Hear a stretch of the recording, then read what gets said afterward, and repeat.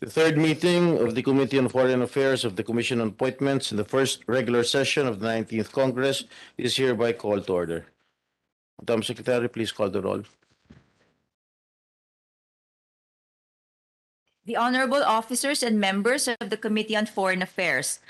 Vice Chairperson, Senator Lourdes Nancy S. Binay. Representative Virginel G. Biron, MD. Senator Christopher Bongo. Senator Loren Legarda. Representative Rodante D. Marcoleta. Representative Lani Mercado Revilla. Representative Jose Gay G. Padjernos. Senator Francis Tol N. Tolentino.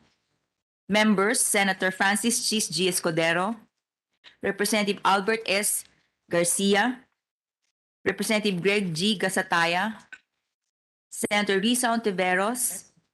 Representative Oscar Oka G. Malapitan. Senator Amy R. Marcos. Senator Grace Poe. Present. Representative Jordine Jesus M. Romualdo. Representative Manuel T. Sagarbaria. Senator Cynthia A. Villar.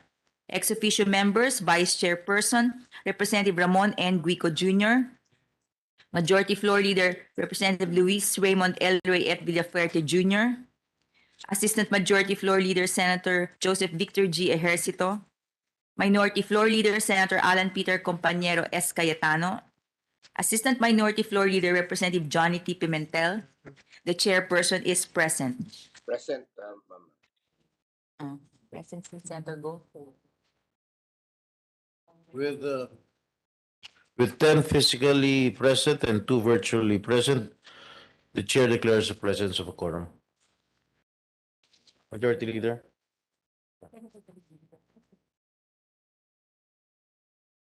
Mr. Chair, I move to dispense with the reading of the minutes of the meeting held on 21 September 2022 and consider the same as approved. There is a motion to dispense with the reading of the minutes of the previous meeting and consider the same as approved. Is there any objection?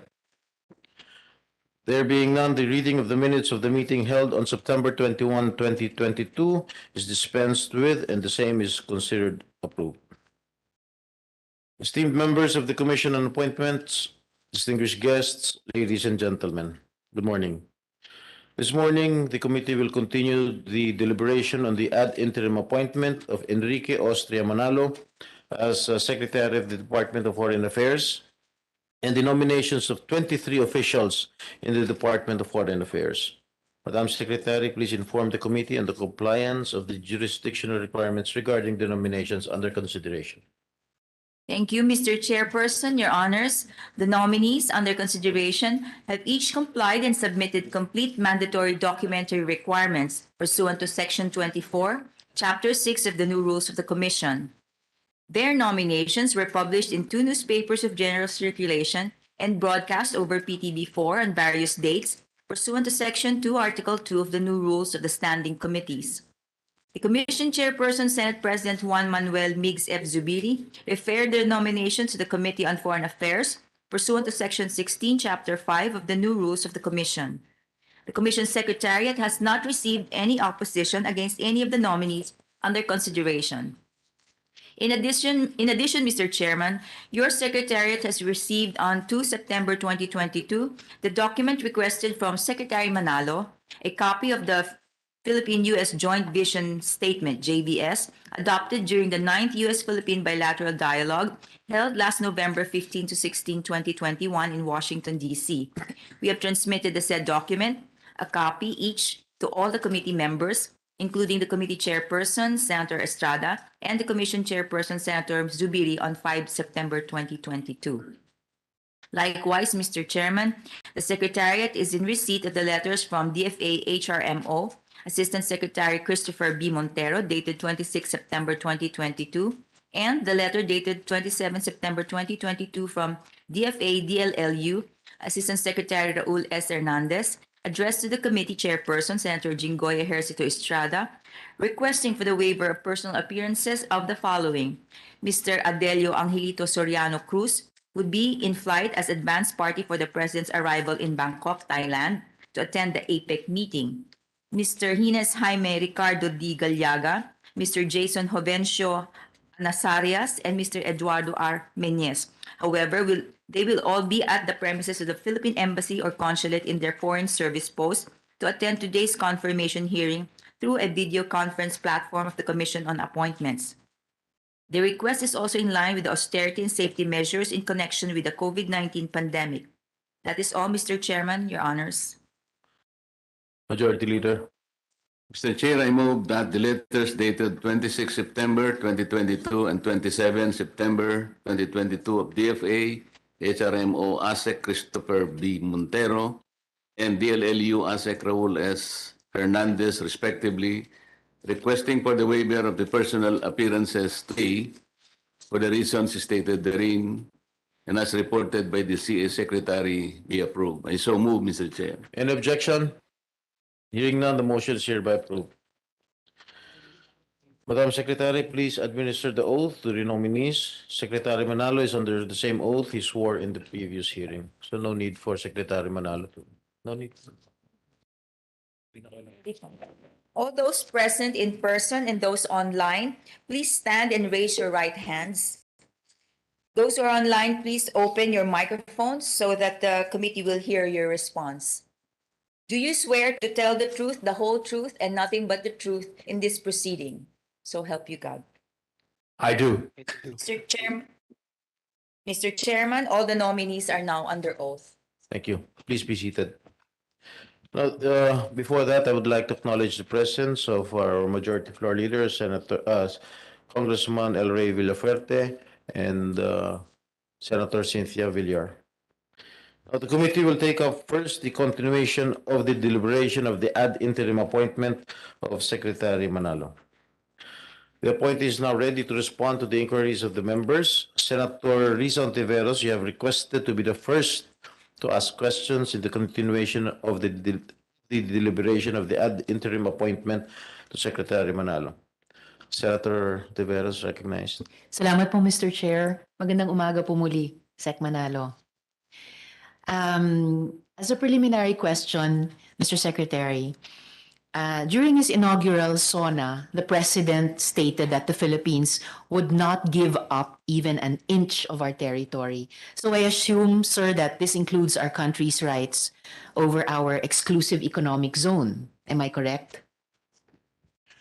Yes, Your Honor. That is my understanding, and that is what we will be implementing. Very good to hear that, Mr. Secretary. Now, Mr. Secretary, if a foreign power is claiming Philippine territory, is that not a territorial dispute, especially considering that the President has made it clear that his administration, again, will surrender not a single inch of our territory? Yes, we will challenge any claim by any foreign power of any part of our territory. Thank you, Mr. Secretary, and I believe you can count on the support of us legislators in those rightful challenges based on international law and based on our own constitution.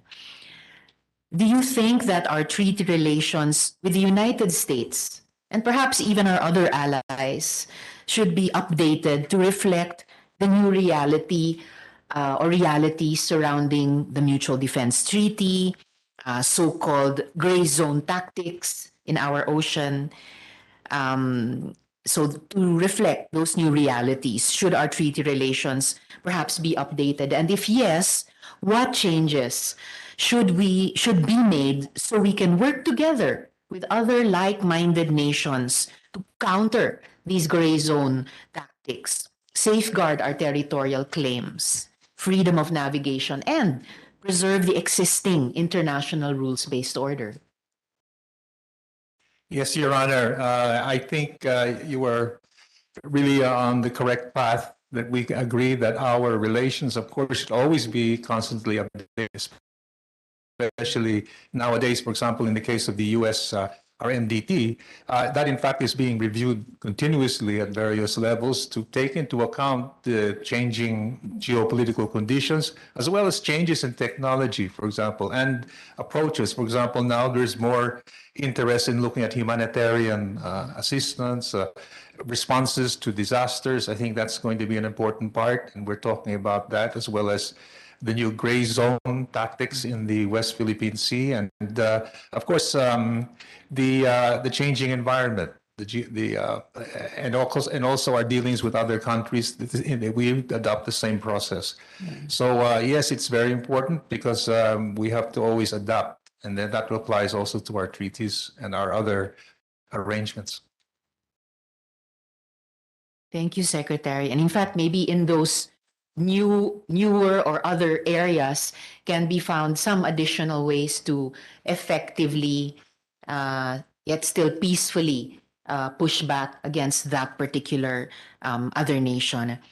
And for my last question for you, Secretary, do you have any insight as to why a country that is claiming Philippine territory would wish to prevent the revisiting, so to speak, of Philippine-US treaty relations to better address current circumstances? Thank you. Well, I can only speculate that that such a country probably would be uncertain then how we would react, and probably would not know in what areas that we might focus on. And I think perhaps that would cause them to probably look very carefully at any kind of adaptation we make in our arrangements, for example, with the United States, for example. But of course, as a sovereign nation, we would not be overly concerned about statements, for example, by a former, I'll say it already, Chinese ambassador coming to our former defense secretary and telling him, please do not touch the MDT, leave it as it is, because we will have to act according to our own best interests. Yes, Your Honor, that's precisely what we are doing. So we just note whatever statements they may make. Thank you. Ang sarap ano po sabihin sa China, noted. Marami pong salamat sa inyo, Secretary, and advanced congratulations. Mabuhay po. I really look forward to your next 6 years at the department. Salamat po. Thank Mr. you, Chair. Senator Risa. Senator Francis Tolentino. Thank you. Secretary, good morning. I missed your first scheduled hearing here. I have to be direct. You're familiar with the recent, probably a few months ago, decision coming from a French arbitral tribunal relative to the Sultanate of Sulu heirs claims, which was initially dismissed by a Madrid arbitral court. It so happened that my professor's friend happens to be he's now deceased, happens to be the lawyer of the Sultanate of Sulu, the heirs. I'm referring to Professor Galliard from Paris. So one of the implications here would be the recognition of the Philippine sovereignty or ownership over Sabah. And we don't have to retrace everything, the purchase during the period when Spain and the United States agreed, etc., etc. If confirmed, what would be your official stand here? How do we deal with Malaysia? Because they won. And an arbitral award is final. Final. There is no more reconsideration. An MR is not allowed. It cannot be appealed. It can be stopped. They tried to seize two Petronas buildings in Belgium or in Luxembourg, but it was delayed. So what would be the stand of the DFA, in your opinion? Thank you very much, Your Honor. Yes, we are aware of the award. Well, first, of course, we have our standing claim to Sabah. that is there in the Constitution. On this particular issue, in fact, we have initially, even before I came here, we had a committee, a cluster committee in the government precisely to analyze the legal implications of this award, especially vis-a-vis our claim. And it was understood that in analyzing yung mga implications, a number of agencies would have to be involved. Now, but of course, nagkaroon ng change in administration, so that committee had to stop. But the plan is that we will probably reconvene again under the new administration to study the implications, because there may be, since this was a legal private award, it's important to also see kung if we come out in either way, for or against whatever, what would be the implications on our sovereignty claim. So that is the point that has to be studied. And I understand that right now, our legal office, particularly the Office of the Solicitor General, is right now studying that.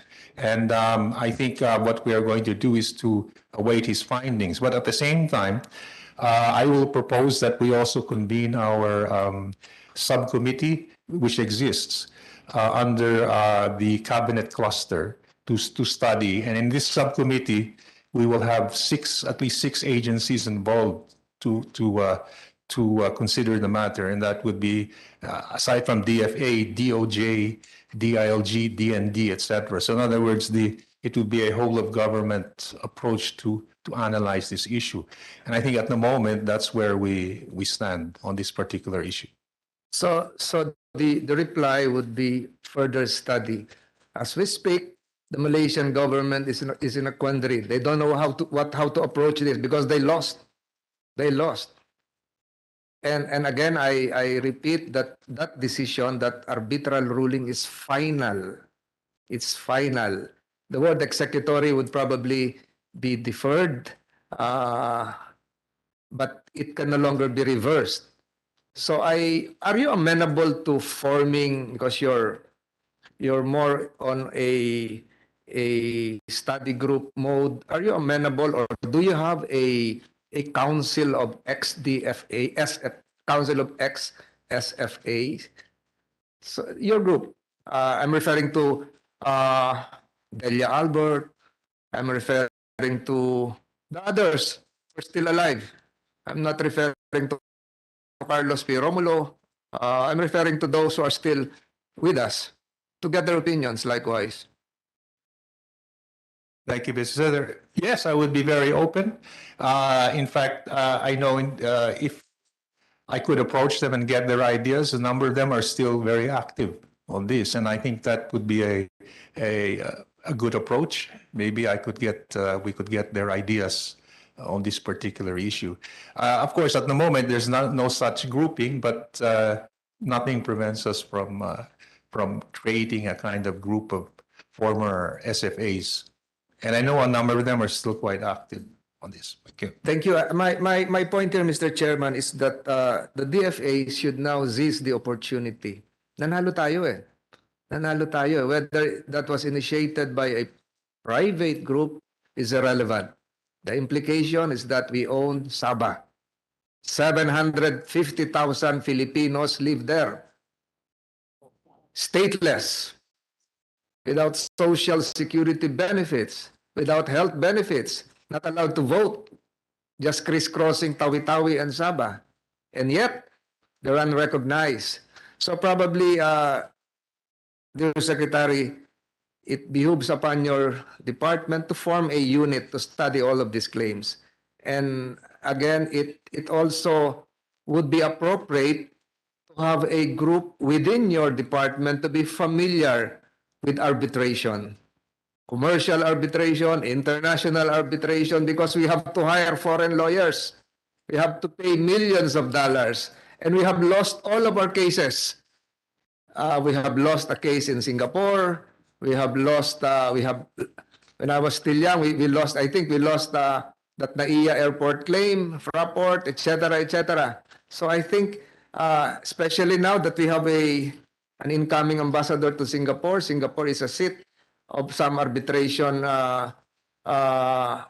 courts. Hong Kong is one, Paris is one, Belgium is one. I think you should have an expertise on this. So, Mr. Secretary, just one last question. How do you approach incessant, persisting human rights issues being leveled not just against the past administration but continuing right now? How would you, the exact word would not be quote unquote deflate, but how would you make it appear that we're really complying with existing human rights conventions, especially with attacks coming from the European Union and some European states, Mr. Secretary? Thank you very much, Mr. Senator. In fact, next week there will be a meeting in Geneva by the Human Rights Council, and the Philippines will be also considered the human rights situation.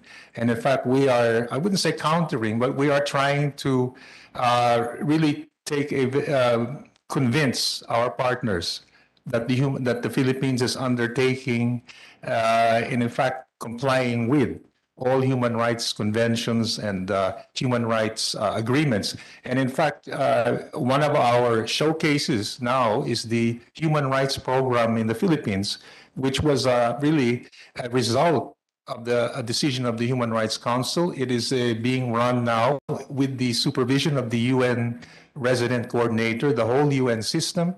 And in fact, it involves the US government plus the UN system, and it is operating. And we're showing that this is really and it's the only one in the world. And it shows that the Philippines is fully cooperative and is in fact being very open and transparent on the way we deal with human rights issues. And that is the kind of approach that we are also taking nowadays, that we want to create a positive approach. That if countries feel there are gaps in human rights, countries should help the other countries to undertake necessary programs to address them. And that is how we're trying to now approach the human rights issue, not in a confrontational way, but in a cooperative way, that all countries are committed to it, and all countries should help each other to ensure that we do promote and protect the human rights of all citizens. My final question, Mr. Secretary. It's you're familiar with the constitutional mandate that Senate is involved in treaty ratification. My dilemma here is this, and this appeared during the RCEP deliberations within the Senate. For me, then, although RCEP should be ratified, my position then, and perhaps still my position now, is there probably might have been foundational treaties wherein the Philippines should have been a signatory before entering RCEP, which is a more advanced international trade agreement. For instance, there were several treaties wherein DFA failed to submit to the Senate that should have been approved, and this should have served as the foundation for RCEP. For instance, there are UN conventions relative to enforcement of arbitral decisions. I forgot the exact names. I have in my list before 5 treaties. Not to, I think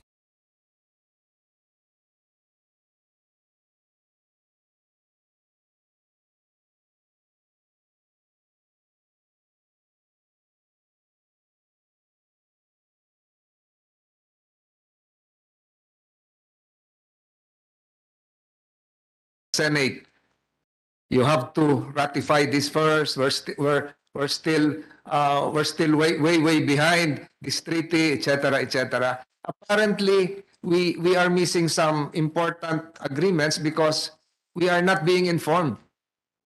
And you have the eyes and ears in various posts, especially the United Nations, as to the existence of these treaties. Can we be furnished, Mr. Secretary, before we commence again session on November 6 or November 7. Ang dami po niyan na nakalimutan nyo na. Somewhere in your archives, there are pending treaties wherein the Philippines should have been a signatory, 70s, 80s, and these are all affecting future agreements that we should be entering. Can we be given a list? I see your answer will be yes, but when?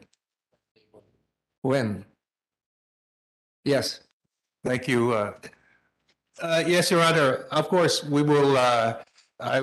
We have an office that is the Office of Treaties and Legal Affairs in the department, which is their primary function to look into all treaties, especially those which will require Senate ratification.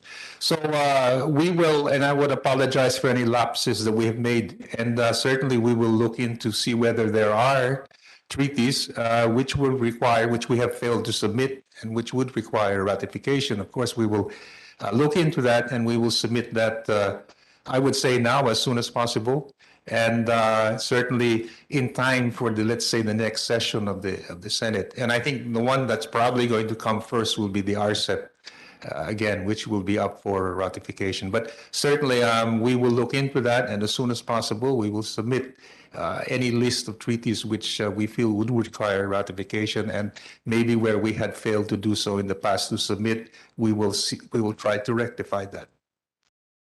Thank you, Mr. Secretary. That's a very positive response. But I still can vividly recall years ago, during a budget hearing, I asked the secretary then, your predecessor, to submit the treaty concerning fisheries, which was signed in Baguio, wherein the DFA is supposed to be the keeper, the repository of the treaty. That was 3 years ago. Every budget hearing, I would ask that. Now, for the fourth time, I'm asking again, can we have a copy of that treaty? That treaty is not being implemented, Mr. Chairman, because apparently the DFA has not been paying the annual dues. And we're supposed to be the founding member because it was signed in Baguio City after the war. I forgot the name of the treaty, but it has something to do with fisheries. The former Secretary of Foreign Affairs also promised to submit ASAP, the said treaty, and update the Senate. After 4 years, the same promises. So what would be the difference between you and the former DFA Secretary in terms of making promises? Well, I can't speak for my former secretary, but for me, I will keep my promise, and I will certainly look into that, especially the specific treaty that you mentioned, as well as the other treaties, and get them to you as soon as possible, or to the honorable members, the Senate, as soon as possible. Chairman, I think this is again a very promising day. I have no further questions to the Honorable Secretary. I just hope that he will comply with having an output coming from the study group relative to the Sultanate of Sulu, the heirs of the Sultanate of Sulu claims. Number 2, the treaties which would need the affirmation of the Senate. And number 3, the formation of a council made up of former living SFAs. I have no further questions to the good gentleman, Mr. Chairman. Thank you, Senator Tolentino. Before that, I would like to acknowledge the presence of Congressman Sagarbaria, Congressman Greg Gasataya, and Congressman JJ Romualdo is with us online. Mr. Chair, hearing Senator Francis, I want to support him. He said 4 budget hearings and he was not able to get the treaty. We appreciate the answer of the Honorable Secretary as soon as possible. I'm just worried that as soon as possible will take years. Maybe, Mr. Secretary, you can already commit to give those copies of the treaty this week instead of answering as soon as possible, because as soon as possible is subjective. I think your staff can just have that photocopied today and it can be given to our Senate counterparts. Thank you, Mr. Chair. Thank you. Congressman Pimentel is recognized. Thank you. Thank you, Mr. Chair. I'd like to ask the good secretary regarding the printing of our passports. During the time of President Aquino, a memorandum of agreement was signed granting Production Unit Incorporated, which is a government-owned and controlled corporation, the authority to print the passports. An inquiry in the 17th Congress was conducted regarding this matter. And we found out that this memorandum of agreement granting authority to Apple to print the passports was disadvantageous to the government. Because although the authority was granted to Apple, however, Apple subcontracted the printing of our passports to United Graphic Expression Corporation, known also as UJEC.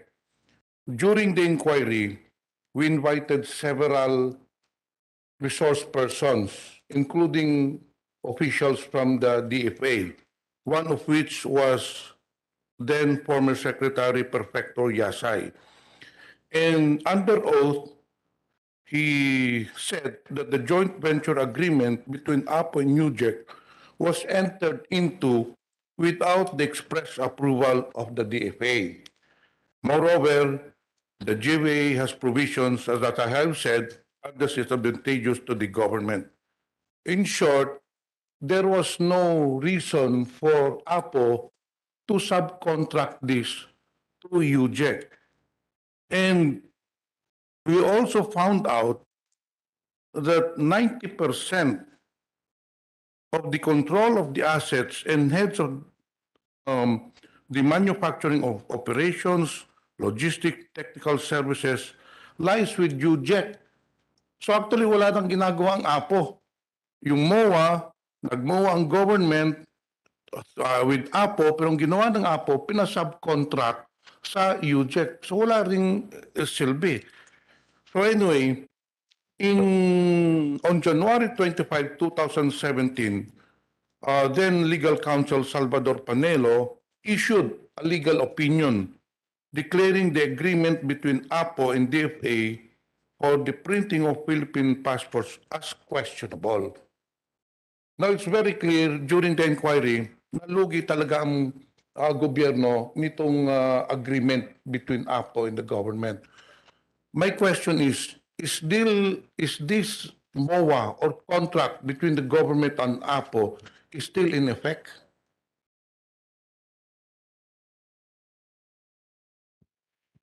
Yes, Your Honor, as far as I know, but I think we will take a review at the end of the year because I think it will be expiring very soon. And we will see whether it should be continued or whether there are other alternative sources. But it will definitely be reviewed, as far as I know, within the year or early next year. May we know when will the MOA expire or the contract between the government and APO? Meron ba tayong... I don't have the exact date, but it will be expiring very soon. At saka bago mag-expire, that is when we will review it. Can you furnish a copy of the MOA and so that we could see whether it's still in effect? Okay. Because we intend to conduct another inquiry on this matter because during the 17th Congress, there was no committee report that was rendered. And I believe that being a public servant, it is my duty and obligation to see that all contracts are advantageous to the government. So kung pwede ho, paka-furnish ho kami ng copy so that we could review the contract. One more thing, Mr. Chair, one more point. I was going over the profile and personal information sheet of the good secretary, and I found out that he is already 70 years old. I also found out that the current medical records disclosed a finding of minimal streaky fibrosis, a condition in which the airways and air sacs in the lung collapse or do not expand properly. Furthermore, previous medical records disclosed a history of hypertension, controlled on medication, pre-diabetes, obese, hematuria, and asthma. With these present medical conditions, and of course with your age, do you think, Secretary Manalo, you are up to the job, considering that the rigors of your office is very, your office is very stressful considering the different problems that you'll be facing. Will you be able to perform dutifully your responsibilities of the office? Thank you. Yes, Your Honor, I believe I would. I think in some of those cases, the doctor told me that some of them were medically insignificant. Of course, I've had cases of hypertension, but that is under control. And I believe that I would be in a very good position to undertake my functions. Mr. Chair, I have no further questions, but as I've said, I have earlier I requested for a copy of the MOA between APO and DFA. Can you please furnish us a copy? Thank you, Mr. Chair. Thank you, Congressman Pimentel. Before I recognize Congressman Marcoleta, I'd like to acknowledge the presence of Congressman G.P. Padiernos. Secretary Manalo, with regard to the request of Senator Tolentino and Congressman El Rey with regard to the treaties, can you submit all the treaties within the week? By Friday. By I'll see Friday. whatever we can get. And certainly, when I say within, if I could have until maybe Monday, just in case we miss anything by Friday. All right. Thank you very much. Congressman Marcoleta. Thank you, Mr. Chair. Mr. Secretary, when we speak about territory, in the context of the South China Sea arbitration, is our territorial sea an exclusive economic zone part of our territory?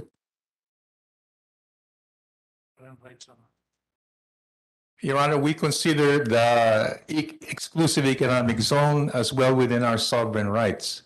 And in accordance with... No, I'm not talking about sovereign rights. I'm asking you about territory. Well, Is our territorial sea an exclusive economic zone? It's about territory. well, in a strict legal sense, the exclusive economic zone would not be part of our territory, but we exercise the rights of exploitation, which in effect makes it, we consider it part of our territory. Medyo may problema tayo sa sagot mo, Mr. Secretary. What do you mean strict legal sense? The strict legal sense is within 12 miles, but in terms of the actual... No, the territorial sea is 12 miles away from our shoreline. 12 nautical miles. The exclusive economic zone is 200 nautical miles. But under public international law, these features, these seas, are not part of the territory of the state. That is the correct answer. I'm asking you this because you made a statement after you were appointed Secretary of the Foreign Affairs that you will uphold the landmark ruling which found most of the claims of China invalid and that the findings are inclusive. That was your declaration. Can you tell us the claims of China, Mr. Secretary, that were invalidated by the arbitral ruling? Yes, Your Honor. Well, the main claim of China, which was invalidated, was the 9-dash line, Yes, where China basically claimed all... that's the one. What others? Because you said the various claims of China in the South China Sea. Well, China was claiming when it occupied certain islands or rocks that they were also entitled to exclusive economic zones of 200 miles, which were completely invalidated by the ruling. That is not correct. You are not telling us the correct answer, Mr. Secretary. The arbitral ruling did not invalidate the territorial claims of China in the Spratlys. You know that there are 100 features in the Spratlys. And the only decisions made by the arbitral ruling, only 8 of those features.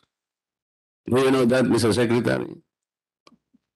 Your Honor, I think what the ruling did was it definitely said that, for example, artificial islands or islands which were, let's say, rocks, only rocks, but not islands, were not entitled to any. That is correct, Yes. Mr. Secretary. I'm asking you, the arbitral decision confined itself to 8 features of this Spratlys only, despite the fact that it has or it consists of 100, more than 100 features. At sinabi doon, Mr. Secretary, the maritime zones. Sinabi naman dyan, if it is a rock, meaning a rock, not an island, because an island will entitle itself to 200 nautical miles. And there are islands occupied by China there. Pagka rock, it is only entitled to 12 nautical miles. Kapag ito low tide, wala siyang entitlement. High tide, meron siyang 12. The question is, did the arbitral ruling invalidate the possession and the territorial claims of China in those features? That is the question. Well, the ruling itself did not address the claims. Hindi nyo validate, Mr. Secretary. Diretsuhin natin, that is the problem. Because there is a limited jurisdiction of the Hague Arbitral Court. Wala siyang jurisdiction or territories. Ang jurisdiction niya per the position of the Philippines is only to consider a declaration whether or not the 9-dash line is consistent. That is the only position we made. We did not ask for anything. That is why the order, the ruling, did not provide any. Halimbawa, nandun ang China, ang kanyang territory. In public international law, territory is also ownership. Siya yung nandun, and therefore it enjoys the maritime zone entitled to those occupied territories. Meron nila doon, meron siyang economic zone, 200 miles. Meron iba doon, territorial sea, 12 nautical miles. And these areas collide with our own exclusive economic zone. Yun ang problematic eh. Make public statement, it is as if you're claiming high hopes for our country. There are claims there that were not invalidated by the ruling. Nakulang natin is a declaration that 9-dash line is invalid. Yun lang. China is miles. Okay. But we are in possession of these islands. Hindi ba, Mr. Secretary? Yun ang gusto natin ipaalam sa tao eh. Pero sinabi mo, doon sa isang declaration mo, during the 6th anniversary of the arbitral award, you said that this arbitral award in the South China Sea and the UNCLOS are the twin anchors of the Philippine position and action in the West Philippine Sea. What do you mean by that? What we mean is, or what I meant, and it was that we will follow, first of all, the UNCLOS, which is the basic rule on the maritime law, and that therefore there are many aspects to the UNCLOS which we feel should be the basis for the way countries behave. For example, in South China Sea, the freedom of navigation. Mr. And the arbitral award Mr. further reinforced. Secretary, ang ginawa lang ng arbitral award is a declaration that the 9-dash line is inconsistent with the UNCLOS because China was unable to prove that basically those lines were supported by historic rights. Tama naman ang arbitral award. Okay ang China doon. Walang historic rights that would define those 9-dash lines.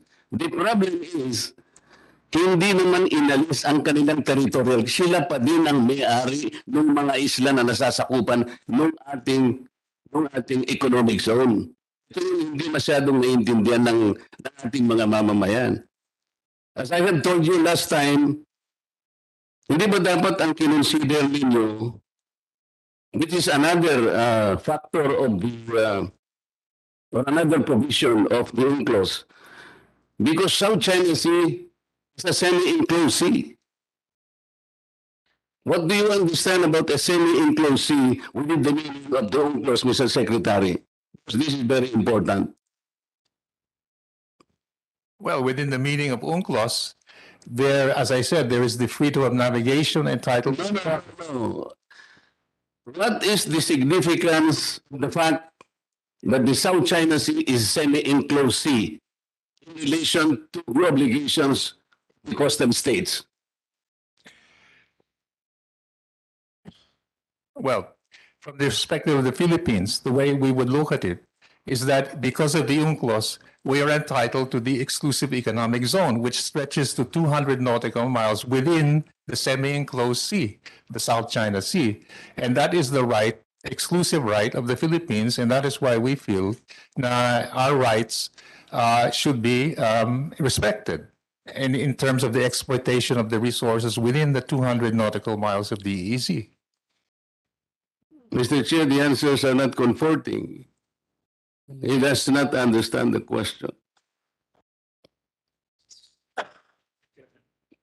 We have a minute to May we know from Congressman Marcoleta what answer is he trying to secure from the good secretary, or if the good secretary does not understand the question, perhaps Yes, sir, because he will not get. he made a declaration that the UNCLOS and the award are the twin anchors of the Philippine position and action in the West Philippine Sea. So that we would like to know from him, what would we expect to do from there? Because if he understood that the South China Sea is a semi-enclosed sea, then he would understand that from there, he could already take actions like, because a semi-enclosed sea is defined under 123 of the UNCLOS.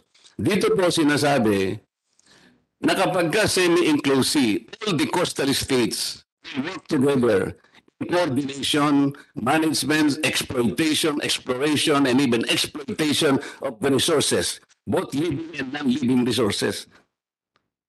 At pwede ba nating explore doon, Mr. Chair, traditional fishing rights, where we can protect our fishermen. Wala akong nakikitang ganito yung isasagot niya. Pinipilit niya yung jurisdiction natin. Sinasabi nga natin, nanalo tayo in so far as the declaration that the 9-dash line do not exist. Itinapon niyo ng arbitral award. Sabi nila, walang basis yan. You cannot claim historic rights and even sovereign jurisdiction on maritime rights. Natatawa lang ang China sa atin, Mr. Chair, because it has nothing to do with their possession. Their arbitral ruling did not eject China possessing and occupying these territories, more particularly these Spratleys. This is the problem, Mr. Secretary. That is why we would like you to explore the very issues why we're fighting for yung rights natin. Sana tingnan mo yung bilateral na lang, doon mo ikutin ngayon yun. Because sa paragraph 805 or 806 nung arbitral award, makikita mo doon, Scarborough Shoal was even defined by arbitral award as a traditional fishing ground. And from there, we can convince China, just like what it did with Vietnam in 2000, in the Gulf of Tonkin, they had a fishing agreement. If Vietnam was able to do that, the Philippines can also do that. That's the whole case, Mr. Chair. Chairman, perhaps we can, if the implication here is that unfamiliarity is dangerous, perhaps we can secure an answer from the good secretary with the permission of Congressman Marcoleta. Isagot po. Tama po yung tanong relevant po yung tanong ni Congressman Marcoleta. Yes. So in fact, it's a little bit clearer now. Yes, the award, for example, in terms of the Scarborough Shoal, sinabi nga na it respected traditional fishing rights, and that in fact is part of one of the essential elements. And I think ganun din when it comes to the when I mentioned our sovereign rights in terms of the economic zone, yes, that is what we're trying to protect. Yung mga fishermen, for example, our fishermen, when they try and exploit the resources of that area or whatever other resources are available, yun ang, those are the things that we wish to protect or at least assert our rights on. So it's in that respect na we feel that the arbitral award made it very clear on those certain points, and therefore we are obligated to see how we can protect it. Now, if other countries seek to prevent us from exploiting our rights, that's where we have to then challenge their attempts to deprive us of our rights.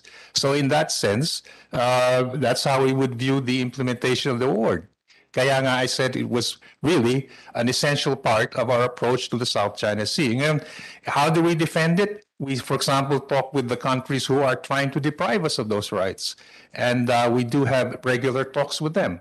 In addition to the to other methods, for example, in regional fora or international fora. So it's exactly those rights which were expressly contained in the arbitral award and UNCLOS that we're trying to defend. Wala doon sa arbitral award yun, Mr. Secretary. As a matter of fact, we were expecting you to, for example, cite cases in 1974, if you know that. Yung dalawang missing jurisdiction cases between the Federal Republic of Germany versus Iceland, UK versus Iceland. Sinabi doon, the coastal state may have preferential rights on this, but they cannot exclude the rights of other fishermen coming from Germany and UK. Dapat ganun ang approach natin. Sabihin mo sa amin yun, the cases, for example, in the arbitral award between Eritrea and Yemen in 1988. Anong sinabi doon? Even the case of sovereignty is not inimical, but rather entails support the fishing ground in that region. Ito dapat eh. But we are not expecting any, pinipilit mo, umikot to. Kaya nga na, we are leading you to all this because this is supposed to be the direction that you will take in relation to the public statements that you made. But because we thought that you are ready to do all this, but sorry to know that you were headed to other directions. We were trying to put you in the direction that we should take. That's all, Mr. Chair. Thank you, Congressman Marcoleta. Are there any other members who wish to ask questions? Senator Risa? Salamat, Mr. Chairman. I just have a question for one of our ambassadors. But before I do that, if I may just make of record, binalikan ko po yung statement of Foreign Affairs Secretary Enrique A. Manalo on the 6th anniversary of the award on the South China Sea arbitration, 12th July 2022, where I think the three concrete points made were that, meaning the award, it authoritatively ruled that the claim of historic rights to resources within the sea areas falling within the 9-dash line had no basis in law and is without legal effect. It upheld the Philippines' sovereign rights and jurisdiction in its exclusive economic zone.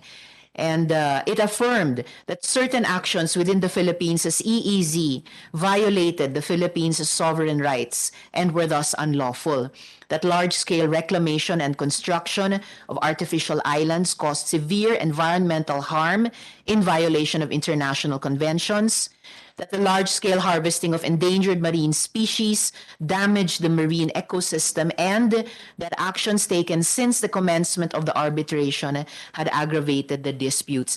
And I have faith, Mr. Chair, that the sustaining and pursuit of especially multilateral actions with other claimant nations and other naval powers will enable us to achieve effective actions on these points.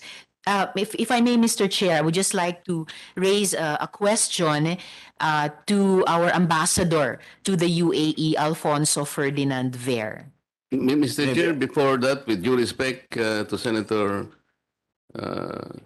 Ontiveros, Mr. Secretary, we will have a problem there because until and unless we clarify that China's possession in those islands, they can enjoy also their maritime rights in their territorial seas even exclusive economic zones because they are the ones occupying those islands. And it happened that it collides also with our own exclusive economic zone. Let us explain to our people that we cannot just eject China because it has the perfect right to enjoy also those territorial seas and exclusive economic zones that are entitled to those rocks or even islands that they occupy. Yun ang issue na dapat ipaliwanag mong mabuti kasi under UNCLOS, they have also the rights to enjoy the territorial seas entitlement by those islands that they occupy in the West Philippine Sea. So, kapag hindi natin naipaliwanag mabuti yun, sabi natin, nag-o-overlap sa ating economic zones. But they have also the territorial sea and economic zones that they can enjoy within the territories that they also occupy. Mr. Secretary, that is the problem that you should explain to our people. Kasi nag-i-expect tayo na, exclusive economic zone natin, but nandyan sila? Nandyan sila because they enjoy also the territorial sea as occupant of those territories, which happen also to be intersecting in our own exclusive economic zone. So, nagpaka layo-layo kayo sa pagbibigay ng ganung akala ngayon mapoproteksyonan natin ganun. Hindi po eh. They are perfectly supported by the UNCLOS also. They are the occupant. They are the owners of those territory and there is no world court that will adjudicate this. Mr. Secretary, nandun po sila. Our ruling is only on the basis the 9-dash line. It did not make China, it did not order to China to do anything like umalis lang dyan, sa Pilipinas yan. Nang sinabing ganun sa arbitral award. They are still there, Mr. Secretary. So yung ginawa mong public statement, assuring our people that you will do your best to protect our rights in our exclusive economic zone without explaining that China can also enjoy those economic zones and territorial seas as entitlement of those islands that they occupy today, magkakaroon po tayo ng problema. Yun ang sinasabi ko, Mr. Chair. That's why I am belaboring this issue because we need to understand. Secretary Manalo, do you wish to respond? I think it was clear, Mr. Chair, and certainly taken that on board. Senator Risa? Just a last point, Mr. Chair, naalala ko po kasi nung may kinonfirm po tayong isang taga-DFA in the previous hearing. If I recall, his name is Mr. Roque. At naitanong ko po sa kanila noon, ang exclusive economic zone ba ng Pilipinas ay exclusive sa atin o hindi? And I remember, bahagi po ng sagot niya ay exclusive at the same time, ting humingi ng permiso ang ibang mga bansa na makapakinabang din doon. Hihingi ng permiso sa Pilipinas in that case dahil recognized yun na exclusive economic zone ng Pilipinas. And lastly, Mr. Chair, minsan nga yung mas mahinang bansa, katapat ng isang mas malakas na bansa, minsan nga statement na lang ang natitira sa atin, di ba?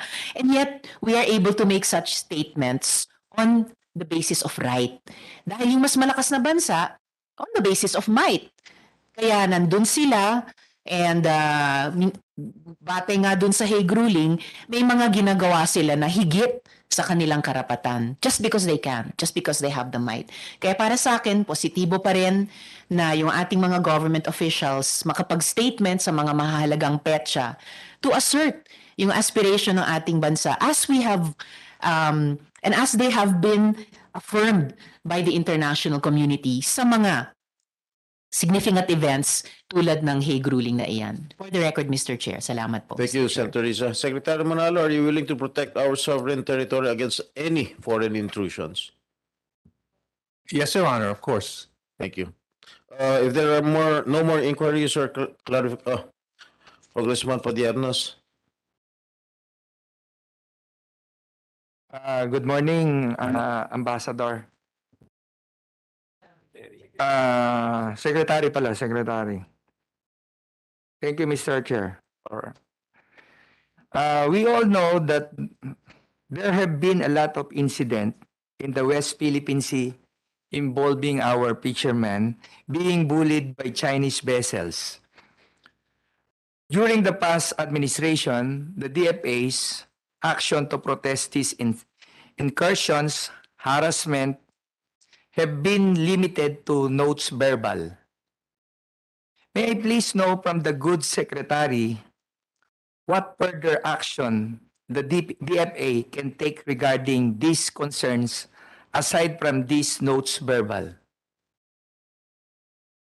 Thank you very much, Your Honor. Yes, our first line of protest is through the notes verbal, in fact, which we have been sending quite regularly to the Chinese side, the Chinese government. But that's not the only approach that we use. We also have at the bilateral level regular meetings with China at the foreign ministry level, foreign minister and even below foreign minister, where we discuss problems and issues on the West Philippine Sea, and we raise our concerns with them at that level. We also have we also established another forum. We call it the Bilateral Consultation Mechanism on South China Sea, West Philippine Sea with China. And there is where we focus particularly on the issues or events in the South China Sea. And that is where the Philippines also raises, in fact, all the concerns that we raise even in our notes verbal. So we use that at the bilateral level. At the regional level, we also work with the ASEAN. And at the moment, we are negotiating with China a code of conduct on the South China Sea, where, of course, these issues are also reflected, the concerns. So, in other words, the notes verbal are not the only thing we use to protest or to assert whatever rights or whatever positions we have vis-a-vis the actions of China in the South China Sea. Thank you, Mr. Secretary, for enlightening us. Thank you, sir. Thank you. Sir, can I have another question? All right. What is the DFA doing to help Mary Jane Veloso, who continues to be in death row in Indonesia? We have made, let's say, approaches to the Indonesian authorities. In fact, in the last visit of the president to Indonesia, his last state visit, I personally raised the issue with the foreign minister of Indonesia, and she informed me that she would take it up with their Department of Justice. So I made that as a formal request that they consider the possibility of executive clemency, and she said she would take it up. So that was just made a few weeks ago to the Indonesian authority, the Indonesian foreign minister. So we have that case continuously under our examination. If I may ask Congressman Pajenos, with all due respect, Secretary Maralo, didn't President Marcos make an appeal to President Widodo with regard to the status of Mary Jane Veloso?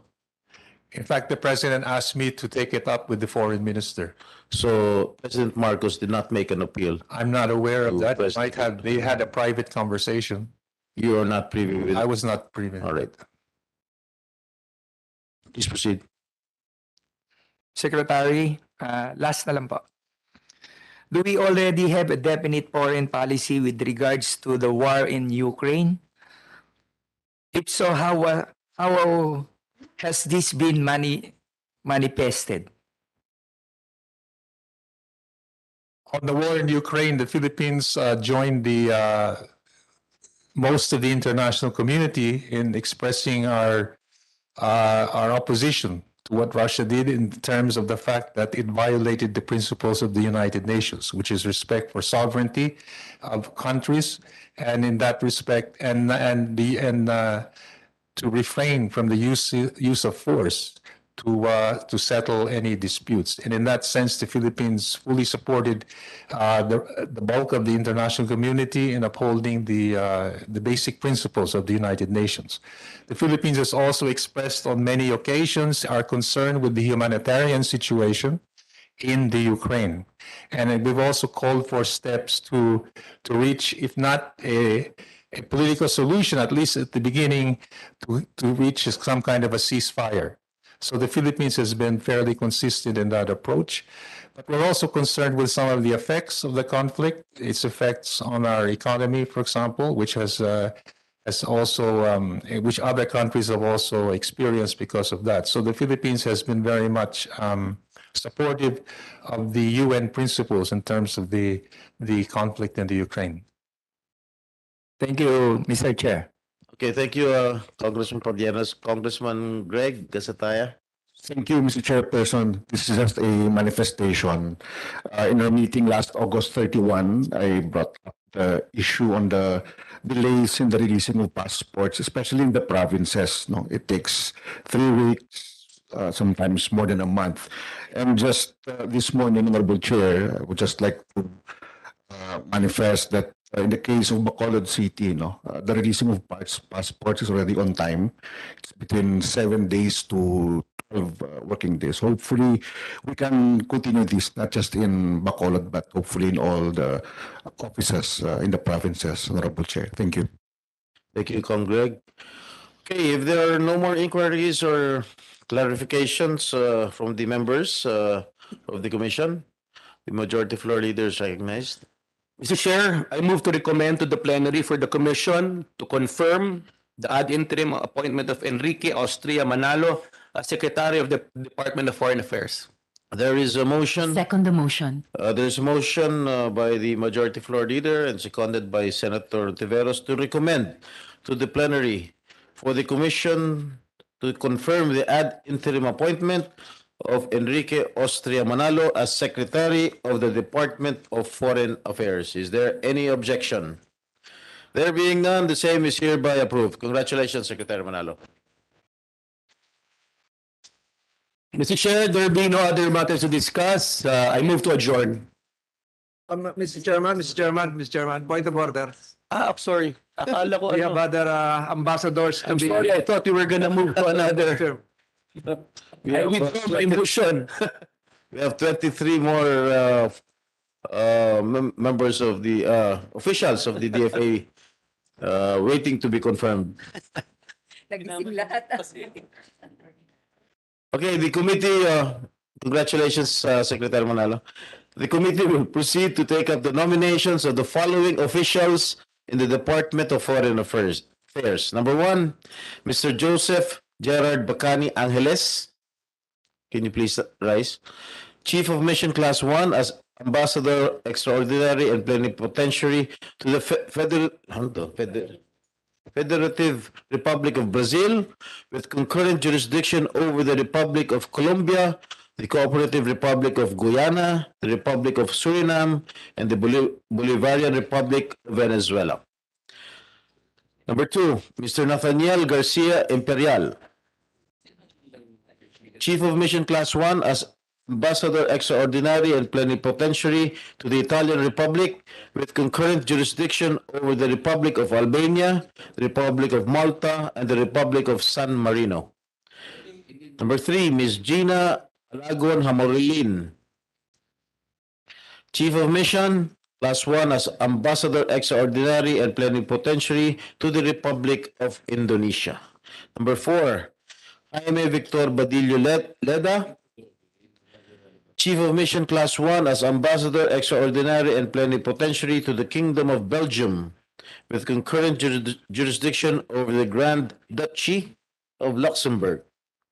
Number 5, Mr. Medardo Antonio Gonzalez Macareig, Chief of Mission Class 1 as Ambassador Extraordinary and Plenipotentiary to the Republic of Singapore. Number 6, Mr. Eduardo Ramos Menyes. Is he here? Online. Online. All right.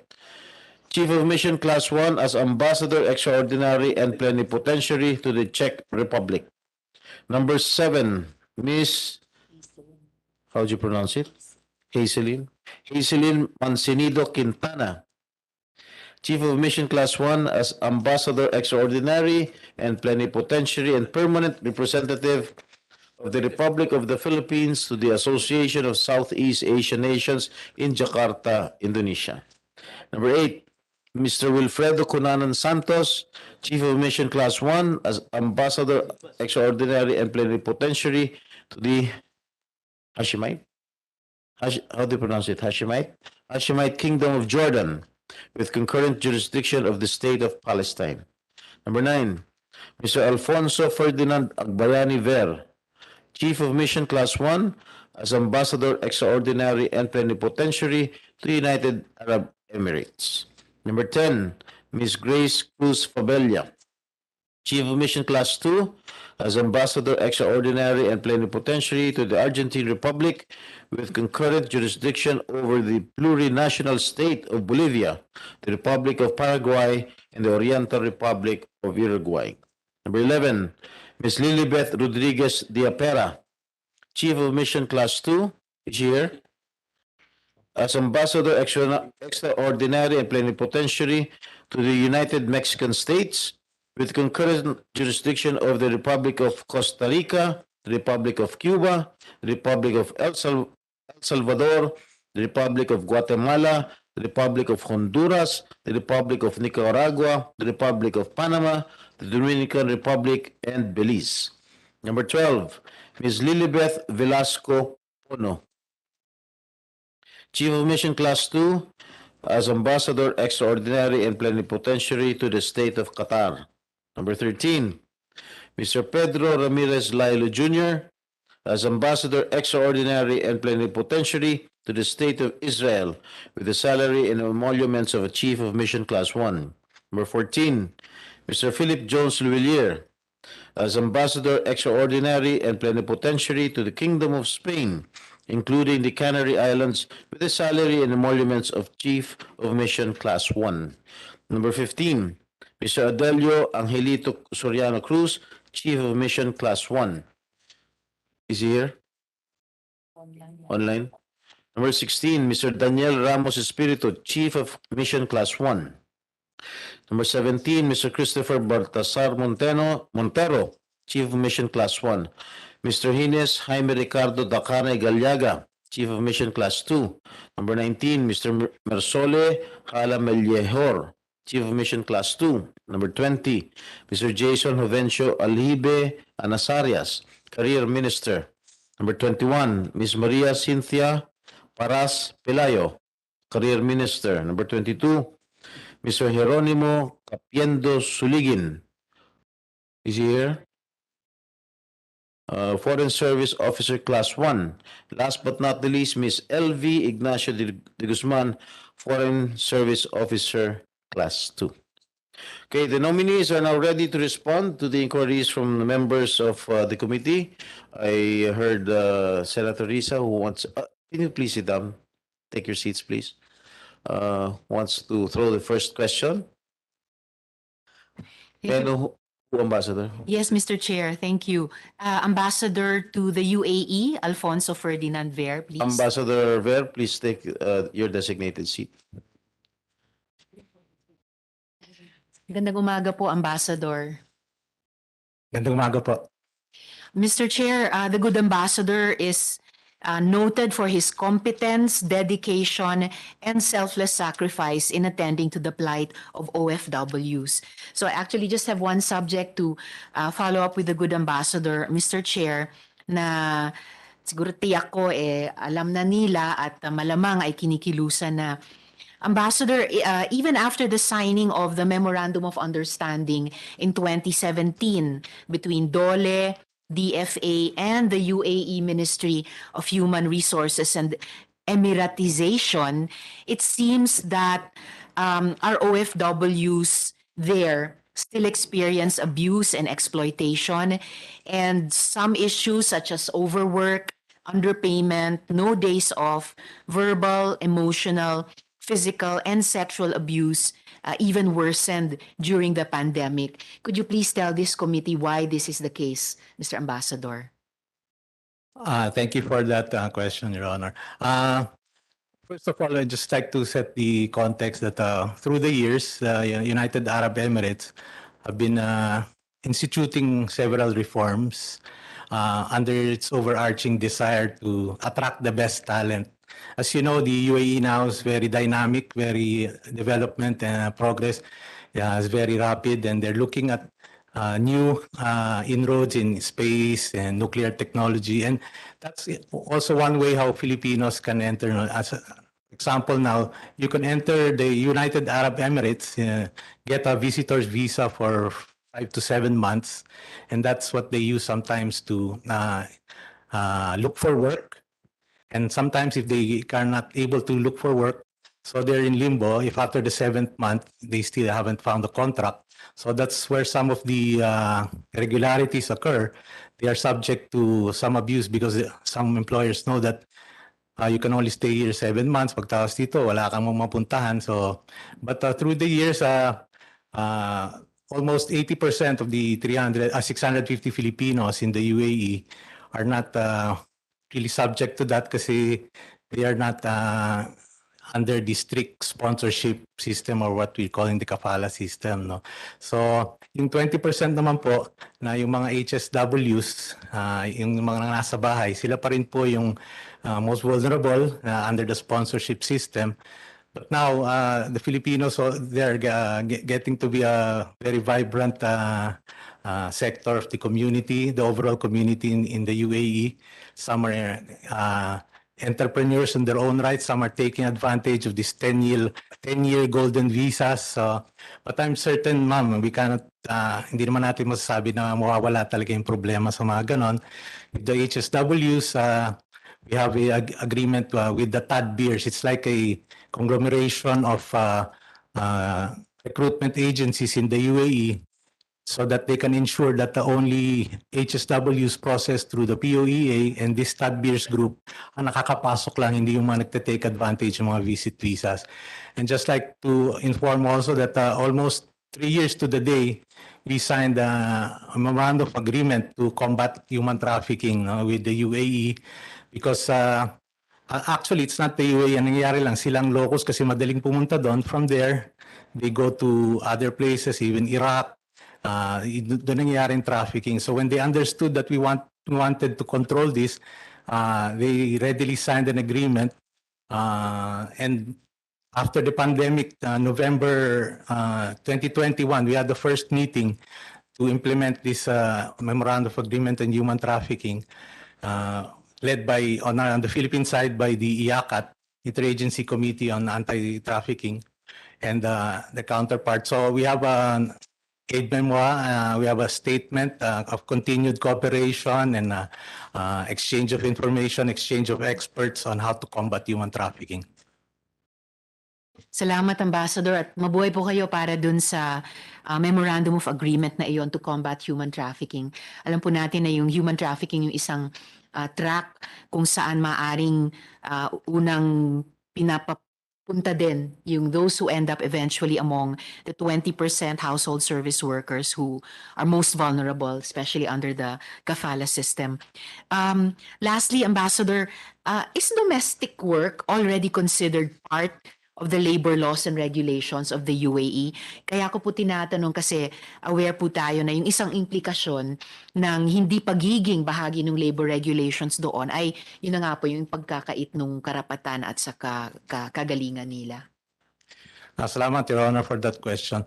Increasingly, from my vantage point, as Assistant Secretary now of the Office of Middle East and African Affairs, and before that as Ambassador to the Kingdom of Bahrain, I'd like to share that there's actually a wave of reform in the region where dati nadidinig natin dyan maraming problema. But marami nang nangyayari. We started in Bahrain, it's a small kingdom where we partnered. They were the leading country as a labor recipient country and tayo as a labor sending country. So it was a good partnership. And later on, we believe that, and then we championed our advocacy in the Global Compact for Migration. And later on, we saw na may reform going on now extending up to Saudi Arabia. In March this year, they initiate this labor reform agreement to address the one critical situation is sinasabi yung kapalang sponsorship. Yung kapalang to remove any misconceptions. Yun po nagsimula kasi yung if you're the sponsor, ikaw bahala sa lahat ng na pangangailangan ng iyong inisponsoran, ano. So through the years, nagkaroon na rin negative connotation yan kasi hindi ka na makagalaw without the agreement of the sponsor, without the agreement of the kafil. So hindi ka makaalis, hindi ka makalipat ng trabaho. But this new wave of reform that's going on, we can see that gumagaan na all countries, even Qatar and UAE, nagre-relax na sila na you can get a new employer after 1 year, you can get no objection kung okay yung performance, so you can transfer to new employer. But slowly, but admittedly, talagang hindi pa ako nagtitrickle down to the HSWs. So hopefully, but to recognize na napakalaki na yung nangyari. So what we're trying to do now is to make little punches here and there, little progress here and there na ultimately masama yung mga HSWs. For example, in Qatar, if I may preempt our nominee from Qatar, they have a minimum wage.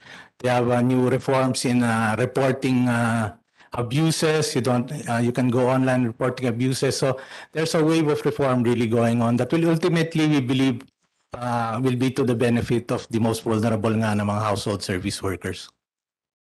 Salamat po, Ambassador. Thank you. Iniisip ko nga kanina, kasi nabalitaan ko yung new wave of reform. Inaalala ko nga kung saan galing embassy natin, sa UAE ba or sa ibang bansa. So I'm really glad. Salamat po na binanggit nyo iyan. And in expressing my advance congratulations sa inyong confirmation, I really hope na sa pamumuno po di lamang ninyo individually but ninyong lahat ng mga ambassador natin sa Middle East ay talagang itong new wave of reform will become something so powerful and irreversible. At baka po kung pwedeng makiusap, Ambassador, baka hindi lang ultimately makaabot sa ating HSWs pero posible kayang i-consider na gawin silang priority ngayon pa lang, na unahin na dahil nga gaya ng sinabi ninyo, ngayon pa lang sila na ang pinaka-vulnerable. Baka pwedeng unahin na makarating po sa kanila at maiangat sila nitong new wave of reform na ito. Maraming salamat po, Ambassador, at advance congratulations. Mabuhay Thank you po, ma'am. Salamat, Mr. Thank you, Senator Risa. Mr. Chair, can I ask questions kay Ambassador Joseph Gerard Bacani Angeles?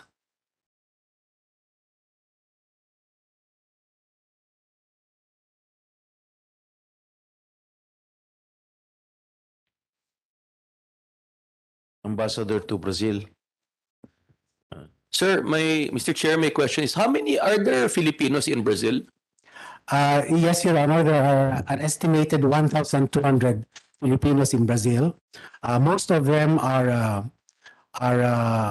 either permanent or temporary migrant workers. The great majority of them are documented.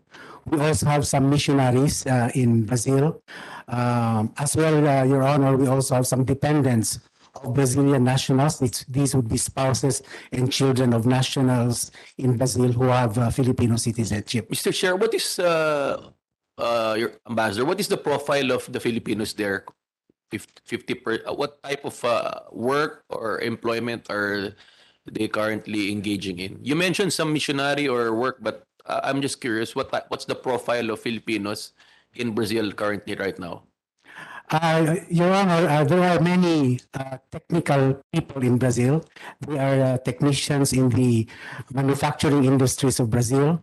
Likewise, Your Honor, there are engineers as well who work in the manufacturing industries of Brazil. Brazil, Your Honor, as you may know, has the category of a newly industrialized country, or NIC, and it is also a member of BRICS, which is Brazil, Russia, India, South Africa. So thank you for mentioning that, because I think the relationship between Brazil and Philippines is somewhat not up to its full potential. You mentioned BRICS, no? it started as a BRIC, no? Brazil, Russia, India, and China. And they added South Africa. That's why it's BRICS. But Brazil and Russia is a major raw material supplier to the world. And India and China is a major manufactured goods supplier to the world. So this economic bloc is basically very powerful. But I think the Philippines and Brazil can further promote its relationship, particularly, I think, job opportunities. What would you be doing, Ambassador, if confirmed, to promote Philippine-Brazil relations, particularly in the area of employment? I think if they require technical people like engineers, doctors, I think we have thousands of graduates yearly that are just waiting to be employed. And I think Brazil is one country waiting to be tapped. What is your, may we hear from you, what would you be your goal in gaining employment for our people in Brazil? I totally agree with you, Your Honor. There is a lot of potential between the Philippines as well as Brazil. In Latin America, Your Honor, our trade with Brazil is the highest among all the countries in Latin America, and we already export to Brazil machine parts, machine accessories, electrical equipment, electronics, semiconductors, and the like, Your Honor. Per se, they are not finished products, but they are inputs to the big manufacturing industries of Brazil. So I think there is already a recognition of the quality of Philippine products in Brazil, and perhaps that can be, Your Honor, a jump off point with your point of perhaps increasing employment of Filipinos in Brazil. As I mentioned already, Your Honor, we already have technicians there. We already have engineers, and I think they already provide the platform for expanding our Filipino workers in Brazil, especially in these kinds of work, which are higher management and technical and professional. Yeah, we hope you strongly promote that because I think there's a strong opportunity there, no? But one way in promoting that, I think, is pushing for a direct flight to Brazil, no? I think there were already moves earlier. Is there a direct flight already from Philippines to Brazil? There is still no direct flight, Your Honor. Actually, that is one of the challenges of Filipinos going to Brazil. It takes more than 2 days, Your Honor, in travel time to get to Brazil or from Brazil to get to the Philippines. But definitely, Your Honor, we will look into I think as ambassador, it's incumbent upon you to promote that. Because if you're saying there's 1,200 Filipinos in Brazil, I think there are more than 1,200 Brazilian models in the Philippines. It's true. So what I'm saying is that they are nurturing the relationship at their advantage. And as ambassador, I think you should promote that. No, let's admit Brazilian people are beautiful. So they come here to model and so they nurture their beauty. And I think we should nurture our beauty and brains to Brazil, no? Anyway, in 2009, Mr. Ambassador, we signed the mutual cooperation agreement with Brazil in the field of bioenergy, agriculture, and sports cooperation, and others. I think the Filipino people and our colleagues here probably are not familiar with this. I think, how do you further promote this cooperation? And what is the status of cooperation? Were there investors in bioenergy, ethanol, agriculture in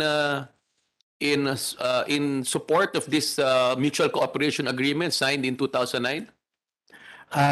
Recently, Your Honor, we had a bilateral consultative forum with Brazil. This happened last year, Your Honor, and as a matter of fact, the cooperation for biofuels, biotechnology, agriculture, and aquaculture were taken up, Your Honor. Our own Philippine Sugar Regulatory Authority, in fact, Your Honor, expressed an interest in learning from Brazil on how to utilize the sugar industry in developing biofuels, Your Honor. So And we have also invited some technical people from the Philippines to visit Brazil in order to take this direction further, Your Honor. So there are ongoing trainings, Your Honor, ongoing talks as to how to further this. So as of 2009 training pa lang, 13 years has passed, no investment so far from large Brazilian companies in the field of ethanol, bioenergy. No, Your Honor, none that I know of that are substantive enough to. Because we have a Biofuels Act, I think we should further promote that. And Brazil is very mature in the ethanol and biofuel business. I think, Ambassador, it's incumbent upon you to really have be sending Filipinos there to study. And in line with studying, are you familiar with the Zero Hunger program of Brazil? Not very much, Your Honor, but I do know that Brazil is trying to use its recent economic growth, Your Honor, to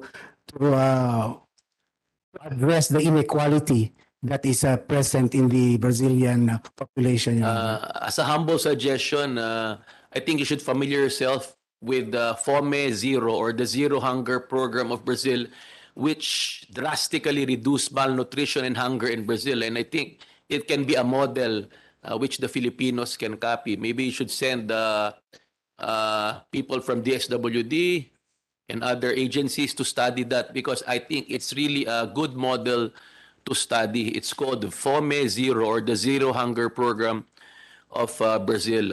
Maganda pong programa yan. And in terms of cooperation ng sports, Brazil is a top in the world in football, no?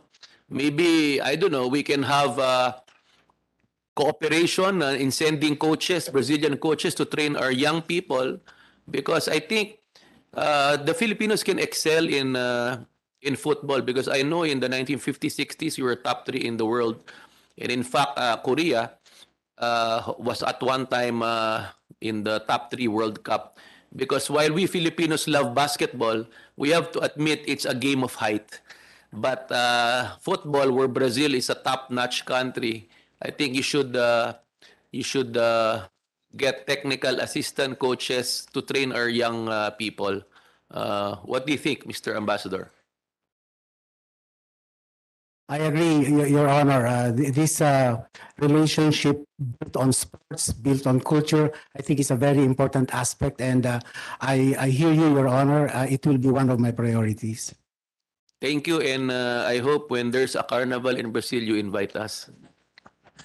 I look forward, Your Honor, to you, all of you visiting Brazil, Your Honor. Maraming salamat, Mr. Chair. Thank you, Majority Leader. Senator Villar. Mr. Chairman, I want to ask a question to Mr. Lilo.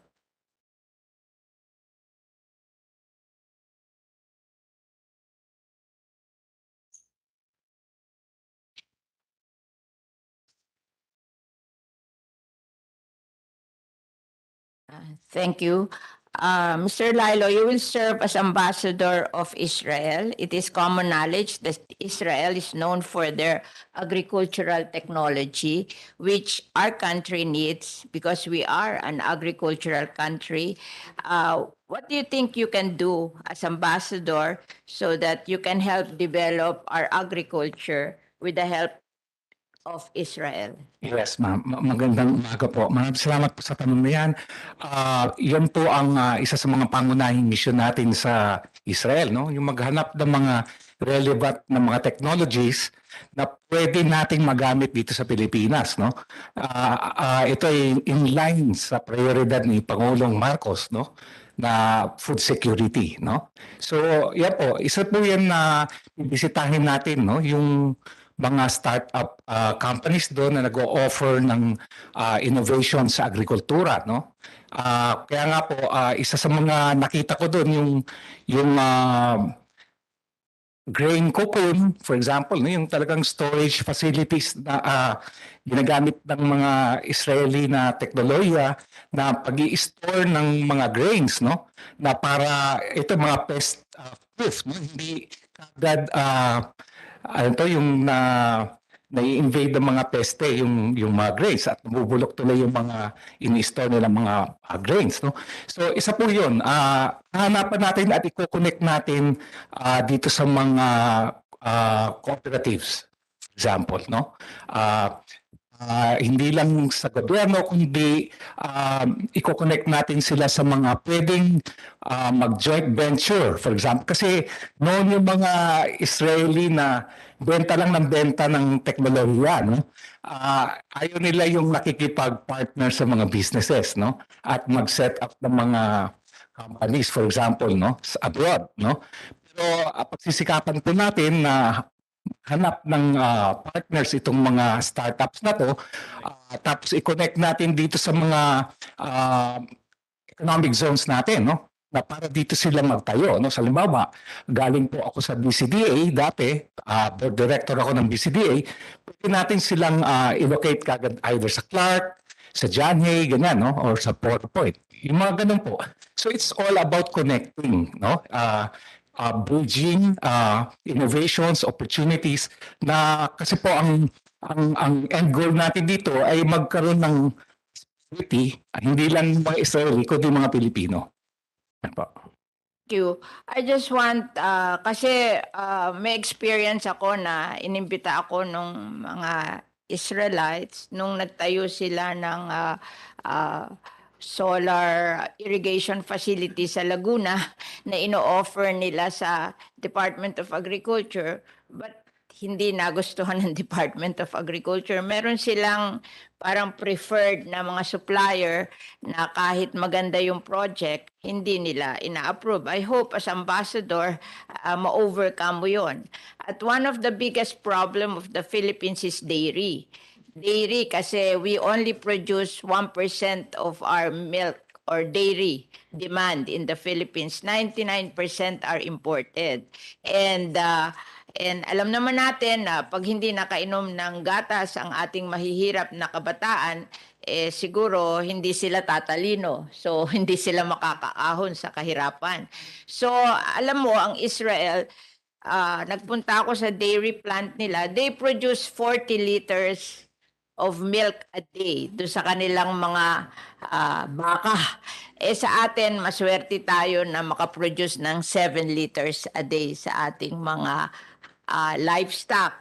So I guess that's very important kasi kahit na tayo mag-alaga ng mga livestock, kung ang production natin ay napakahina, mahihirapan din tayo to achieve at least 1% kasi ngayon, dapat man lang mga 50% ang dairy production natin for the Philippines. So I guess that's one of the things you have to learn from Israel that we can impart to Filipinos. So, at saka sila, nakakatuwa sila, wala silang lupa. Kasi ano sila yung hindi productive ang lupa nila, kaya di ba nakita nyo yung kanilang sinasabit nila, hindi nanggagaling sa lupa yung agriculture na hydroponics. Tapos wala rin silang tubig kasi desert sila, so nanggagaling sa dagat ang tubig nila maalat, so they have to desalinate. Napakamahal ng desalination, kaya patak yung tubig nila sa aquaponics. So that's technology. Now, even without resources, nagiging net exporter sila ng vegetables sa Middle East. So tayo, ang dami nating resources, may lupa tayo, may tubig tayo, pero nag-i-import tayo ng ating pagkain, ng ating vegetable. Hindi mapigil yung smuggling ng fresh vegetable. So, sana as ambassador to Israel, makatulong ka sa agriculture natin kasi talagang kailangan nating alagaan ang ating agriculture or else mawala na lahat, wag lang mawawala ang pagkain. So, that's very important to Filipinos. Yun lang. Thank you very much. Thank you, Senator Villar. Mr. Chairman. Congressman Biron. Thank you, Mr. Chair. Follow-up question for Ambassador Lailo. I think you're aware that Israel, as Senator Villar said, has three top industries. That's agriculture, military, and biomedical and pharma. In fact, the biggest exporter, generics exporter in the world is an Israeli company. So how would you improve or before that? Are you aware of the extent and volume of bilateral trade between Philippines and Israel? As ano po, no? A new diplomat. I'm, by discipline and training, I'm a strategic researcher, no? Isa po sa una kong gagawin ay talagang magkalap muna ng data, no? Sa usapin ng halimbawa trade, no? Talaga pong empirically based ako para makapagsalita ko ng strategy na kung paano talaga ipaplano at i-approach, no? Yung trade relations natin. Kasi meron pong briefing sa akin yung DFA pero limited pa lang. I'm sure confirmation, ibibigay nila sa akin lahat yung datos, no? Katulad ng balance of trade, alam ko lang, pahapyaw na syempre ang balance of trade talagang in favor of Israel kasi mas doon tayo nag-i-import, no? Yung mga electronics, no? Military supplies, no? So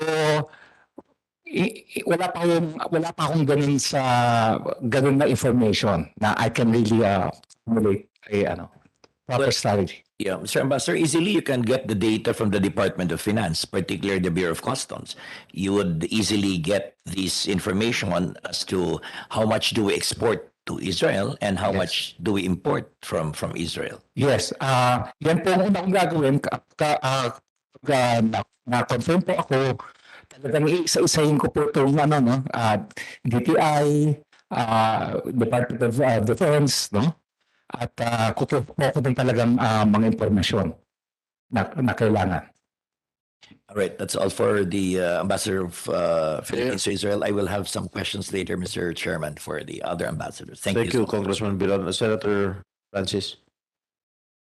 Thank you, Mr. Chairman. I'd like to have as a resource person here, Ambassador Grace Fabella. I'm sorry, Ambassador Lilo. Yes, can Before we that- call Ambassador Lilo? Before that, Congressman Marcoleta Yes, wishes to Mr. ask Chair. a question to Ambassador Lilo. Ambassador Lilo, additional questions for you.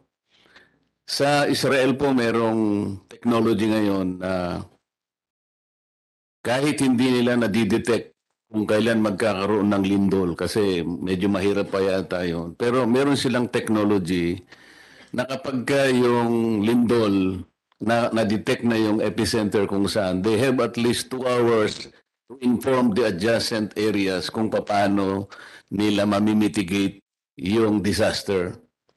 Do you know that? Hindi po. Kailangan pong pag-aralan ninyo kasi makakatulong po sa atin yun. Yeah. Considering that our country sits in a ring of fire in the Pacific, malaking bagay po yan. Yung pong lead time na 2 hours is very important in being able to save lives. Kasi po, lalong-lalo na kung malakas ang lindol. Isa po yan sana sa dapat yung pagkukulan. Sa agriculture naman po, nalilito na po ako dahil traditionally wala nga silang tubig at hindi nila natatamnan ng kanilang disyerto. Pero nakita ko po sa YouTube, nakapagtatanim sila sa disyerto. Ano po ba talagang totoo rito? At sinabi nga nila, ito ay breakthrough, sabi nilang ganyan. Nakikita ko po sa YouTube, meron silang sprinkler. Talaga bang tumutubo yung mga halaman? Ano po bang tunay dito, Mr. Ambassador? Yun nga po,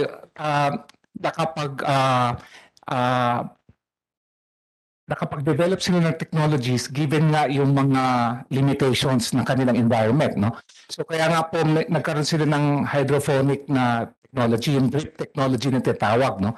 So ano po yun? Sistema na hindi mo kailangang irrigate, no? Ano lang, talagang by drip technology lang tapos behind yung release ng water na talagang nag-flourish yung yung mga plants, no?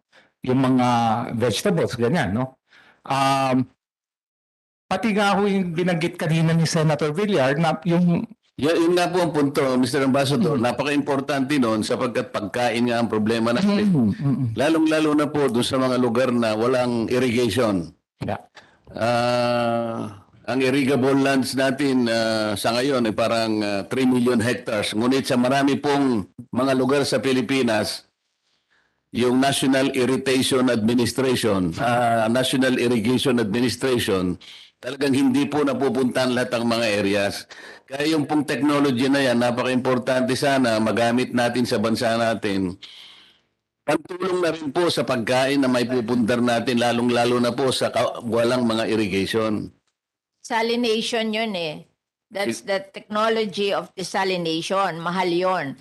So, dun sa mga, kasi nanggagaling sa dagat na maalat ang lupa, so i-desalinate mo para magamit. Mahal yung sistema na yon, kaya kailangan mag-aral tayo paano natin mapapamura para magamit sa Pilipinas. Kung kinakailangan pong pag-aralan, maaaring mahal po, ngunit kung wala naman po tayong magagawa, kundi gawin din natin yun kahit na mahal, kung makakaproduce naman tayo ng pagkain, wala po tayong choice, Mr. Ambassador. Yes. Kung sakali naman po. Opo. Kaya nga po, yun ang thrust natin, yun ang priority natin, na talagang maghanap tayo ng ma-apply ng mga teknolohiya doon. No? Na unang-una, kung hindi mahal, kailangan yung cost. No? We have to consider yung cost and benefit. Okay. Isa na lamang po, Mr. Chair. Hindi ko po alam kung yung nakausap kong ambassador ng Australia sa ating bansa ay siya pa rin ngayon. Ngunit natatandaan ko po, nung mga nakaraang kongreso, nakausap ko yon. Isang bagay lamang ang natandaan ko sa kanyang sinabi. Sa Israel po pala, kapag ka ang isang area ay na-designate or dedicated na talagang agricultural, kahit anong mangyari na ang mangyari, hindi mapapalitan yon. It will continue to be agricultural whatever happens. Ganun po pala ang sistema sa Israel. Unfortunately, sa ating bansa, hindi po ganun nangyayari. Mr. Ambassador, pwede mo bang pag-aralan at ipaalam sa amin paano nila nagagawa yon? Sapagkat importante sa kanila yung pagtatanim din eh. So, hindi po kailangang magbago yun. Sabi niya, kahit ano pong mangyari, until eternity, dedicated cells of plants are for agriculture. Sa pag-aralan po niyo. Salamat po, Mr. Chair. Sige po. Salamat. Are there any other questions addressed to Congressman Salud Barria? Thank you very much, Mr. Chair. Mr. Ambassador, I understand from what I have read that this is the very first time that you're going to public service, am I right? I was formerly with BCDA. Over and above that, this is the first time in the Department of Foreign Affairs. Yes. So,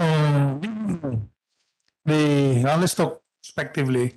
And the next 100 days, what do you intend to happen being an ambassador of Israel vis-a-vis the Philippines relations?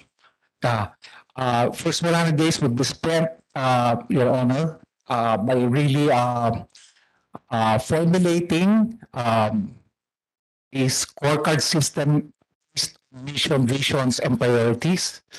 I will convene the staff there and really, first of all, conduct a team building and really have a situational analysis of the lay of the land and that's my, for example, priorities sit in with the staff. And we will formulate, for example, our priorities and which areas we should concentrate on. Give the necessary assignments and to really set a program of seeking out these innovations that we're talking about. Okay, what way do you want to happen between Israel and the Philippines in your next 100 days? Focus on, let's zoom in into something which I would like to know. So maybe this representation can do much in helping the relationship between Israel vis-a-vis the Philippines, especially when you sit on the first 100 days. Um, I'm not sure I understand the question, Your Honor. Well, what would be your priority in terms of trade between Israel and the Philippines within the next 100 days when you become the ambassador? That's the question. I mean, as I said before, I need to be familiarized with the situation, and I need to take stock of what's happening really, and then from there we will prioritize what to focus, and then perhaps also inject my priorities. And I'm trying to, to balance it with my desires and my purpose. No, Your Honor. Okay, Mr. Chairman, I think that's all. Thank you very Thank much. you, Congressman Scorbary. Any other questions addressed to Ambassador Lilo? Okay, Ambassador Lilo, you may go back to your seat. Mr. Chair, can I ask a question kay Ambassador Fabella? Before that, Senator Tolentino. I'm sorry. Senator Francis, Yes, who do you want? The same, Ambassador Fabella. Ambassador Fabella? Go ahead.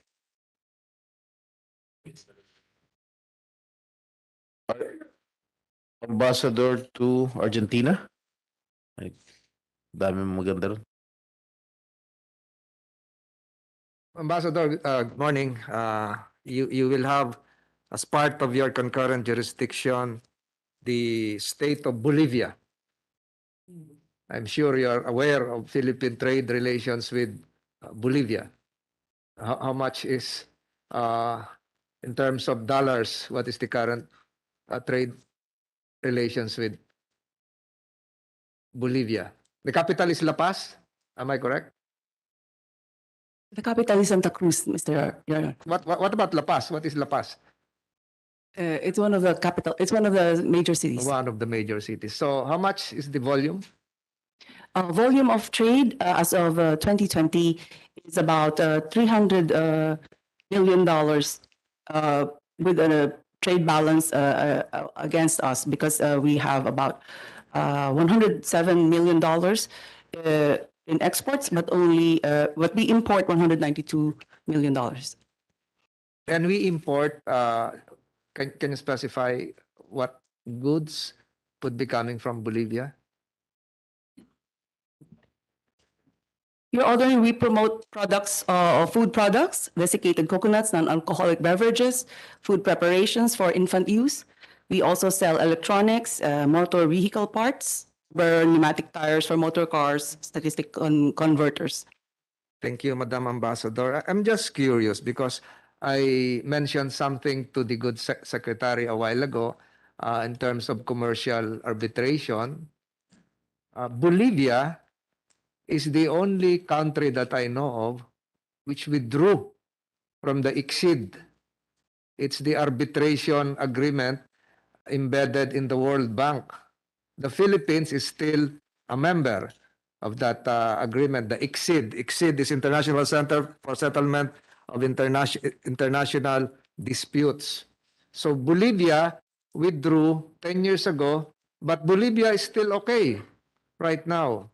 So perhaps after a year or so in your stint in Bolivia, you can provide the Senate or even your mother department an advice if it is still advisable for us to maintain our membership with ICSID because we've been losing cases left and right. There is a pending case, Shell versus the Philippine government, and it has something to do with Malampaya. There is a pending case between SGS and the Philippine government. I don't know the status, but most of the international investment, bilateral investment treaties would allow that ICSID portion to be part of that agreement. So I will not ask you questions relative to that because you have yet to set foot on Bolivia. So what I'm curious is that you should also be aware of Bolivia's unique position, the largest gas deposit within that continent. So like the Philippines, we have a vast amount of natural resource, but there's one great difference. Bolivia has a strong navy. There is only one problem, Mr. Chairman. You're the chairman of the Defense Committee. Bolivia has a strong navy. There is only one problem with Bolivia, Madam Ambassador. They don't have a sea. They have 173 vessels. All are docked in a lake. But they have a strong navy. They lost the war to Chile. That's why they lost access to the sea. So perhaps your stint there would educate us on how to strengthen our navy as we relate to West Philippine Sea issues.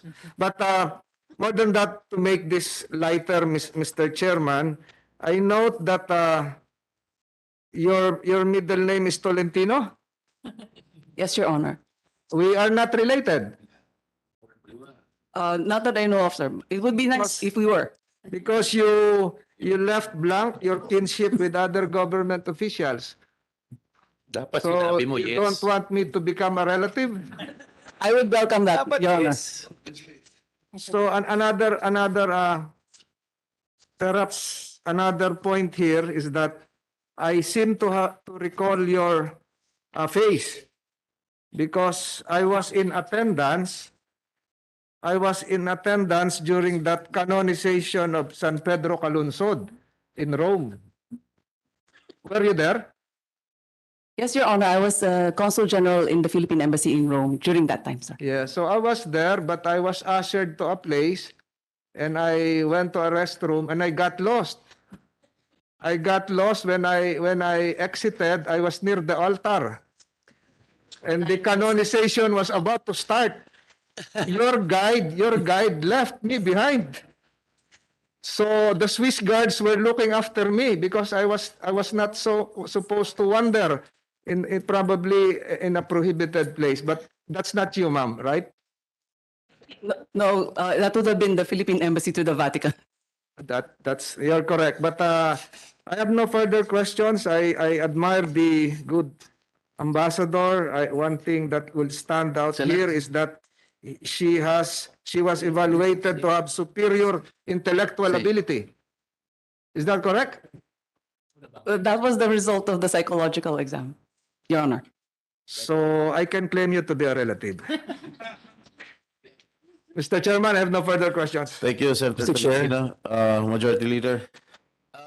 Mr. Chair, I would like to ask the Honorable Ambassador, is there a current treaty between the Philippines and Argentina? In line with the earlier questioning of Senator Tolentino.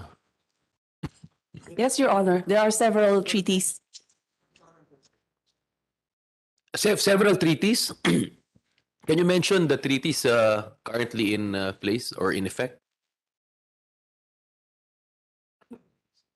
Since we started bilateral relations 75 years ago, well, 75 years by next year, we've had a few treaties signed. We have signed a Treaty of Friendship and Cultural Relations in 1960. We have a trade agreement with Argentina in 1984, an agreement on promotion and reciprocal protection of investments from 1999, technical cooperation in the areas of agriculture, IT, software development, biotechnology, medicine, and renewable energy in 2011, Your Honor.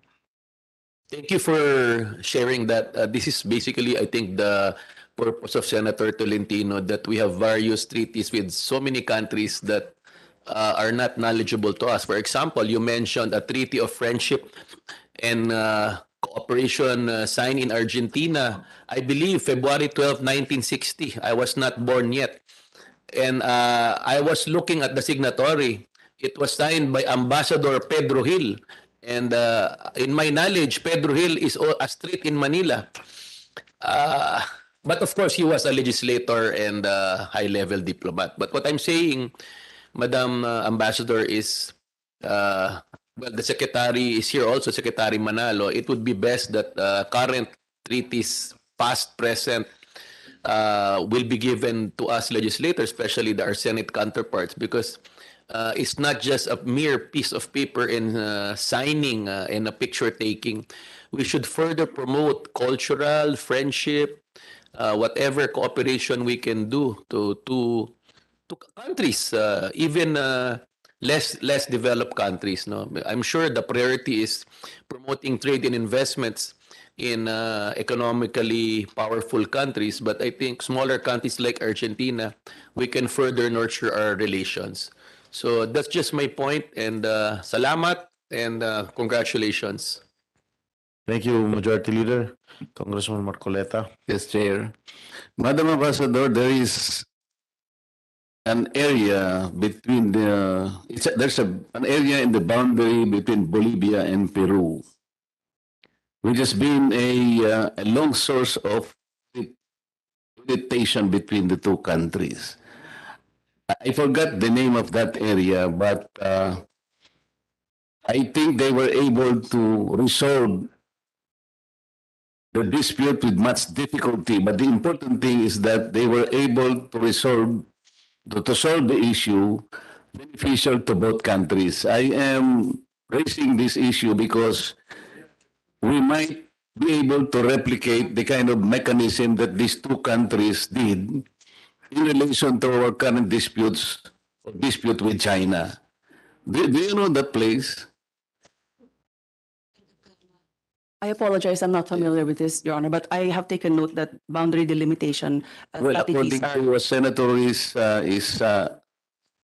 Anacaba or something like that.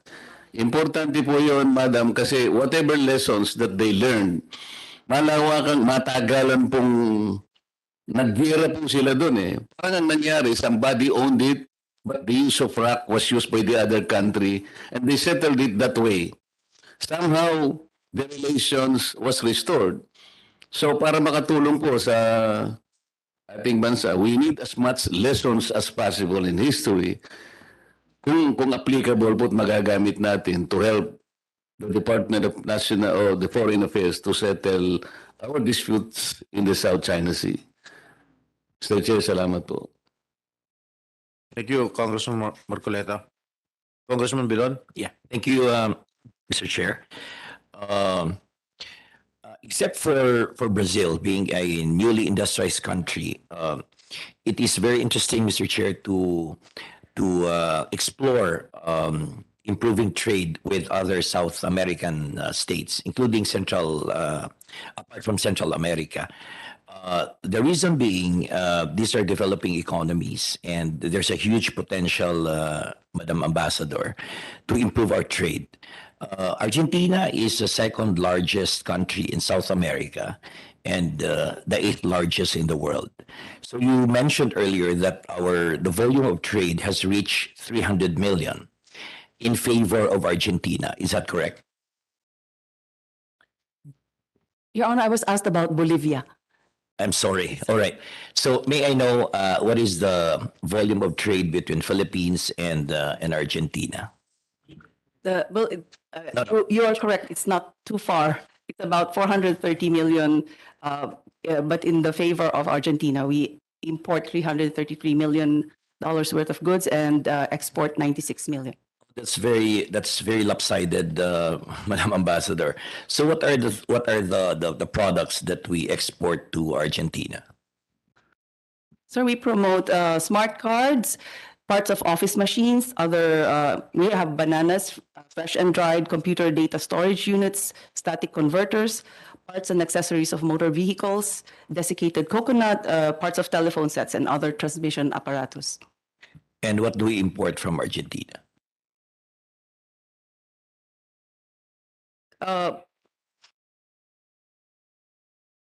We import beef. We also have import manufacturing products. So one moment. What particular manufacturing products, Madam Ambassador? Sir. We also import oil cake, solid residues, soybean, wood, very specific. It says here mandarin and tangerines. So fruits. So how would you plan to improve exports from the Philippines? I mean, this is a 75-25 in favor of Argentina. So how, as ambassador, how would you promote a balance of trade between Philippines and Argentina? Thank you, Your Honor. I would have to look for products that they would need in their markets. And aside from goods, there are also opportunities for services because they're also high tech.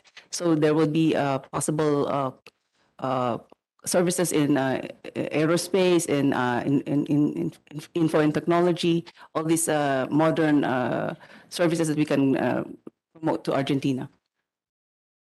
Do you have a record of how many Filipinos reside in Argentina? Yes, Your Honor, there's a grand total of 226. Oh, too much, too many. All right. And what do they do in Argentina? About 20% of them are religious missionaries. 16% are household service workers, and managers for about 11% of the 226. All right. So your assignment in Argentina covers a concurrent jurisdiction over Paraguay and Uruguay. So may I know the present bilateral trade relations between these two countries, between these countries and the Philippines? Thank you, Your Honor. For Paraguay, we have about only 1.5 million in trade with exports in our favor. We export computer data storage, parts of office machines, projectors, static converters, rubber pneumatic tires for motor cars, and electronic calculators. It's what is said here. That's for Uruguay? For Paraguay, Your For Honor. Paraguay. How about Uruguay? I mean, these are very small, countries in Latin America, but still we cannot, ignore because they have less trade restrictions. So, it's more encouraging to improve trade relations between these countries because they're developing economies, even if the population is small. So, how about for Uruguay? For Uruguay, the statistics say for 2021, about 21 million with exports in 8 million and we import about 13 million. The products we have are desiccated coconuts and, they say the same things, a banana, fresh and dried, computer data storage. We probably send products to that area as contiguous areas. They have the same interests in our products. Do you have Filipino residents in these two small countries? Yes, Your Honor. In Paraguay, we have about 63. Surprisingly, about 28% of them are ship technicians. I was told by the previous ambassador that there were more before. So it could have been the pandemic lessened opportunities. And 20% again were religious missionaries. In Uruguay, there's only about 26 Filipinos. 58% are engineers and 8% are teachers. Okay, that's all, Mr. Chairman. Thank you, Madam Ambassador. Thank you, Congressman Biron. I'd like to acknowledge the presence of Senator Alan Peter Cayetano. Senator Cayetano, do you wish to ask questions? I think he's busy. Magandang tanghali, Mr. Chairman. Pasensya na po. I was taking orders from Congressman Marcoleta. Magandang tanghali sa DFA family. And Ambassador Grace, this is a omnibus manifestation accompanied by the joy of having a career official to be confirmed today, God willing, as the Secretary of Foreign Affairs. No? Manalo na, panalo pa. No? So, I started out by saying family, for the information of our colleagues, pag nagpapapicture with either the President or the Secretary of Foreign Affairs abroad, it's called a family picture.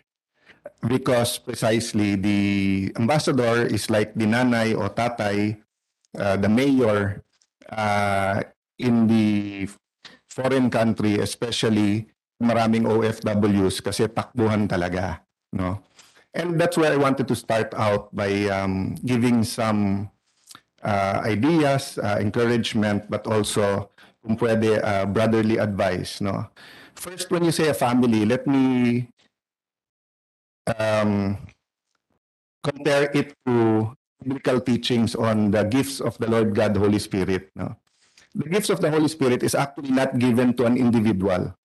It's given to an individual not for himself or herself, but it is given for the body of Christ, for everyone, you know?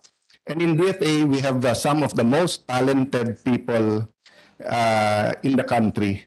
And in fact, napagsabihan ako minsan sa cabinet ni President Duterte when I kept saying that the best people in government are nasa DFA. Nagsabi ng mga sekretaryong iba na nagseselos na sila.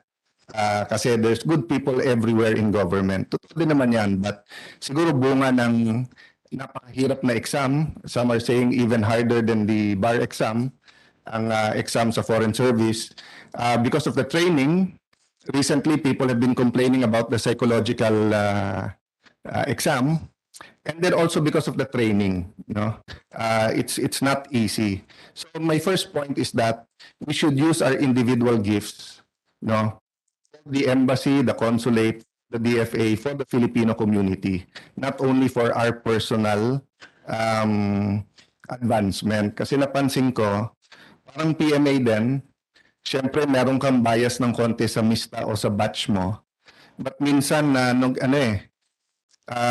lumalampas na, nagiging parang fraternity na pag may rumble, hindi na natin tinitignan kung sino tama at mali. Ang tinitignan lang natin sinong brad at sis natin, no? So we have to transcend, you know, smaller groupings in DFA. And I think Secretary Manalo will be the perfect person to do this because his record is very clear. He served under a president that some criticized were so anti-China. And then he also served under a president that people thought was so anti-US. And the converse of anti is pro, which goes to my second point, no, after, you know, encouraging DFA to really act as one family. To further Philippine interests, it's very important that we're not pro-China, but we're not also pro-US. Ang interest ng US at interest ng China ay interest nila at hiwalay sa interest natin. So when they were saying that the US will take a firmer stand, totoo yun. But the US will not change their stand as to the territorial and our rights under UNCLOS because they also want to be friends with Vietnam and with Malaysia. And Vietnam and Malaysia have more features occupied in the South China Sea, in the West Philippine Sea, than China. Mas malaki lang yung sa China.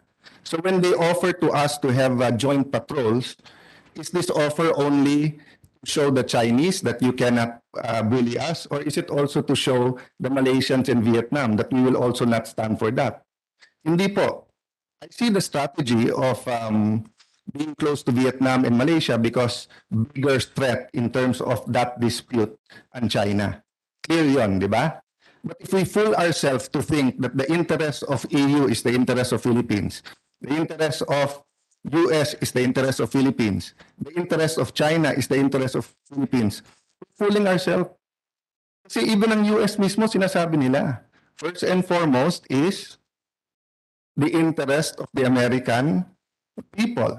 History is replete with examples where they made sacrifices, they sacrificed allies in name of their own interests. And all countries did that. So, having said that, one of our number one interests is OFWs. And although we will have a new department, nasa transition pa. And I'd like to push the DFA to work a little bit harder in not only protecting the welfare of our OFWs, but to find greener pastures. Diba?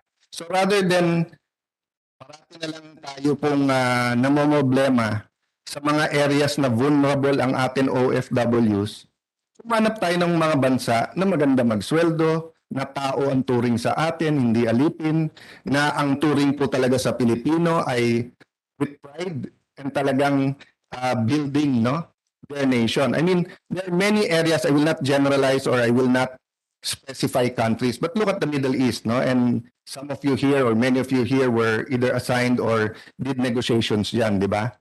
I mean, napakalalapit ng mga lugar. May mga lugar talaga na pagpunta ka doon, ang tawag sa iyo kuya o pare, ang taas-taas ng tingin sa Pilipino. May lugar naman na ang tingin sa Pilipino, halipin talaga. May mga lugar na ang tingin sa yaya, property. May mga lugar na mga anak ng hari. Ang taas ng tingin sa yaya, so sa sobrang taas, natuto silang mag-Pilipino at mag-Bisaya. May secret language silang magpipinsan sa royal family sa taas ng tingin nila sa Pilipino. So, rather than, parang asot pusa na lang parati na maghabulan, di ba? Together with maybe the department that will be handling our OFWs, the Trade Department, of course, the Office of the President, let's really find ways kasi mas makakatulong din sa inyo to. And ang problema kasi dito, tanim ka ng tanim, malamang yung makakakuha ng credit, hindi ikaw, pero yung papalit sa iyo na ambassador sa susunod. When you are here at home, binabasa mo yung achievements na ginawa mo na kine-credit sa iba. Never mind, di ba? And again, let me point to Secretary Manalo. He's experienced this his whole career. Di ba? Moving from one post to the other and other people getting much credit. I got some credit. I got a lot of credit for ASEAN. Pero ang talagang nagtrabaho dyan ay si Secretary Manalo. Of course, we didn't always agree on certain parts of that ASEAN meeting, but to be fair, he did most of the work there. So, my last 2 points, consular offices. I think, Mr. Secretary, maraming ding tumatawag sa iyo and of course, easy for us to say buksan mo to, pero you're waiting for the budget. So, opportunity mo na rin mamaya as people congratulate you, singilin mo na rin ng budget for 2023 and 2024 sa mga pet projects mo, especially sa consular offices. And may I reiterate the point of looking into having a permanent director or deputy director on finance and maybe for passports. Kasi nga ang problema pagka na-appoint abroad, bago na naman ang sistema sa lahat. Even sa budget here, human relations matter. So if you have a permanent liaison or permanent budget officer or finance officer dealing with the Senate and the House, you will surely get better returns, no? Rather than asking this because I'll be preaching to the choir, the good secretary has experienced this himself, no? Ngayon halos 60 pesos na, no? 59.99. How much is your allowances computed at? Anyone know? Or hindi na talaga nagbibilang ng pera ang mga taga-DFA? Sa abroad, di ba, dollars yung allowance nyo di ba? But it's computed at what? 50? 55? To a peso? 56, no? More or less. Or sa 55, sa 60, that's almost 10%. Ang balita ko, huling-huli na rin. Kaya dun sa mga areas na napakamahal ng cost of living, kawawa na talaga ang ating mga taga-DFA, no? I mean, kawawa relatively. People say kasi you're abroad, you're enjoying, but you're working hard, di ba? At napakahirap magbigay ng representasyon when ang tingin parati sa atin abroad ay kawawa, no? So having said that, Mr. Chairman, my last point, no, is that taking care of the families, taking care of the country, taking care of Filipinos, but also taking care of yourself. Mr. Secretary, mamaya po, Secretary of DBM nandito. I hope I'll get the chance to ask her. But when I was going around and asking people, yung palang allowance nyo na pang rent, hindi pwedeng gamitin sa rent to buy. Ano kaibahan nun? Diba? So for example, if you're in New York and you're given $2,000 at meron kang pwedeng bilhin na 3,000 at dadagdagan mo ng 1,000, kung sabihin mo 2 years yun o 5 years na rent to own siya, diba? Why should we stop you? Hindi ba more taxes for the Filipinos if you are richer? Di ba? So, there are things na napaka-practical. I understand, di ba, that we want to prevent graft and corruption. Pero, sino ba ang mas likely mag-graft? Yung pong nating tulus dahil nga po kahit working hard hindi makaipon. Yung pong yung pinaghirapan nyo na ipupundar nyo hindi lang sa property dito pero abroad. Di ba siguro mas takot kayong mawala yung property nyong napundar nyo na doon honestly kung gagawa kayo ng kalokohan kaso sa pag nating tulus. Not talking about DFA, I'm talking about human nature, no? So, let me end there, and of course, yung hardship, Mr. Secretary. So it's not going to be an easy job. Being pro-Filipino and not necessarily anti other countries is a hard balance. Public opinion is heavily in favor of the West and against China.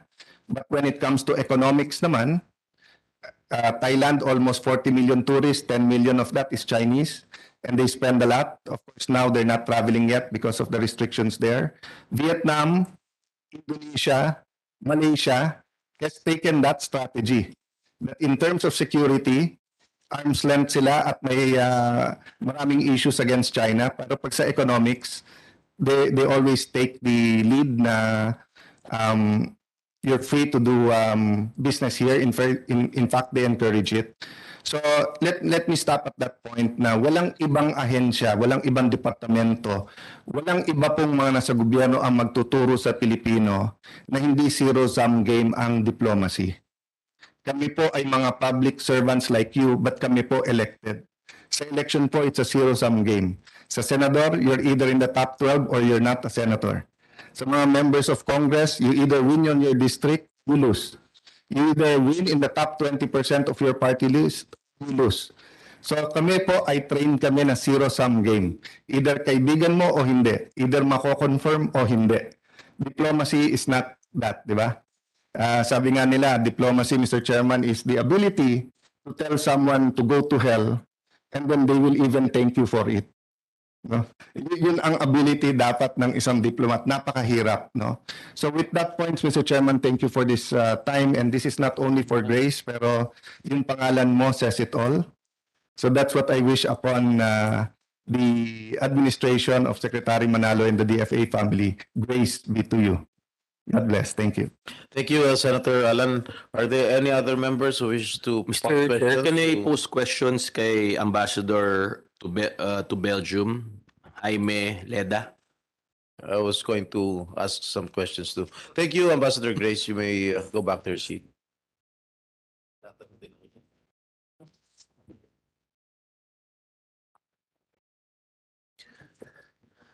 Morning. Mr. Ambassador, are you familiar with the joint plan of action signed by Belgium and the Philippines last 2011? Yes, sir.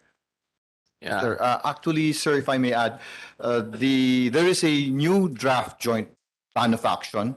I think it was negotiated in January 2020, and it was no less than the secretary, was then the undersecretary of for policy, that negotiated that with his Belgian counterpart. So there's an update, sir.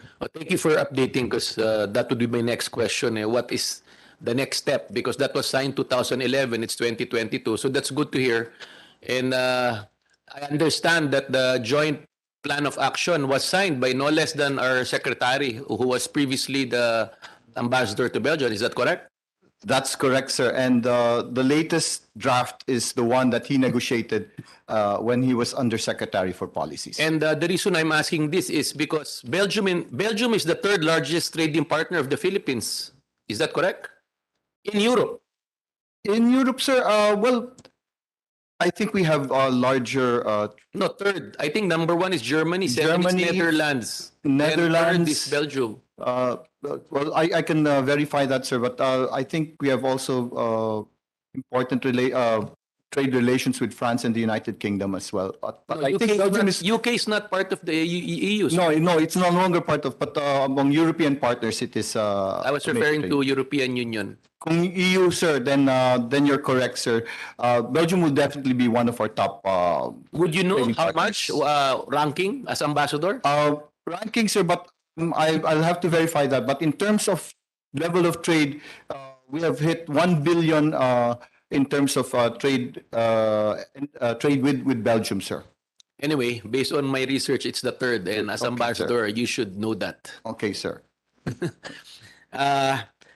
Belgium is known for, when you say Belgium, Filipinos will probably say waffles, That's right, sir. chocolate, Chocolate. but as ambassador, I think it's incumbent upon you to find out the best government practices in a country where you're positioned. And, you know, I've been pushing for e-governance, the may e-governance act since the 17th Congress.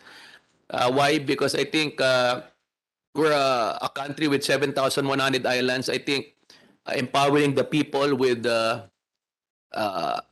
having the government close to them by, you know, a simple application. You don't need to go to an office. For example, in our province, you have to travel to Naga City. It will take 3 hours. They have to spend 1,000 pesos just to get the form. It's incumbent upon the government to make this available through e-governance, no? And I believe that less people involved in handling papers, less corruption. And based on my research, Belgium has one of the world's top e-governance best practice. Are you familiar with that? Well, I was posted in Belgium before in the late 90s, and well, they had already the beginnings of e-governance then, where they would allow transactions to be done either through bank transfers or through digital. Already at that point, they're already starting cashless transactions, sir. Anyway, Belgium is one of the top best practice in Europe. And 51% of the population access the e-governance procedures. I think it's incumbent upon you, sir, that again, when we talk about Belgium, we only know about waffles and chocolate. But I think it's high time that we adopt, study the best practice in terms of e-governance. So I hope even if you're destined in Belgium, that you will keep us updated on the best practices in government. Because you're there not just to promote trade and other cooperation. I think it's good that what you see there, what you experience, you share to us, the executive, as a best practice. Di ba po? Kasi as Filipinos, when we travel, we say, oh, ang galing, sana meron tayo niyan. Ang ganda ng airport, dapat ganyan. So I think not just the infrastructure, but in terms of best practices, sir, we hope that you study this and enlighten us, and maybe you can send us an email, me personally and others, about the best practices, because you're the Philippine representative to Belgium. Not everyone can travel to Belgium. So, sir, that is just my request. And if you see other best practices in government and others that you see deemed fit for us Filipinos, I think you should share that as ambassador. But Thank you very much, sir. In fact, I must say that that's one of the objectives of the joint plan of action between the Philippines and Belgium, where both sides encourage more frequent missions, visits, interaction. So at all levels, whether it be with the executive branch, they even encourage also contacts with the legislators. So I would be happy to continue monitoring developments in Belgium with respect to e-governance and report them accordingly. And I do hope that the Philippine legislators will have an opportunity to visit Belgium very soon. if the updated joint plan of action is not done yet, maybe you can include that as part of the whereas or sections in promoting mutual agreement in terms of e-governance. May I humbly suggest that? Yes, sir. Hopefully, we'll have an opportunity maybe in the sidelines of the next political consultations between the Philippines and Belgium. We'd be able to finalize the joint plan of action and execute the commitments contained therein, sir. And in terms of tourism, I think the numbers of Belgians coming to the Philippines are very small, no? Minuscule. Can you share us how many pre-pandemic? Ilan ba ang average tourists from Belgium coming to the Philippines? And maybe you can answer why they are coming and why they are not coming. So to help us address that.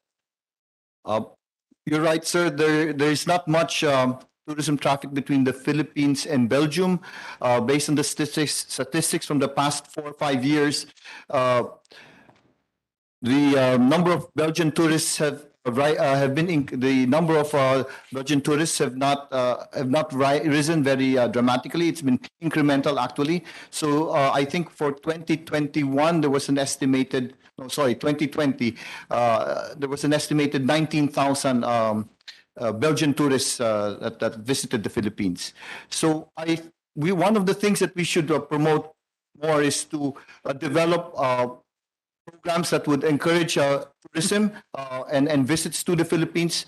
I think the Department of Tourism and the Department of Foreign Affairs have been partnering in the Benelux region to promote tourism, and I think there are many opportunities for the Belgians to visit the Philippines and then cater to many of their interests, such as the beaches, the culture, and I'd also like to note that a number of people from the Benelux region are very interested to retire in the Philippines.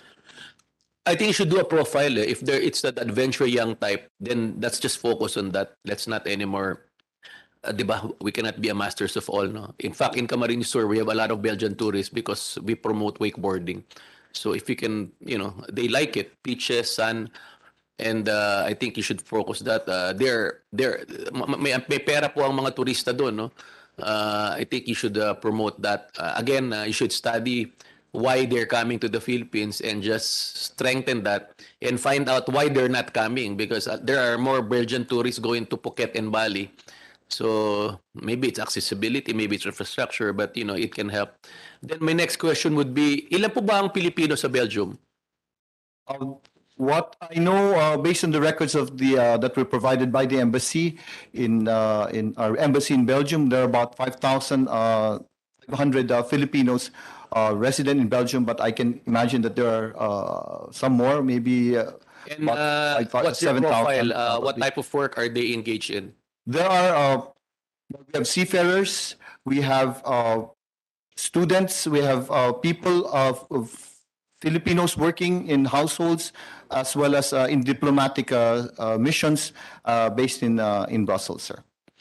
I think you should explore the idea of IT. We have a lot of IT engineers, and Belgium is in demand of programmers, coders. Not only Belgium, the whole of Europe is, that's one of the most in-demand job right now, and based on my research, it has grown significantly, over 600%. In fact, in our province, we're training programmers already to keep up with the demand, but I think we have so many schools here for programming. As ambassador, I think you should promote that to veer away from our traditional Filipinos going to the Arab countries. I think we should go to the next notch of providing engineers, software providers, which is higher value in terms of salaries, Mr. Ambassador.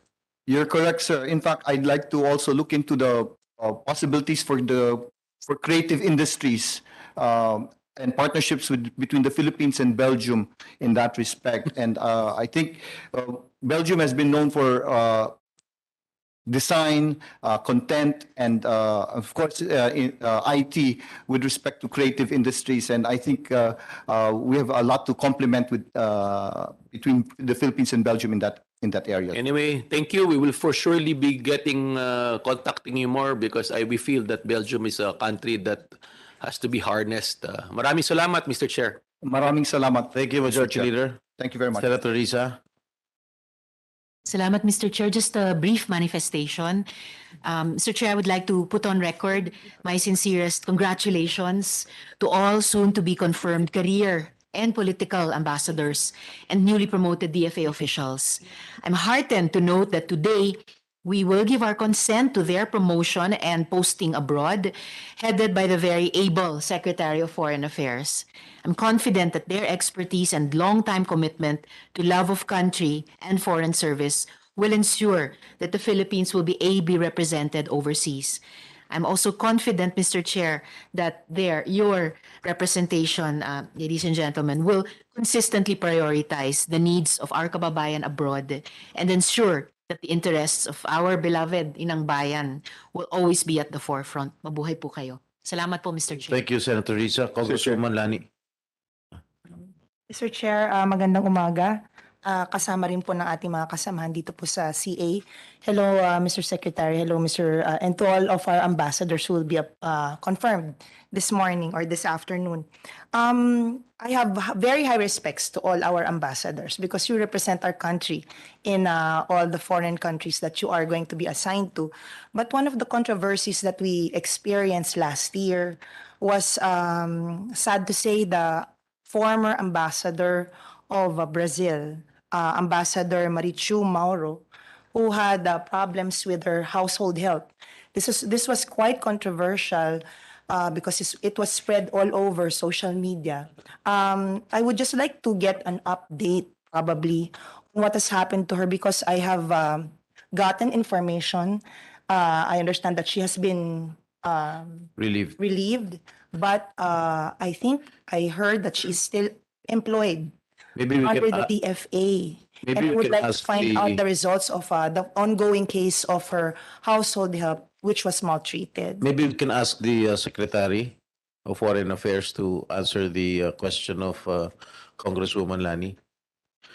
Ambassador Leda, you will be recalled after the question of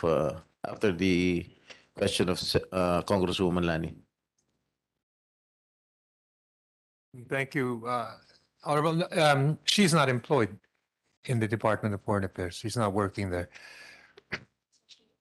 But she has filed an appeal to the Office of the President.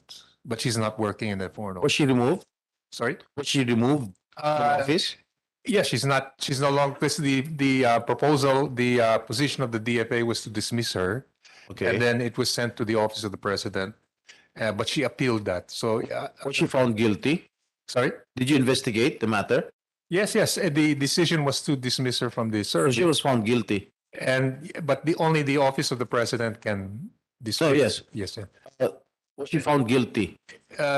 Well, I suppose, yes, since she was dismissed. So, but the Office of the President can actually implement that. But I understand she has filed an appeal to the Office of the Mr. Chair, the reason why I asked this is just to remind our ambassadors to really walk the talk because we represent our countries, and if we are in violation of the rights of our fellow Filipinos in foreign lands, it does not send the right message. Plus, we're taking care of our fellow Filipinos in these countries. So we should really be very sensitive to the rights of our helpers, those who are providing a service to us when we get home from work. I asked this particular question because there was quite a reliable source that this particular Ambassador Marichu Mauro, is still employed. So I hope you could look into this, sir. I hope hindi po ito nangyayari. Maraming salamat po. Thank you, Congresswoman Lani. Thank you. Mr. Chair, just a Senator request Alan. while the Secretary All right, is there, all right. with your permission. Please. Two things, Senator Pia lang po, pinapasabi, Mr. Secretary. Please always also look at the proportion between the men and women ambassadors and make sure that women are given equal opportunity as men. And secondly, just a request that the Majority Leader reminded me 2-3 weeks ago. If we can have a list of scholarships offered by the different countries and embassies, because usually hindi rin naman to na-fill up, and then the members of Congress naman ay naghahanap talaga ng opportunities for their constituents. So maybe a list and then yung qualifications, because some of this medyo mahirap yung qualifications, but a lot of them pretty good yung living allowances din, parang nagtatrabaho na rin yung sa scholarship. So at any time that it's prepared. Thank you very much, Mr. Chair. Mr. Chair, briefly lang in support of Senator Alan. Sir, it would really greatly help because a lot of countries are offering these opportunities for scholarship, and some are even some type of training and scholarship. In fact, they get paid for the training. So it's incumbent upon the Department of Foreign Affairs and the ambassadors to let us know, the public know, so that we can avail of this service. Our constituents can avail of these services. This type of offer, and they will comply even if, despite the stringent requirements. Thank you, Mr. Chair. Thank you, Majority Leader. Secretary Manal, you may go back to your seat. Thank you. Ambassador Leda, no more questions addressed to Ambassador Leda? No more. Okay, I'll just ask my final question. Ambassador Leda, my question is, this will determine if you are going to be recommended to the plenary or not. Can you state your educational background, please? I'm from the, I graduated from the Ateneo de Manila in grade school and high school. And I I went to college in the University of the Philippines in Diliman, and I also got my. What course did you take? In UP, sir. Yes. I took AB Political Science, and I also went to the College of Law in UP, sir. All right. I think you have a batchmate here, but please do not mention his name at the Ateneo. If you can recognize your batchmate, may I ask if he is hardworking, if he is lazy, if he is a bully, o suplado siya, or how is he as a batchmate, or how is he as a student at the Ateneo? When I was in the Ateneo High School, my batch, no, this batch classmate of mine was in another section, no, but he was very visible in a modest way, and yet very approachable. Someone whom we could talk to, and someone who would be very supportive in many ways. Even if I were in another section, he was someone that everybody knew. Chick boy ba? So you do not find him as soplado? No, not at all. Do you know of any other interests of this batchmate of yours? Interests? Is he fond of playing basketball? Well, he was very active. He had a lot of extracurricular activities, I must say. Extracurricular? Did you have any extracurricular activities that this batchmate of yours? This batchmate of mine, I remember, loved to be with Barkada. Yeah. And he liked to, go places. He liked to, he liked sports. I know he was also someone who played basketball with Mr. Chair, may I ask anong klase? Babae ba? Lalaking barkada niya? I'm sorry. It was a boys' school. It was a boys' school. Well, it was a boys' school, but we always have the chance to meet with people from, like Marinol. girls from from Marinol, from St. Teresa's, from St. Scholastica's. So this batchmate of yours is not lazy, is not suplado. Not that I know. I in that case, I'll say I don't know him that well enough to say that he's like that. Okay, you can mention now his name. It's my privilege to have been to be a batchmate of Senator Jinggoy Estrada. Thank you. With that, I do not have any objection. Thank you.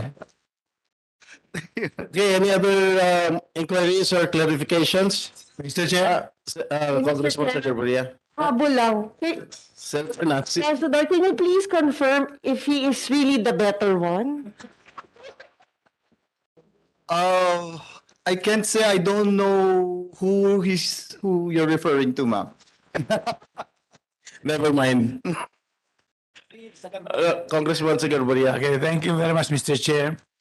This is just a manifestation and giving my full support and commendation to Mr. Philip Jones Lullier to be our Ambassador Extraordinary Plenipotentiary to the Kingdom of Spain, including the Canary Islands, with the salary and emoluments of a Chief of Mission, that's one. He's a good friend, and the wife is a relative of this representation. Thank you very much, Mr. Chair. He is also a good friend of ours and a family friend of that. Okay, Ambassador Deda, you may go back to your seat. Mr. Chair. Congressman Biron. Yes, Mr. Chair, I have a brief question for Ambassador Lilibeth Rodriguez Dpwh. Ambassador Lilibeth Rodriguez Dpwh, ambassador to the United Mexican States. Yes, Mr. Chairman, my interest is the same, no, for the other Latin American countries. May I know from Ambassador Dpwh you are posted in Mexico, is that correct? Thank you, sir. I was posted in Mexico, sir, as a junior officer. All right. Now you will be you are appointed as ambassador to Mexico, and you have a concurrent jurisdiction over 9 other states. Yes, sir. I'm just wondering how would you be able to oversee, these other states, considering that you're posted in Mexico and you have 9 other concurrent positions. Thank you, sir, for the opportunity to share with you my plan for Mexico and the other 10 countries. At present, sir, I was able to get information from my colleagues from the Office of American Affairs and the Embassy in Mexico, and we made a matrix of the status of relations between Mexico, Belize, Portugal, between Mexico and the other 9 countries and the Philippines. So I was able to identify, sir, the status of, for example, with regards to bilateral relations in the political area, there are presently 9 agreements between the Philippines and Mexico, which ranges from cultural agreement to air services agreement. In the other 9 countries, we don't have agreements, but there are negotiations for agreements so that we can promote our interests, sir.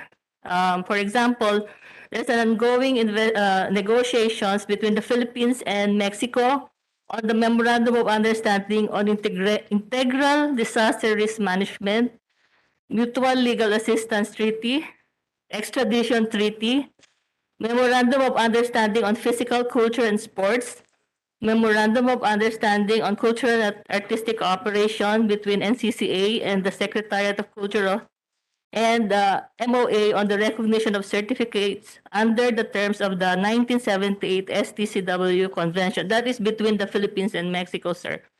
And with Cuba, there is an ongoing negotiations for the Memorandum of Understanding on Political Consultations, Memorandum of Understanding on Cooperation in the fields of health and medical sciences, Cooperation on Science and Technology, which is vaccine research, Memorandum of Agreement concerning the recognition of certificates under the terms of the 1978 Standards of Training, Certification, and Watchkeeping. For Honduras, we are in the process of negotiating for a Memorandum of Understanding on Political Consultations. And with Panama, Memorandum of Understanding on Political Consultations, Reciprocal Agreement on the exercise of remunerative activities by family members of personnel assigned in diplomatic and consular missions, Agreement on Merchant Shipping, Bilateral Cooperation and Information Exchange on COVID-19. Definitely, sir, there's a small staff complement in the embassy. But, sir, I am supported with the Office of the American Affairs here in Manila. I will be supported. Also, we have the different undersecretaries handling different areas of bilateral relations with these countries.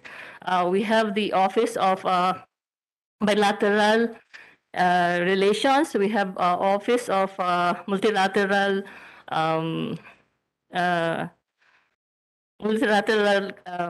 organizations. We have ASEAN. All these organizations, sir, within the DFA support each other, sir. So even if there's 10 countries under my jurisdiction, also, sir, I am now aware of the strength because of the COVID experience of use of virtual platform. So already, sir, I was thinking of contacting the different members of the Filipino communities in these areas. And even before I can present my credentials to the receiving state, I plan to meet with them through Zoom and talk with them on matters of their interest. And hopefully, I will be able to do it from Mexico, sir. Thank you, Madam Ambassador. You, among the countries you mentioned, Cuba would interest me because you said that there's some memorandum of understanding between our country and Cuba for development and research of vaccines. Are you aware, Madam Ambassador, that Cuba has the richest biotechnology for medical applications in that region? I'm not aware of that, sir, but when I was in Venezuela, I know that the medical personnel came from Cuba and they were highly respected, sir. I think, Madam Ambassador, you really have to explore this possibility because Cuba can actually equal the technology in the US, in the United States, for vaccine development. So that is what we need, according to our president, BBM. He would want to see the Philippines developing its own set of vaccines. I've been to Cuba. I've been to the Research Institute of Cuba, and they were the first who developed hepatitis B, vaccine for yellow fever, and many others. So I think please spend time in exploring these possibilities. And Cuba has the best public health system in that region. Do you know anything about the public health system in Cuba? Also with Costa Rica. Sir, what I know about Cuba is that when I was in Venezuela, they were the ones manning the health services sector of Venezuela.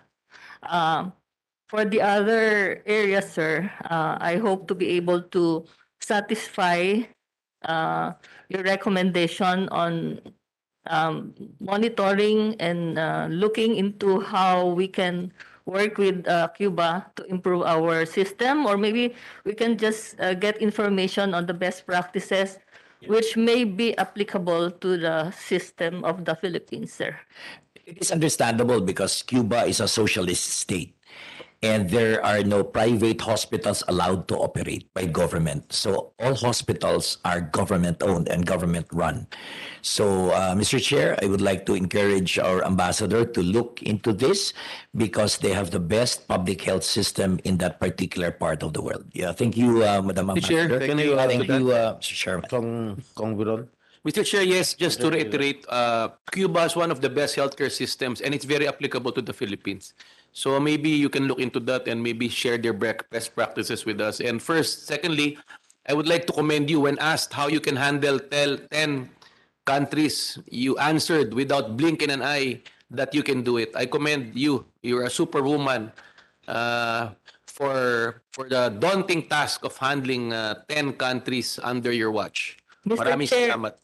kung hindi ako ang nakaupo ngayon, nakasalang dito, I'm sure that whoever of my colleagues that would have been nominated, they would answer the same, sir. No, I commend you because you did not blink an eye. So maybe you have 10 children also. How many kids do you have? Sir, I'm a single person. Nako, mas bilib ako sa iyo dahil wala kang sakit sa ulo. Maraming salamat. Thank you, Majority Leader. Any other? Congressman Marcoleta. Please, Madam brief.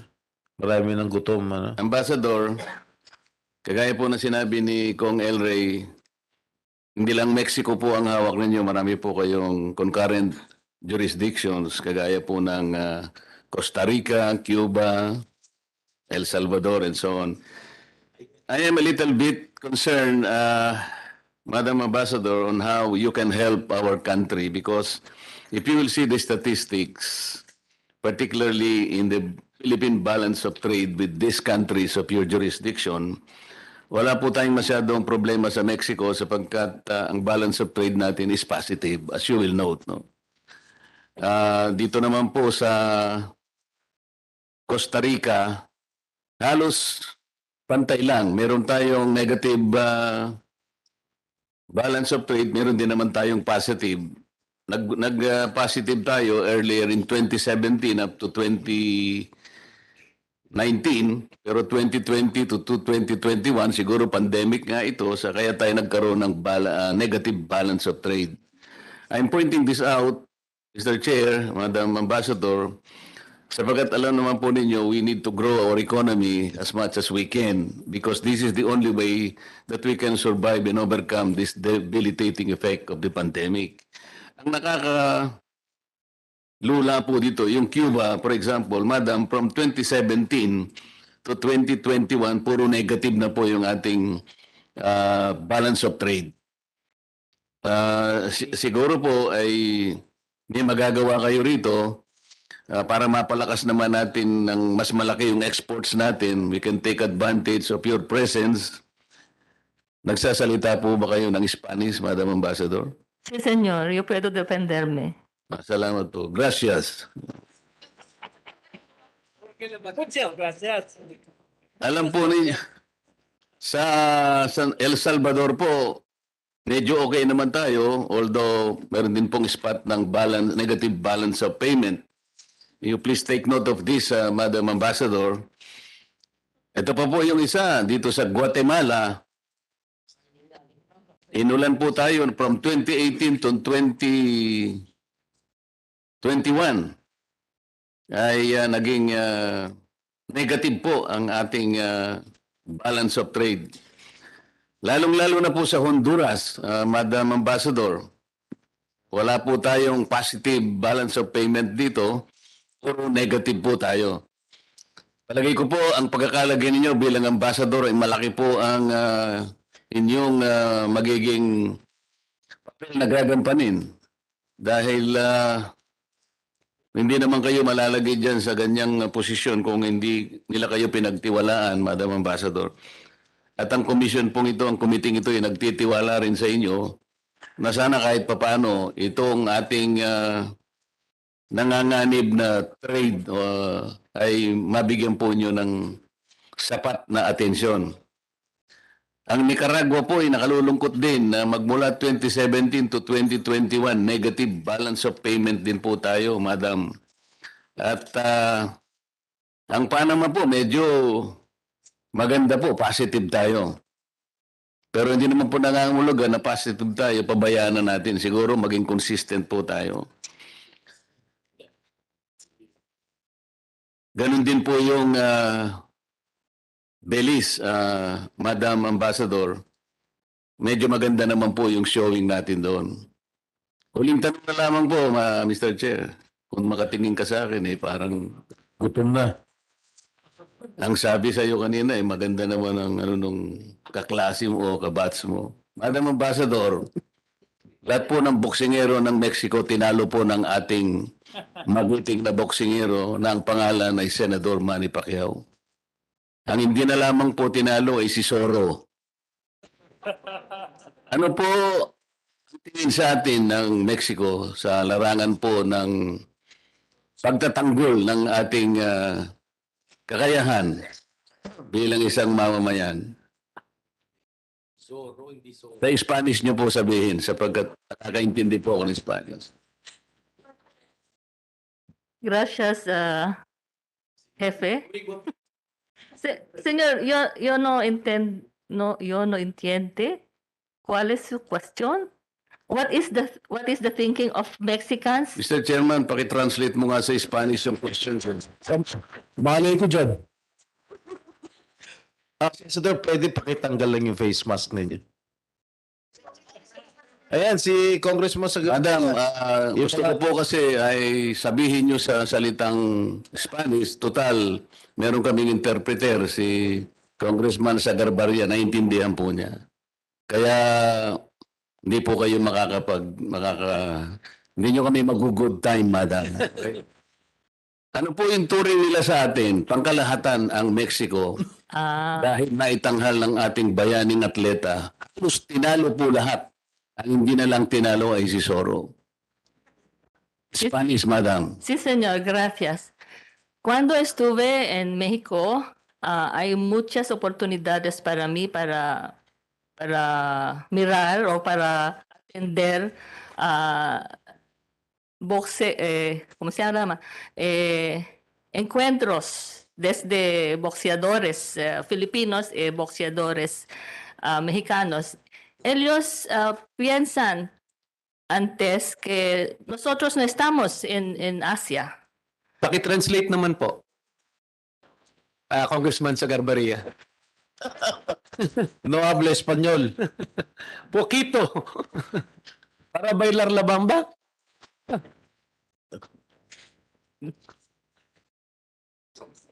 Sir, when I was in Mexico, I had the opportunity to attend several bouts of bouts between the Filipinos and Mexican fighters. In fact, when Senator Pacquiao. Pacquiao was there was really a very difficult time for the security of Mexico, because a lot of Mexicans took a leave of absence just to be able to attend. There was no fight between a Filipino and I mean a Mexican and our senator, but he went to Mexico to promote The his fight. fight. I don't really know. I don't remember anymore which fight was this. Yes. But What there case? was really, you know, we were asked how we can help promote. I mean, look also into how to protect him, because we were really not ready. It was a working day, and they attended and really wanted to see him. They look upon us very specially because of Senator Pacquiao. I know that there were times also that when we were invited to watch fights, we really hope that it is outside Mexico City, because Mexico City has high altitude, and the boxers who go there to fight have to really get acclimatized with the altitude. Kaya natatalo po yung iba na boksingero na taga ibang bansa, kasi darating sila, ilang days lang magti-training, tapos lalaban na. So kaya po kami, we were always hoping that it will be outside Mexico City, because there's a better chance for the boxers to be able to win. Mr. Chair. Yes, So, sir. in summary, you're saying that Mexicans give high regard to the boxing icon Senator Pacquiao, despite the fact that he was a Mexican slayer. Is that correct? Yes, sir. Thank you. It's good to hear that. All right. Lana? Okay. If there are no more inquiries or clarifications from the members of the commission, Majority Floor Leader is now recognized. Thank you. I will speak in English, sir, not Spanish. Mr. Chair, I move to recommend to the plenary for the commission to give its consent to the nominations of the 23 officials of the Department of Foreign Affairs with their respective rank and foreign service posts to which they are nominated under consideration by the committee today. I so move, Mr. Chair. Second the motion. Is there an objection? There's a motion to recommend to the plenary for the commission to give its consent to the nominations of the aforementioned 23 officials from the Department of Foreign Affairs with their ranks and foreign service posts to which they are nominated. Mr. Chair. While you still have jurisdiction, perhaps you can be the one to announce the break for lunch. Yes, and after this hearing, we will have a lunch break for how many minutes? 30 minutes, 30 to 45 minutes. Late na? 30 minutes. Okay, is there any objection? Hearing none, the motion is hereby approved. Congratulations, everybody. Majority Leader. Mr. Chair, there being no other matters to discuss, I move to adjourn the meeting. On motion of the Majority Floor Leader, and there being no objection, the meeting is hereby adjourned.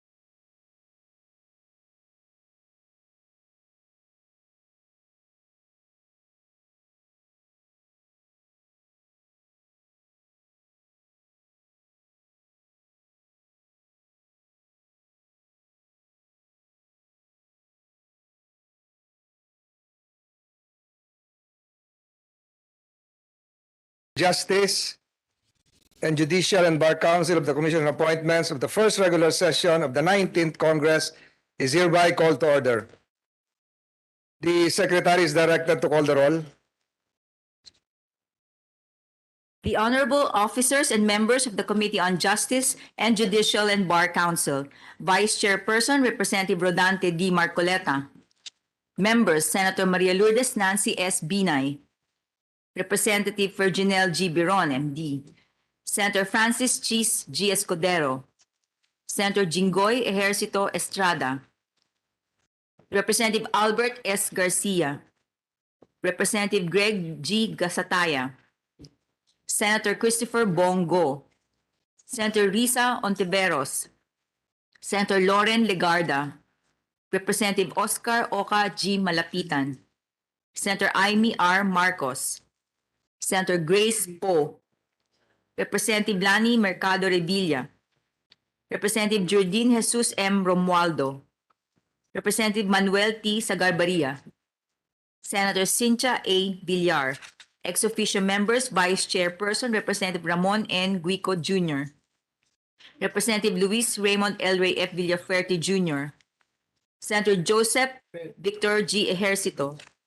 Minority Floor Leader, Senator Alan Peter Compañero S. Cayetano. Assistant Minority Floor Leader, Representative Jose Gay G. Padjernos. Assistant Minority Floor Leader, Representative Johnny T. Pimentel. The chairperson is present. So how many members?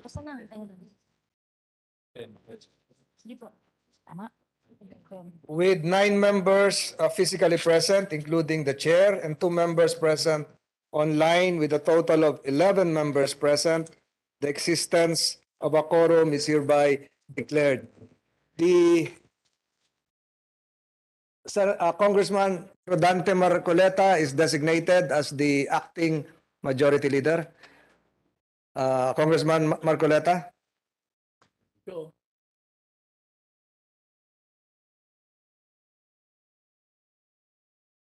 You can have your new seat.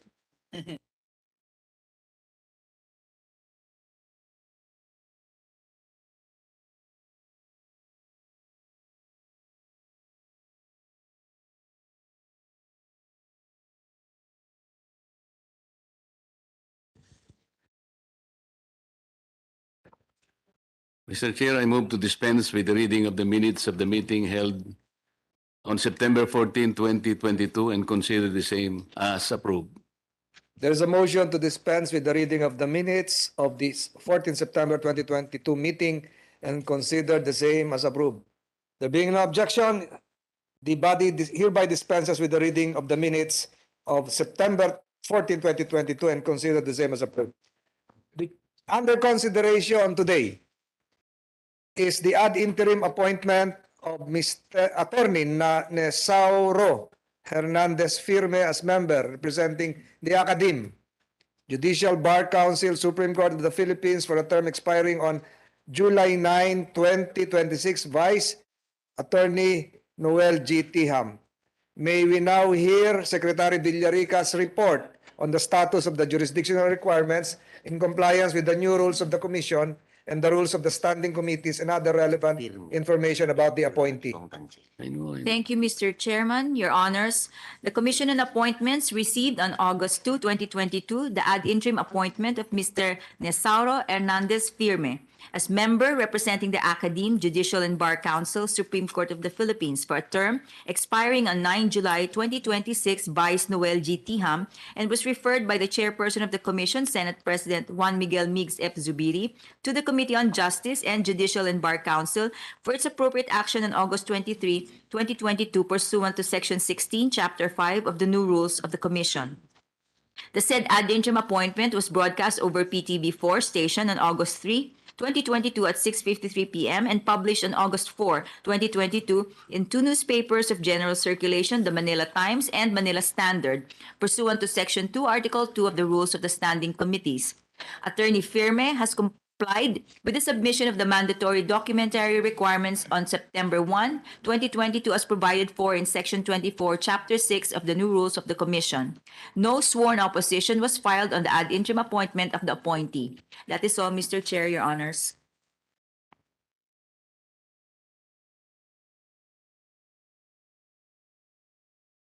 Please administer the oath to Attorney Nasauro Hernandez Firme.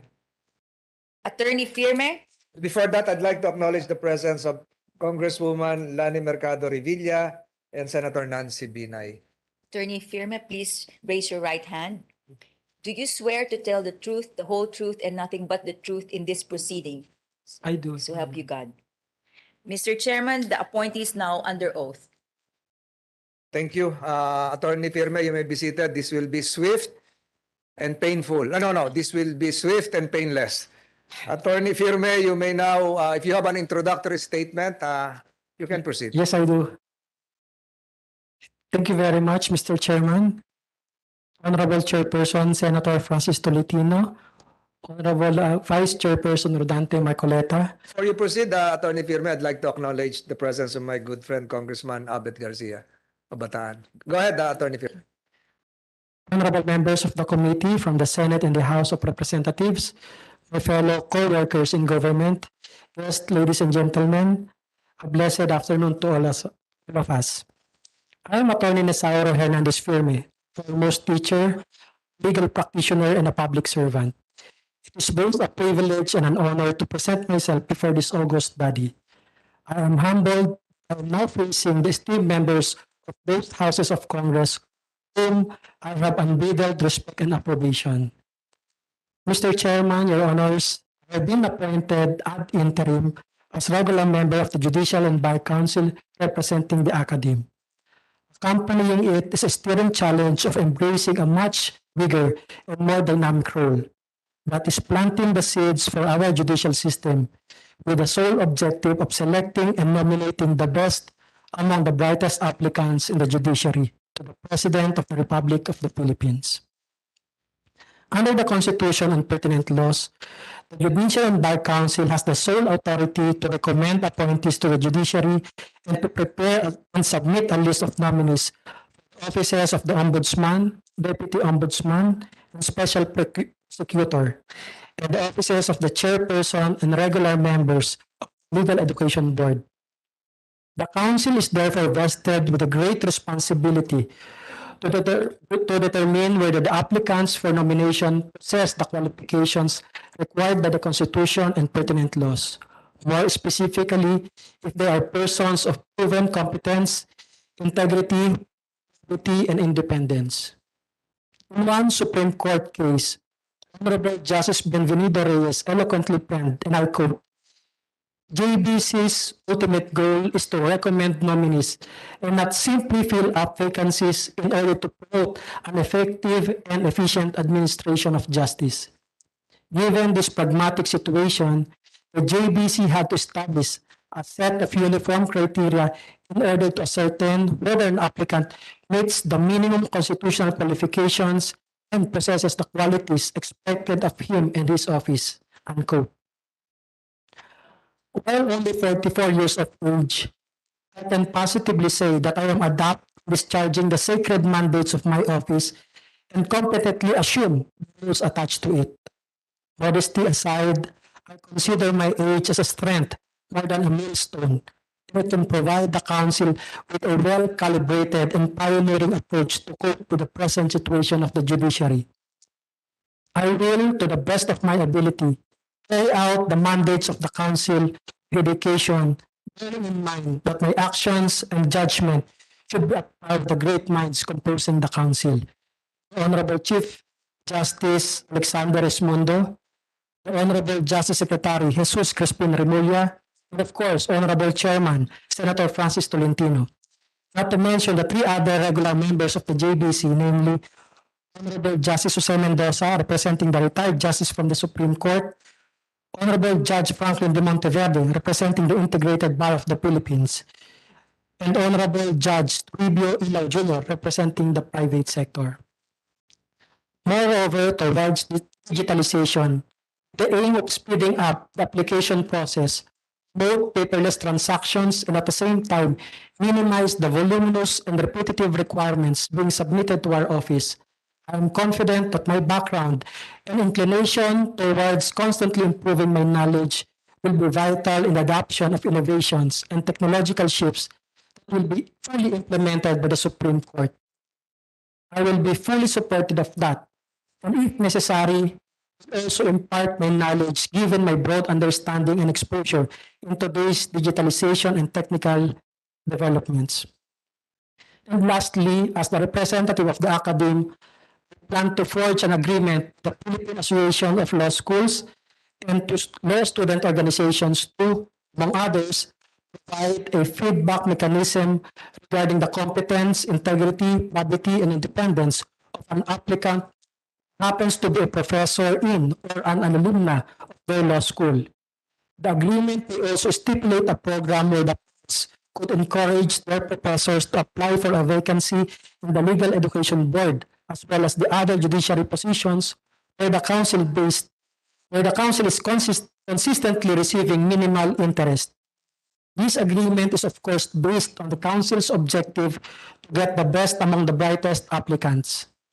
And it is my firm stance that the council can only truly achieve that if we can reach out and extend our mandates to those areas where information dissemination is scarce. Mr. Chairman, Your Honors, this tedious work with the council is worth the sacrifice, especially knowing and bearing in my mind and in my heart it will bring forth the very core of our justice system. An efficient justice system composed of prudent and cogent judges that will be enjoyed by us and the generations to come, who are notable for their upright administration and dispensation of justice, guided by the norms of decency and wisdom. And only then I can probably say, I have done my part, I have planted the seeds for our judicial system.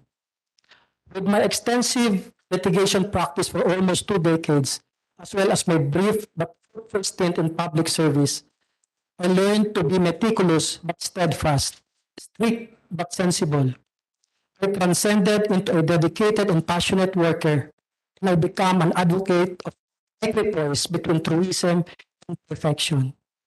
With all humility, I submit that these qualities, coupled by my being an academic, complement my readiness, capability, and worthiness to be a member of the esteemed Judicial and Bar Council.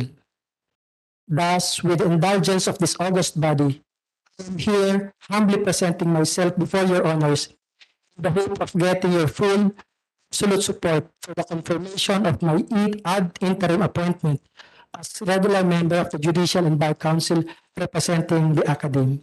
Maraming salamat po at buhay po kayong lahat. I am now ready to answer your questions or clarifications, Your Honors. Attorney Firme, you're on deck. I ask my colleagues if there are questions relative to the fitness and merit to occupy the position of Attorney Firme as a member of the Judicial Bar Council. Congressman Pajernos is recognized. Thank you, Mr. Chair. Attorney Firme, please name at least 3 qualifications which you feel an appointee to the judiciary must possess. Before you proceed, Attorney Firme, I'd like to acknowledge Congressman Malapitan and Congressman, who else? Sagar Barria, Gasatayan, likewise, and Congressman Biron. Congressman Biron is still not inebriated off the record. Please proceed. So the 3 qualities, Your Honor, I have to state the constitutional provision that a member of the judiciary must be a person of proven competence, integrity, probity, and independence, Your Honors. Thank you, Mr. Chair. Thank you. Are there other questions coming for our colleagues, both from the House and the Senate contingent? Chair. Congressman Marcoleta. Thank you, Mr. Chair. Attorney Firme, you said in your preliminary statement that we're supposed to plant seeds for the judicial system. What kind of seeds are we trying to plant? Your Honor, please. At present, we have to determine that persons of the judiciary must have integrity, Your Honor, so that we will be reaping the benefits of persons or judges in the judiciary that would be of high standards, meaning to say they should be incorruptible, that they should be impartial, and at all costs, they should sustain and maintain the constitutional provisions above anything else, Your Honors. I used to be a farmer when I was younger because my father is a farmer. And a farmer usually knows how to choose the best seeds to be planted.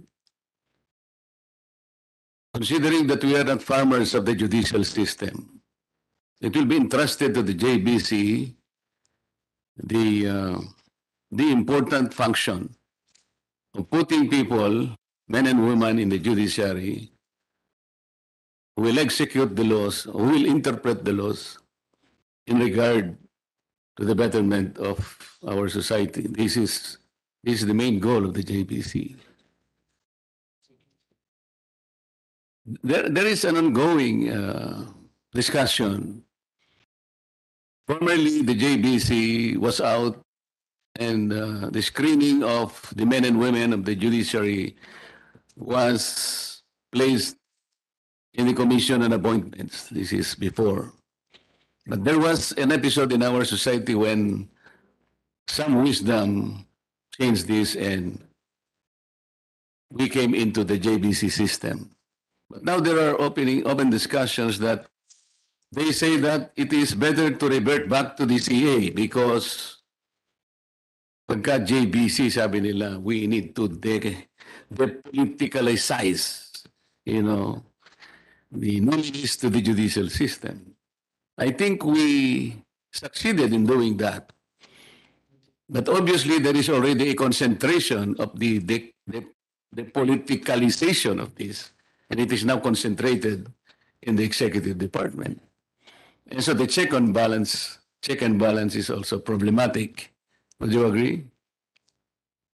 In answering your question, Your Honor, I have to revert to the July 14, 1986 deliberation of the Constitutional Commission, Your Honor. So Jjbc was created as an innovation in response to the public clamor in favor of eliminating politics in the appointment of judges. In fact, Your Honors, it was mentioned there that the creation of Jjbc was actually a result of a holistic approach. It is like a four-legged tool, as mentioned in the deliberations, one of which, of course, is the independence of the Supreme Court, the political insinuation, and security of tenure. So it is actually a compromise, taking into account that if we look at the present composition of the Jjbc, the three independent branches of the government are well represented. We have from the Justice Department, the Chief Justice, from the Executive, SOJ, or the Secretary of Justice, and for the Congress, the Senate, or the Senator, or the Congressman. And as for the four other members of the Jjbc, they are, as we know, they have to undergo the confirmation process. So I think that is a holistic approach, and it is my firm stance, Your Honor, that this approach will still be applicable at present situation, Your Honors. Those narratives are facts that came about in the transition from the CA to the Jjbc. There's no problem there. There's no debate there. Will you be able to say, at the very least, or honestly, that the transitioning into the Jjbc resulted in the general improvement of the justice system? Meaning to say, we were able to plant better seeds than we were doing before. Yes, Your Honor. There are several factors in improving our judicial system. Do you have some statistics to relate to this, buddy? Your Honor, please, I will have to look at the vacancies being filled up by the... Not only the vacancies, because Filling up the vacancies is one. Fulfilling the duties of those vacant positions is another. What I'm trying to elicit from you, attorney, is will you be able to cite statistics on, I would say, evidentiary? Makikita natin lantaran, nag-improve ang ating justice system. Would you have statistics? At present, I will be candid, Your Honor. I do not have the statistics right now, but I can go over the records, Your Honor. And I also champion your cause for having or for the improvement of our judicial system. I will have to get the records from our office in order for me to quantify at some point or somehow give a data on that, Your Honors. Kasi kaya ako tinatanong ito, Mr. Chair, maski sa ngayon, mapa METC, MTC, RTC. If you will study and look into the disposition of cases, hindi lamang yung bagal, even the quality of cases being disposed. Kumisan, Mr. Chair, makikita mo talaga namang meron pang grammatical errors. Kaya natin sinasabi ito, siyempre, in-expect natin, attorney, na kaya natin ginagawa ito, we should be able to plant the better seeds for the judicial system. Kasi pagka yung seeds talagang better, pati bunga nun talagang mamumunga nung when they say that the apple will not fall very far from the tree. Tama po ba? I completely agree with you, Yes. Mr. Vice Chairman. The new requirement of pre-judicature program limits the number of choices available to the Jjbc. The capacity of the Judicial Academy to absorb applicants is very limited. Tama po. That is true. I have to admit that, Your Honors. Also, first come, first served basis. So it is the fastest to click kasi internet ang ginagamit. Tama? Yes, I have no personal experience, but I have heard that news, Your Honors. So what remedies do you propose to allow as many possible applicants as possible? Your Honor, please, the Jjbc has been coordinating with the PILJA, Philippine Judicial Academy, which is the provider for this prejudicature program. So we would like to inform them if they could give several lectures or modules to give everyone the opportunity to undergo this prejudicature program, Your Honors. Do RTC judges enjoy preferential treatment in appointments to higher courts like the Court of Appeals? If so, why? Your Honors, there is none, Your Honor. They should be equally treated as all other applicants, Your Honors. Why were some appointments and recommendations to the President from lawyers employed in the private sector or even from the executive? Pardon, Your Honors? Kung halimbawa may preferential sila, why were some appointments and recommendations to the President from lawyers employed in the private sector or from even the executives are being done so? Yun ang ibig sabihin doon. I think, Your Honor, if I'm looking at the Jjbc guidelines, rules, Your Honor. I have not read there any reference if a person is coming from this sector or otherwise, Your Honor. So as far as we are concerned, we treat them equally, Your Honor, so long as they would be able to meet the minimum constitutional requirements as well as statutory requirements, they will all be qualified, Your Honor. Is there a grading system in determining the personalities to be appointed in the judiciary? Yes, Your Honor, we have our own individual. For us, for regular members, we have to make our own scoring sheet, to evaluate the competence, the integrity and probity, as well as the independence of the candidate, Your Honors. But notwithstanding the grading system, there are personal bias. You will have to agree with that. Yes, Your Honor. So how can you ensure Kunyari, ikaw, how can you ensure that there is no personal bias or outside influence that can be imposed on these recommendees?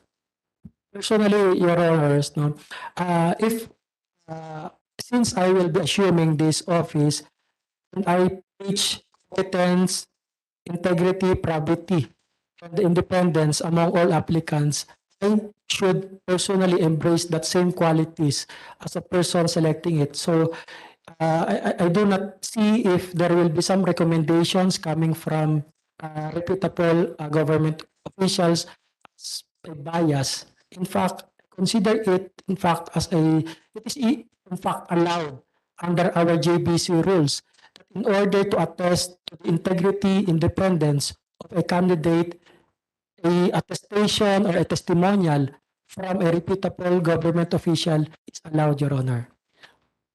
What kind of questions do you normally ask when you conduct the It depends. Sorry, it depends, Your Honor. If the applicant is for the MTC or the first level courts, we have to ask them about the rules governing the MTCs. On the other hand, if the applicants is for the RTC, then what are the rules governing the RTCs? It would depend, Your Honor, on the applicant, Your Honor. But basically, we ask anything under the sun, Your Honors. Kasi ang balita namin, balita lang naman, attorney, no? Pagka medyo hindi nila napapaboran yung balita lang naman ito, no? I'm asking this because this is an opportunity for you to clear whether or not this bali-balita is true or not. Pagka hindi masyadong kursunada, he will be asked the most difficult questions, no? Na miski na yung abogadong magagaling, katulad ng ating chairman, Senator Tolentino, mahihirapan din. Do you do that? Your Honor, please, I have assumed the office just August 4. So I have not interviewed anyone, but I vow and I commit to the House that I will never ask questions which I do not myself know the answer, Your Honor. Before you ask another question, Congressman Marcoleta. Incidentally, tapos na ako, Mr. Yes. I was about to ask you when you will suspend your questioning because we are being directed to proceed to the plenary by 2 p.m. And I think most of our colleagues will be some of our colleagues will still be asking some questions here. Congressman Marcoleta, you still have the floor? Congressman? Wala na po akong itatanong. Yes, the Honorable Congressman from Bacolod is recognized. Thank you, Mr. Chairman. Mr. Fermi, representing the academe in the Jjbc, meron ka bang naisip na mga programs or system in gathering the feedbacks of those in the provinces, no? Yes. As you recommend sa mga positions, especially also sa mga judges na mga nasa probinsya. I know that with the advent of technology, hindi na masyadong mahirap to, no? But I just want to gather your thoughts about this, Mr. Chairman. Actually, one of the challenges that we are facing right now are the vacancies. I have seen the records in our office that there are reopenings, meaning to say it has been posted but no applicants were interested in the position. So, being a member of the academe, I have to go through the law schools, forge an agreement with them to encourage their law professors or alumni to apply for a judiciary position, Your Honor. Just a follow-up, Mr. Chairman. That includes schools in the provinces also. Yes, Your Honor. In fact, we had a Zoom meeting about 3 weeks ago encouraging the applicants for the LEB, Legal Education Board, representing the Philippine Association of Law Schools, and it was well attended by the law schools in the provinces, Your Honors. Yeah, sure. Last, how about feedbacks from the academe of those who will be already recommended for a judiciary post? Yes, we can provide for the mechanism a survey form so that to ensure that there are some applicants here that will just put in their resume or CV they are teaching in law school, but when in fact they are not attending classes. So with this feedback and survey mechanism, we will be able to check if really the professor or the applicant is really teaching in law school, Your Honor. Thank you, Mr. Chair. We really appreciate this mechanism so that those in the provinces can also be consulted or their feedbacks can be received. Thank you, Mr. Chair. Thank you, Congressman. Are there other questions coming from our House contingent? I see the majority leader, the head of House contingent, cajoling our colleagues to ask questions. What about our Senate colleagues? Senator Ontiveros is recognized. Salamat, Mr. Chair. Just one question.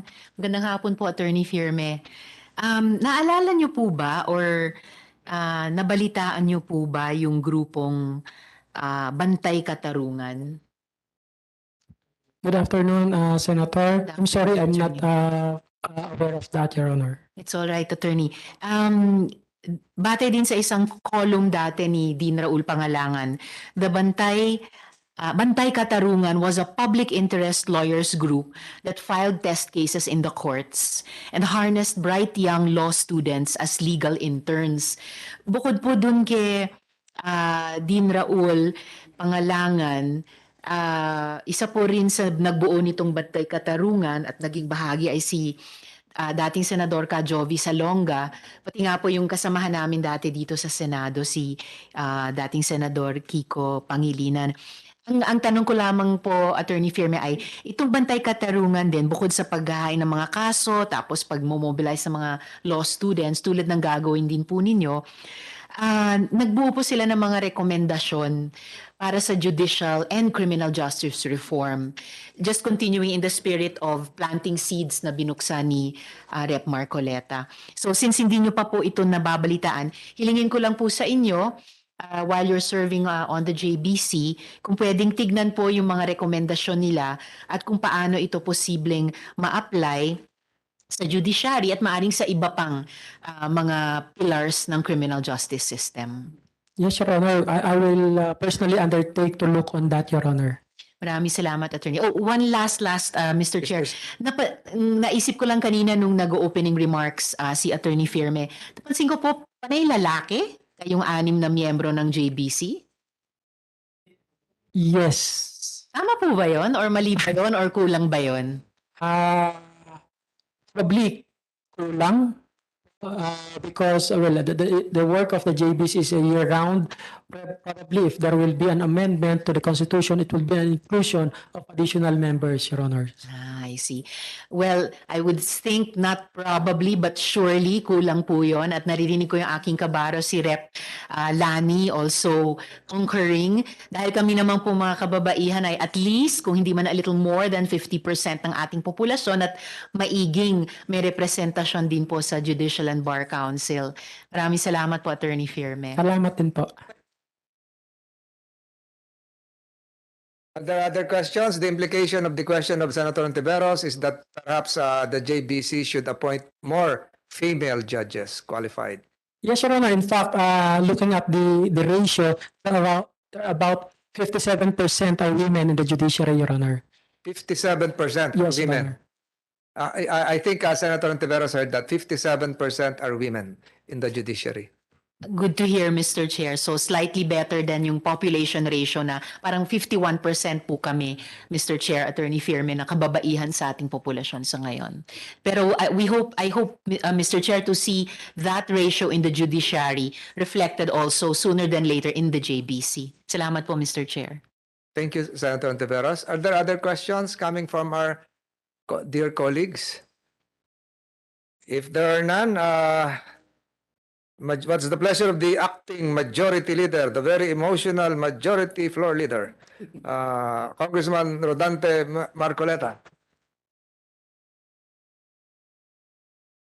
Mr. Chair, I less emotionally move to recommend to the plenary for the commission to confirm the ad interim appointment of Mr. Nisauro Hernandez Firme as member representing the Academe, Judicial and Bar Council, Supreme Court of the Philippines for a term expiring on 9 July 2026, Vice Noel G. Tiham.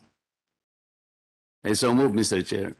There is a motion, duly seconded, to recommend to the plenary for the commission to confirm the ad interim appointment of Attorney Nesauro Hernandez Firme as member representing the Academe, Judicial Bar Council, Supreme Court of the Philippines for a term extending 9 July 2026, Vice Justice Noel G. Tiham. Is there any objection? There being none, the same is approved. Mr. Chair, before our colleagues leave, I just want to make a manifestation. Senator It has Grace Poe has a nothing to do with the appointment of Mr. Firme. As you know, in our agenda initially, we were supposed to tackle the appointment of the Secretary for the Department of Budget and Management.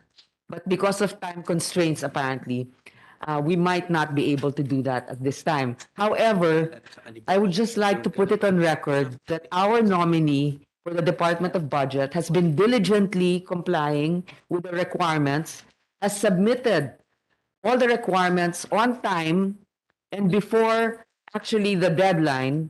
And it is actually with a heavy heart that I feel we are now delaying her hearing because of some other complications. If there are no questions that are too lengthy, I think we can appeal to the Senate President to tackle her appointment now. She's been shuttling back and forth the Senate and Congress for our budget. I think the least we can do is to allot the proper time. This is not even a special consideration. She has been compliant with all the necessary documents. Unless you have a lengthy question to ask, is there anybody who would object to tackling it now? In response to Senator Grace Poe, though this is not part of my jurisdiction, I totally agree. And I have a tail-end manifestation that since we are tackling the budget, and for the record, and the budget is under the jurisdiction of the Secretary of the Department of Budget and Management, there is really a need to have a full-time budget secretary. There is a need to have a full-time budget secretary before we go on debating the intricacies and the nuances of the General Appropriations Act of 2023. So Yes. I totally agree with Senator Grace Poe. Thank you, Senator Tolentino. Imagine if we have somebody, a weak budget secretary during the time of budget season with something hanging over her head. I think for impartiality and fairness, we should be able to approve her appointment if she is able to satisfy the questions that we have for her today. I think that will be greatly appreciated. Is there any comments That's from why I totally agree with you. So, Mr. we Chair. may ask, though this is not part of the Mr. Chair. before we adjourn, Mr. Chair. this is part of the tail end discussion, which will be part of the records. We will recognize the inputs of our other colleagues here. So, Mr. Chair. the majority leader would like to make... Just a point of order. I support Senator Grace, but however, let's finish the agenda at hand, and we will determine if we move on or not, Mr. Chair. What agenda? We just No, we have to tackle. We have to finalize dispense with the nominee. matter at hand. I think we Then we have to adjourn this committee. okay. Yes, noted. Thank you, Majority Leader. So what's the pleasure of the majority leader? Mr. Chair, I move to recommend to the plenary for the commission. It has been recommended, so I have to make a ruling. There being no objection, the same is hereby approved. Thank you, Mr. Chair. There being no other matters to discuss, I move to adjourn this committee meeting. Without objection, the meeting is hereby adjourned.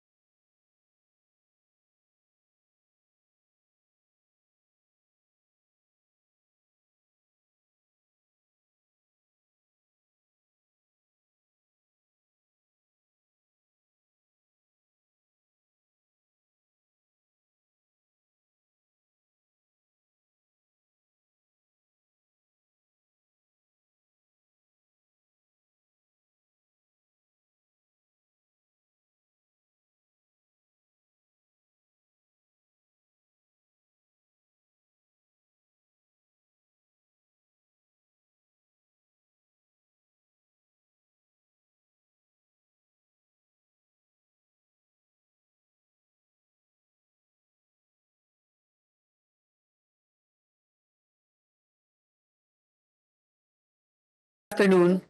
The first meeting of the Committee on Budget and Management of the Commission on Appointments in the first regular session of the 19th Congress is hereby called to order. Madam Secretary, please call the roll. The honorable officers and members of the Committee on Budget and Management. Vice Chairperson, Representative Johnny T. Pimentel. Members, Senator Maria Lourdes Nancy S. Binay. Representative Virginel G. Biron. Senator Francis Chis G. Escudero. Senator Jinggoy Ejercito Estrada. Representative Albert S. Garcia. Representative Greg G. Gasataya. Senator Christopher Bong Go. Senator Risa Ontiveros. Senator Lauren Legarda.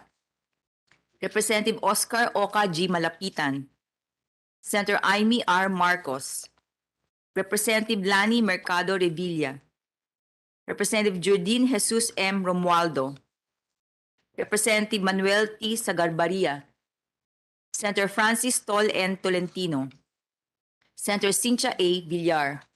Ex-officio members are Vice Chairperson Representative Ramon N. Guico Jr., Representative Luis Raymond L. Ray F. Villaferte Jr., Assistant Majority Floor Leader Senator Joseph Victor G. Ejercito, Assistant Majority Floor Leader Representative Rodante D. Marcoleta, Minority Floor Leader Senator Alan Peter Compañero S. Cayetano, Assistant Minority Floor Leader Representative Jose Gay G. Padiernos, and the chairperson is present. The Senate President is also present.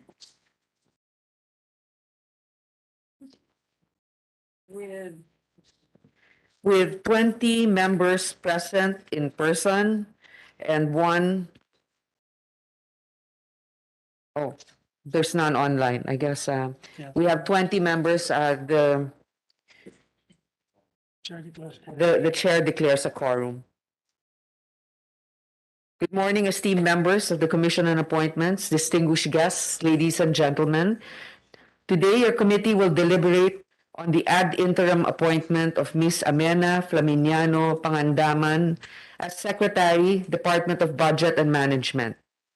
Before we begin, and before I call on the Secretary, I would like to thank our colleagues, particularly Congressman Marcoleta, for his understanding and accommodation. And I'd also like to thank our gentlemen Secretary Bonoan and Secretary Tulfo, who understands the predicament we're in, but we are giving a chance to the only female economic manager present here today.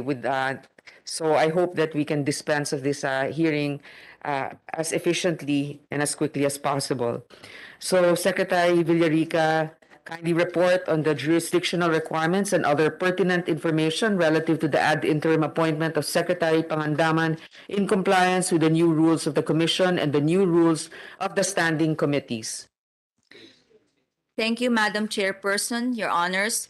The ad interim appointment of Ms. Amena Flaminiano Pangandaman, dated June 30, 2022, was received by the Commission Secretariat on July 7, 2022, and was referred to the Committee on Budget and Management on August 23, 2022, by the Senate President and CA Chairperson Juan Miguel Migs F. Zubiri. Her ad interim appointment was likewise published in 2 newspapers of general circulation, the Manila Times on July 28, 2022, and Manila Standard on July 29, 2022, and broadcast over PTV4 on July 29, 2022 at 7 p.m. The appointee had completed the submission of the mandatory documentary requirements on September 12, 2022, as provided in Section 24, Chapter 6 of the new rules of the Commission. Lastly, the Commission Secretariat has not received any opposition against her ad interim appointment. And that is all, Madam Chairperson, Your Honors. Thank you, Madam Secretary. I would like to thank also Congressman Gasataya for also accommodating this kind request from this dispensation. Thank you so much. Madam Chair, this is not a question. May I just have 30 seconds less? Thank you, Madam Chair. Just so that the records are corrected, because even yesterday and today, the name of our nominee is sometimes mispronunciated. It is amena or mina pangandaman, not pagdanganan. Sometimes it can be confusing. And just for the record, it's pangandaman. Thank you. For the record also, I believe I said, I pronounced it correctly, just to. It's not the chair. I think it was whoever was reading the name earlier and yesterday. I'm not referring to the chair. Okay, Thank you. thank you. Okay,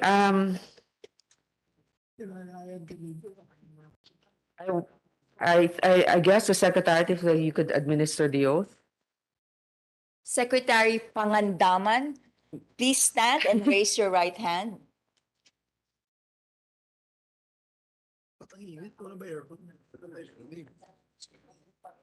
Do you swear to tell the truth, the whole truth, and nothing but the truth in this proceeding? So help you God. Yes, I do.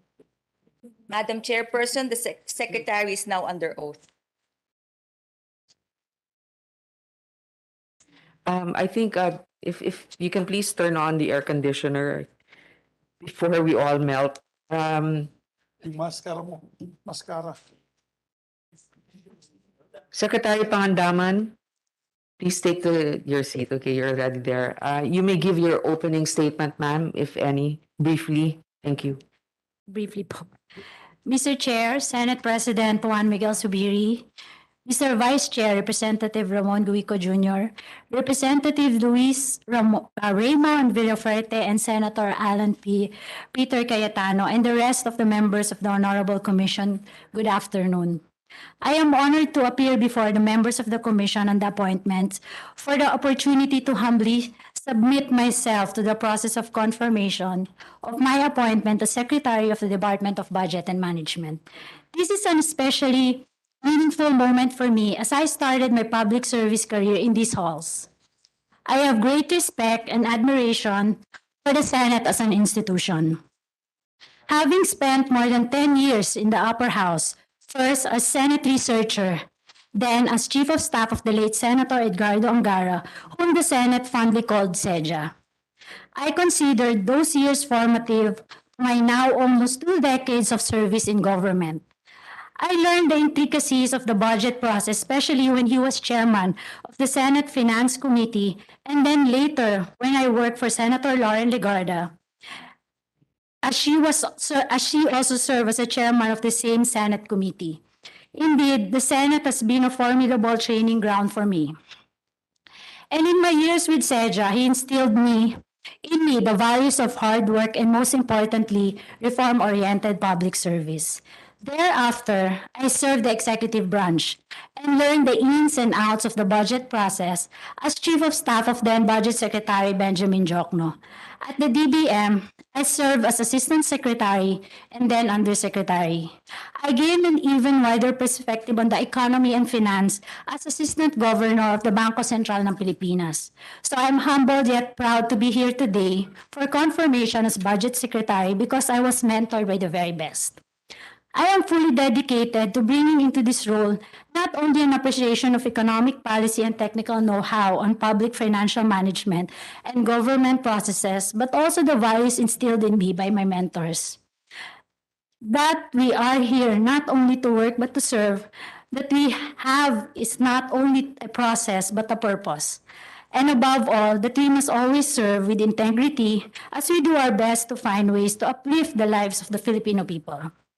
I carry these lessons with me now that I serve as Budget Secretary of the administration of President Ferdinand Romualdez Marcos Jr. I believe in the vision of this administration for inclusive and sustainable growth, and I am determined to do my best, along with the other economic managers, to achieve our dream for this country of eradicating poverty and achieving upper middle income status, to achieve the dream of a better Philippines for all, including and especially those in the farthest areas who are often neglected, like Mindanao, where I am from. That is why for the first budget that I led as secretary, with our equally competent and integrity-filled team, we made sure that the National Expenditure Program is fully aligned with the President's vision, with the medium-term fiscal framework, and with the 8-point socio-economic agenda. This is why we are investing heavily on infrastructure, agriculture, health, human capital development, and social protection. Investment in these sectors will ensure our continued economic growth while taking care of our people. On a macro level, I have always recognized that our government is not just one institution, and that institutions must not work in silos to make lasting change.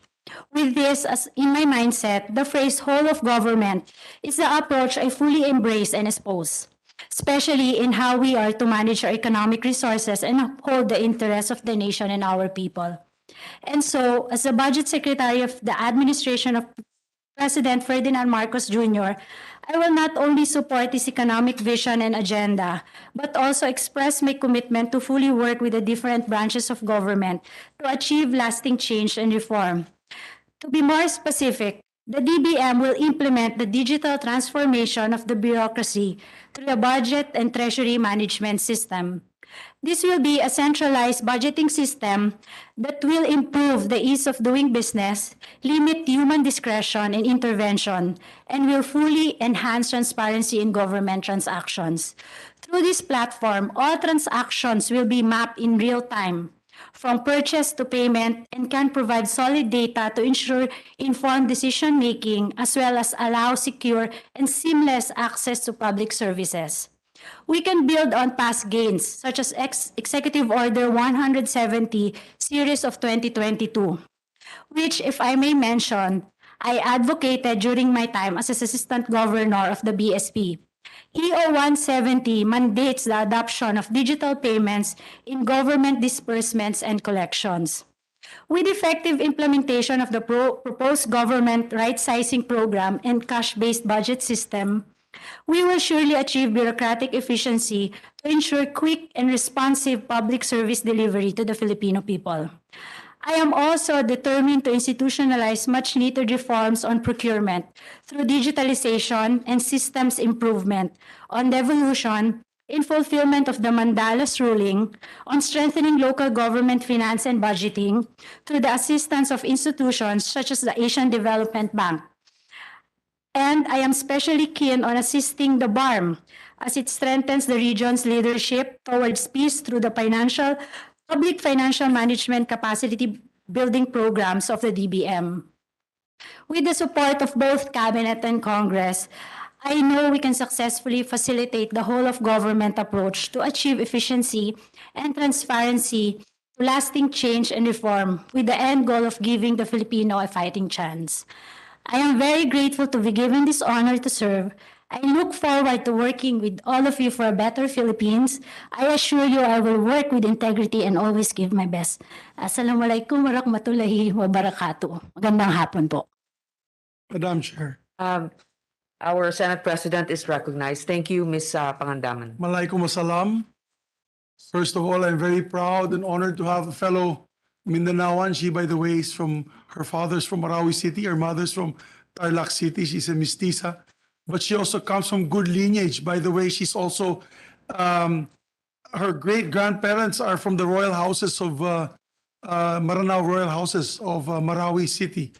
And so I think you're probably maybe the only Muslim member of cabinet.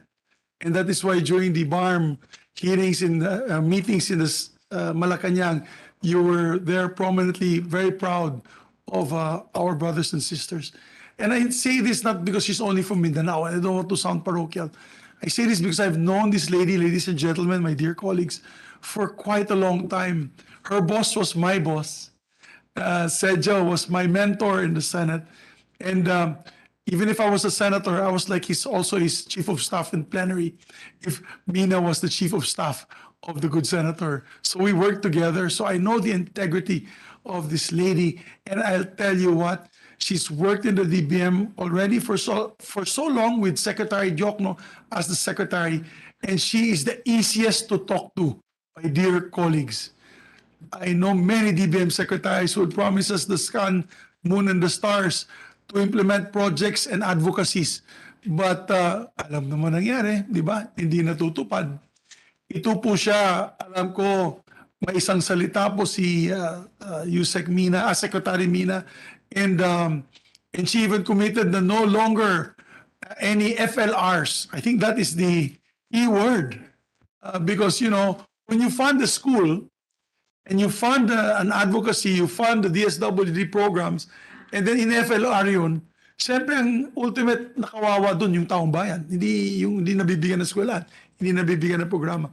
Pero dito kay Secretary Mina, she committed that she will no longer do that. Whatever is allocated in the budget will be implemented by the DBM. That's music to the ears to many advocacy-driven senators and congressmen that are here. So, without further ado, I fully support the nomination of my dear friend, Secretary Mina Pagandaman, my fellow Mindanaoan, and my fellow public servant. We are happy that you are there in front and center of the government and the cabinet of the president at this time. Maraming salamat po, Madam Chairperson. And again, good luck. More power to you, Sec Mina. Thank you to our Senate President. I think Senator Bongo raised his hand. Do you have a question, sir? Or... Manifestation lang po. Okay. Hindi po ito section 5 seconds na manifestation. Kumpletohin ko lang po. Madam Chair, esteemed members of this commission, a pleasant day to all of you. Would like to express my utmost support the ad interim appointment of Secretary Amina Pagandaman as Secretary of the Department of Budget and Management. I wholeheartedly place my full trust and confidence in Secretary Pagandaman. She is highly qualified to perform the duties and responsibilities that accompany her post.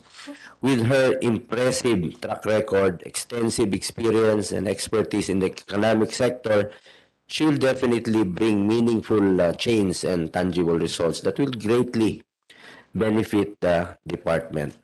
Prior to joining the cabinet, she has held various posts in government, having served in the legislative branch of government as Chief of Staff of one of the most brilliant and longest-serving senators of our country has ever had, no other than Senator Edgardo J. Angara, father of my idol, Senator Sani, and also our distinguished colleague, Senator Loren Ligarda, who both led the Senate Committee on Finance.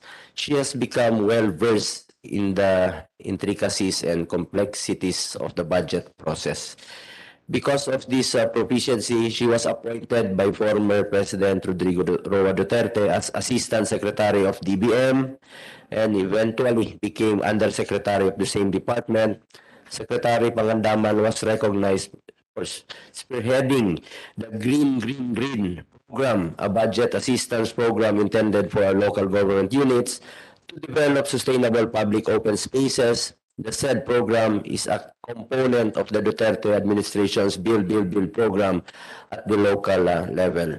I would like to take this opportunity to thank Secretary Pagandaman for all her service and dedication during former President Duterte's term of office. As now incoming budget chief, I am more than certain that she will do more and push for genuine and valuable reforms in the department, particularly in prioritizing the modernization of the budget system in the country that truly needs to be updated to reflect the present challenges of the modern times. At aside from that, since single po kayo, makaka-full-time po kayo sa inyong trabaho. Having said this, it is my fervent belief that under the stewardship of Secretary Pagandaman, the needs and concerns of the budget system and the department will be rightly addressed. With that, I would like to reiterate my full support for the confirmation of Mina Pagandaman as Secretary of the Department of Budget and Management. Maraming salamat. Mabuhay po kayo, ma'am. Thank you, Senator Bongo. I know that Congressman Johnny Pimentel and then Congressman GP and then Senator Risa, Congressman Sagarbarria and Congressman Abet Garcia. Okay, so we'll begin with... Thank you, Madam Chair. We all know very well that Secretary Mina is single. And my question is, Secretary Mina, being a much accomplished woman, do you intend to remain single all your life? Depende po pag merong maglakas ng loob. Marami na yan. Anyway, lastly, Madam Chair, I would like to manifest my support. I have known Secretary Mina since she was the Assistant Secretary of then Secretary Jokno. And I believe that she will do a good job in DBM. And not only that, she is the only secretary that I know who is very amiable and very accommodating. I give my 1,000% to her.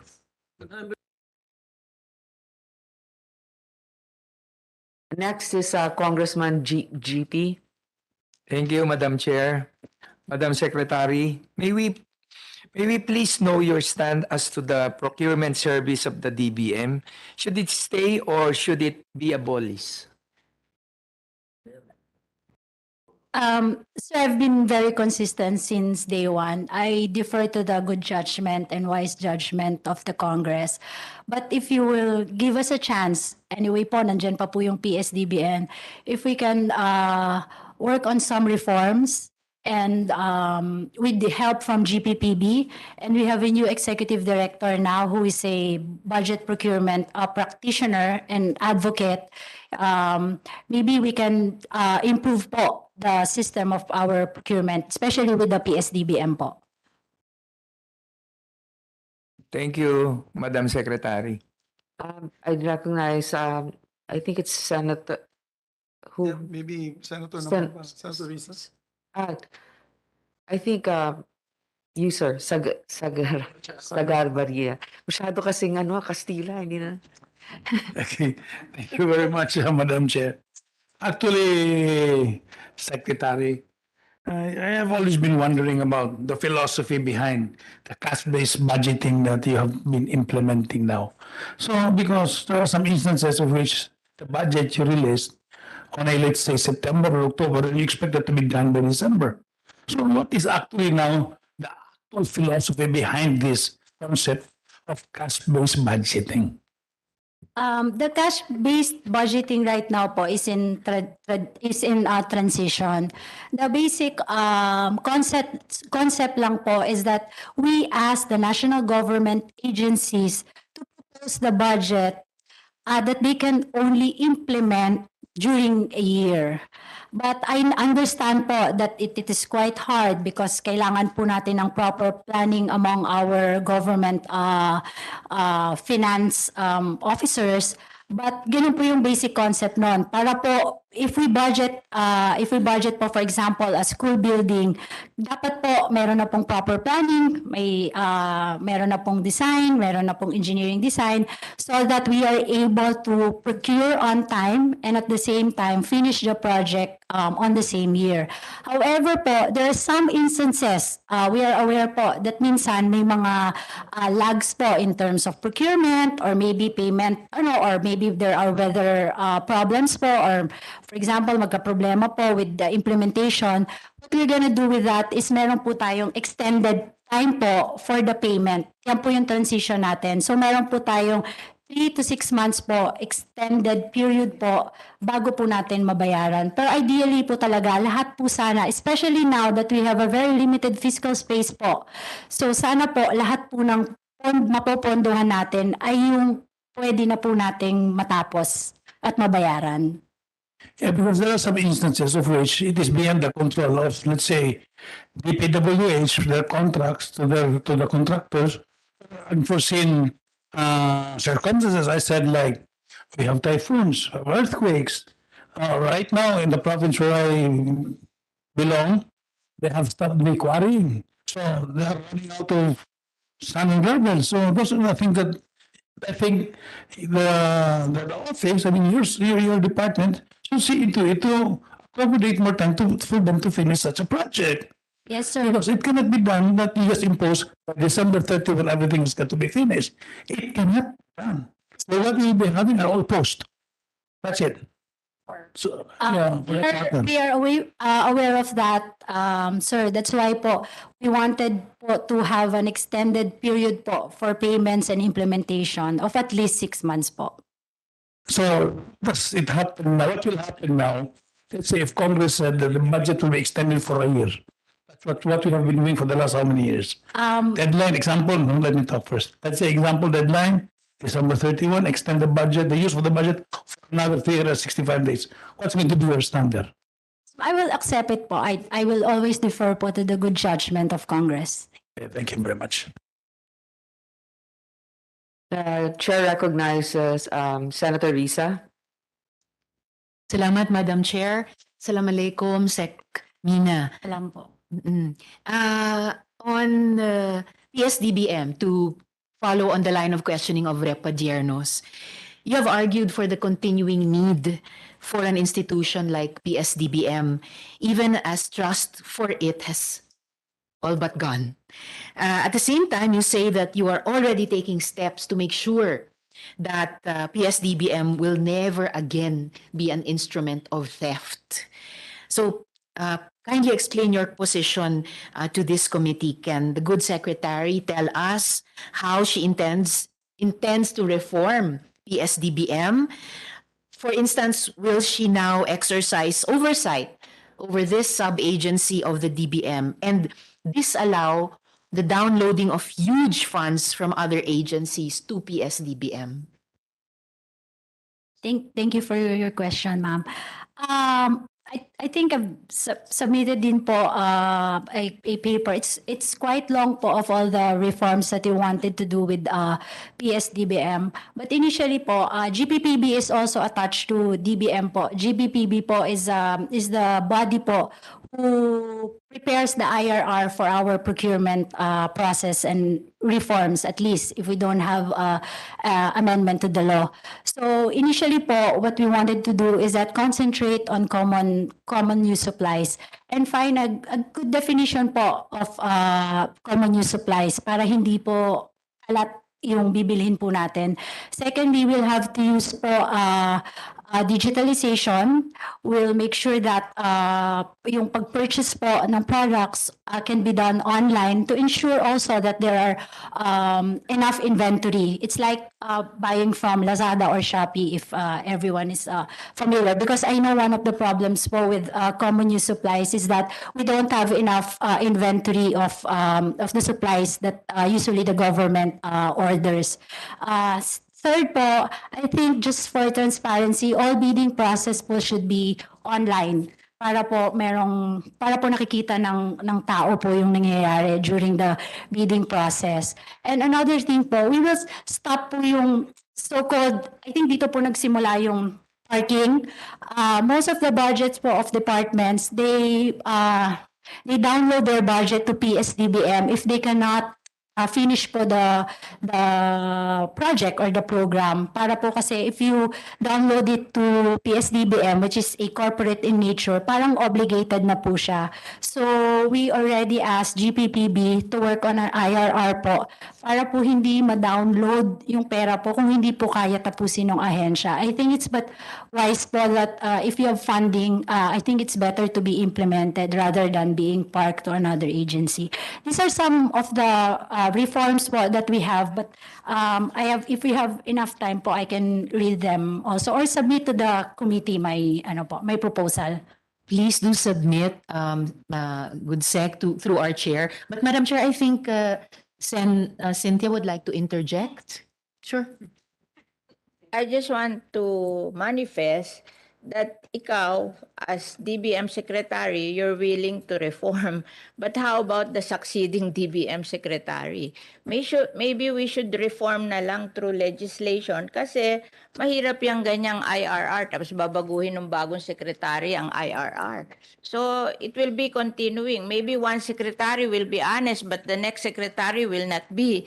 So we want a permanent solution to this PSDBM and this PITC fiasco, 'di ba? Huwag tayong ipapangako nyo sa amin ngayon pero pag pinaltang kayo, iba na naman ang gagawin nyo. So ako, I'm in favor of abolishing na yung PSDBM at PITC kasi we cannot control that eh. It depends upon the one heading the department. Pero kung mapunta na naman yung department sa lokohan, patay na naman tayo. Katakot-takot nga ka-deposit sa inyo, 30 billion sa iyo, 30 billion sa PITC, 60 billion pesos. I think iniisip ko palagi, ano ba interest nila para i-park doon? I think it's the interest of the money, di ba? Oo, i-deposito nila yung pera, tapos a part of the interest will go to them who are depositing the money. That's the only benefit I can think of why they are depositing the money to PSDBM and PITC. I'm surprised kasi ang dami naming inallocate sa agriculture na dinala dyan sa PITC na hindi naman dapat dalhin sa PITC. Like for example, kami pagawa sa Las Piñas ng fire station dahil daw walang pera ang fire department, yung in charge ng fire sa national. Tapos nakita namin na sa PSDBM ang pera. Hingi sa amin yung local fire department na wala daw silang budget, so kami magpapagawa. Bakit ganon? Ibig sabihin, I cannot find logic in that. I guess this fiasco ng PSDBM at saka PITC, we should solve this permanently na hindi ganyan. Kasi kung ikaw, mabait ka, you will do it, but how about after you? We revert back to the same situation. Yun lang ang I want to manifest in this hearing kasi I don't believe na permanently magbabago yung PITC at PSDBM. Before Yes, Madam. Senator Risa continues with her questions, I would like to acknowledge the presence of Senator Cheese Escudero. Go ahead. Salamat, Madam Chair. For the record, I early on supported calls like that just manifested by Cynthia Villar to abolish PSDBM. Then we also heard, Madam Chair, the appeal of the Good Secretary na bigyan ito ng tsansa at reformahin ito. Ako naman po, Madam Chair, eventually abolish natin o hindi yung accountability talaga ng mga ginamit ang PSDBM para magnakaw. Kailangan talagang singilin. And at least as of today, it's good to hear from the Good Secretary na titigilin na yung parking na yan ng malalaking pondo mula sa iba't ibang ahensya papunta sa PSDBM. And look, that the department is looking to implement yung changed IRRs and other reforms na irerekomenda ng GPPB as part of a broader exercise of oversight of the department over the procurement service.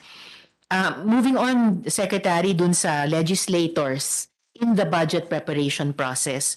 Of course, no one can prevent legislators from responding to demands coming from constituencies and rightly so as elected representatives of our people. Habang hawak po ng Kongreso yung power of the purse, yung budget process, in many cases, still leads to instances where perceived priorities are not included when the NEP is crafted. So gusto ko pa sanang itanong sa inyo, Secretary, can you imagine a sub-national budget preparation procedure that will allow legislators to inform the planning process early on at the provincial or regional level perhaps?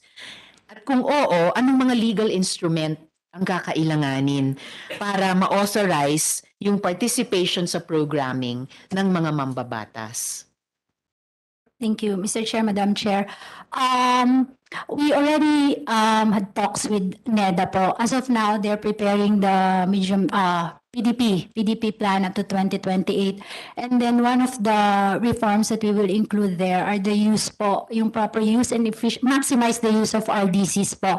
SEC-RC po, I think will already convene the RDCs and maybe we can maximize the use of them pag-start pa lang po ng budget call. I think it will be more efficient po that the projects included in our NEP or the President's budget po really come from the bottom, yung tinatawag po natin na bottom up. Kung ano po yung needs ng nasa baba, yun po yung at least mailagay po natin sa budget natin. So we're discussing on that. Pag na-convene na po yung RDCs, maybe we can include po our senators or Congress para to help us identify projects po as it reaches the departments po. So posible po, Sec, we're looking forward a broader or more inclusive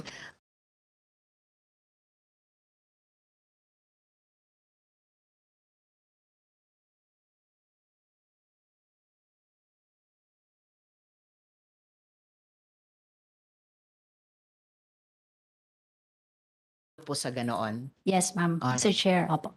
All right, Madam Chair. Madam Chair, Secretary. Moving on now dun sa systematic review of undisbursed appropriations. So GAA appropriations become a missed opportunity to fund other priorities if and when the disbursement process comes to a halt. Sa iba't ibang dahilan, either yung beneficiaries hindi na-identify ahead of time, yung parcels and rights of way for projects ay hindi fully secured, soil tests hindi conclusive, o yung mga disenyo hindi detailed enough o appropriate para sa location. Now, several DBM secretaries have already failed at addressing this problem. Do you, Secretary, have a team that is doing a more systematic review of past efforts para you can do better than your predecessors? Mr. Chair, Madam Chair, yes po, we actually, I think, rationalize and then work on the new department or division under the Department of Budget and Management. We already have the Budget Policy and Strategic Group. So, sila po yung after we have already, the Congress passed the budget and the President already signed it, meron po tayong monitoring of all projects. Actually, this is important po once we already implement yung tinatawag po natin na BTMS, yung Budget Treasury Management System po. Kasi that system po is an online system po that we will see po all the yung budget po per agency, all the disbursements, and kung ano po yung mga balances nila online po and on a given time po. Confident po ba kayo, Sec, sa paggamit nitong BTMS na mababawasan talaga yung incidents na na-appropriate namin pero hindi na di-disburse? Yes po, kasi it will be a good monitoring from our end po when we prepare the budget, at least yung budget po for the coming year. So yung mga slow-moving projects po, we will be able to see it, and maybe if it's really di po ma-implement, we can ano po siguro set aside or babaan po yung pondo nila and then give it to those who can really implement the project po. And the BTMS project po is in coordination po with DOF and COA. So and other stakeholders po. So as of now po, we are preparing the terms of reference. Natigil lang po siya during the past administration, but we have the budget for it. So by next year po, we will try to really push for the system po. I'm glad din, Sec, na binanggit nyo yung slow-moving projects. Kasi in comparison dun sa fast-moving or yung mga shovel-ready, ay yun yung binuksan ko po sa inyo ng buong development managers team ng DBCC briefing, the possibility of rationalizing yung categorization na ito para pwede ring mag-free up ng mas malaking fiscal space para sa gobyerno and magamit yung mga instruments early on champion, for example, by SecJoc na yung mga MAYOA or yung mga MICA. But I can pursue that at another time. Huling tanong ko po para sa inyo, Sec, this afternoon on NG-LGU collaborations. Nabanggit nyo na rin po kanina na ngayon yung taon ng Mandanas-Garcia ruling implementation. Ayan, Garcia. In addition po to providing grants for the poorest LGUs, paano po dapat ang mga national government agencies makipagtrabaho sa mga LGUs natin? Saan nga yun? If I may lang po, Mr. Chair, Madam Chair, on the Mandanas, if I can just report to the body po that we are in the process of working on the amendments of the EO that was I think signed 2 years ago. The basic concept lang po of the new of the amendment is that to extend po the devolution for at least until 2025 para po we can still capacitate those LGUs that are not able po to come up with projects na they think will help their municipality or their town. Madam, salamat. Sec. Madam Chair, I think Sen Cynthia would like to interject. With regards to Mandana's ruling, several LGU are writing to me that the DA does not want to give some agricultural projects anymore because ang reason nila dahil devolved na daw yon sa Mandanas ruling. Will that happen? Na yung mga projects na dati nasa DA, ayaw na gawin ng DA kasi devolved na daw yon according to the Mandanas We will, ruling. Mr. Chair, Madam Chair, we'll have to adjust po because with the new EO po, there will be a transition. So some of the projects po will have to be undertaken by the national government. I will forward to you the letter of the local government kasi naguguluhan na ako kasi project yun ng DA tapos ngayon ayaw na gawin ng DA dahil daw sa Mandanas ruling. Medyo confused rin yung local government, especially the poor local government. Hindi naman lahat ng LGU mayaman eh. Paano yung mahihirap? Sige. Yes, ma'am. That's the intent of the amendment that we will present to the President po. I think the Committee on Devolution will meet next week on Monday. This is together with the ULAP, DOF, DILG, and NEDA. And we are one po with the transition until 2025. Salamat, Sec.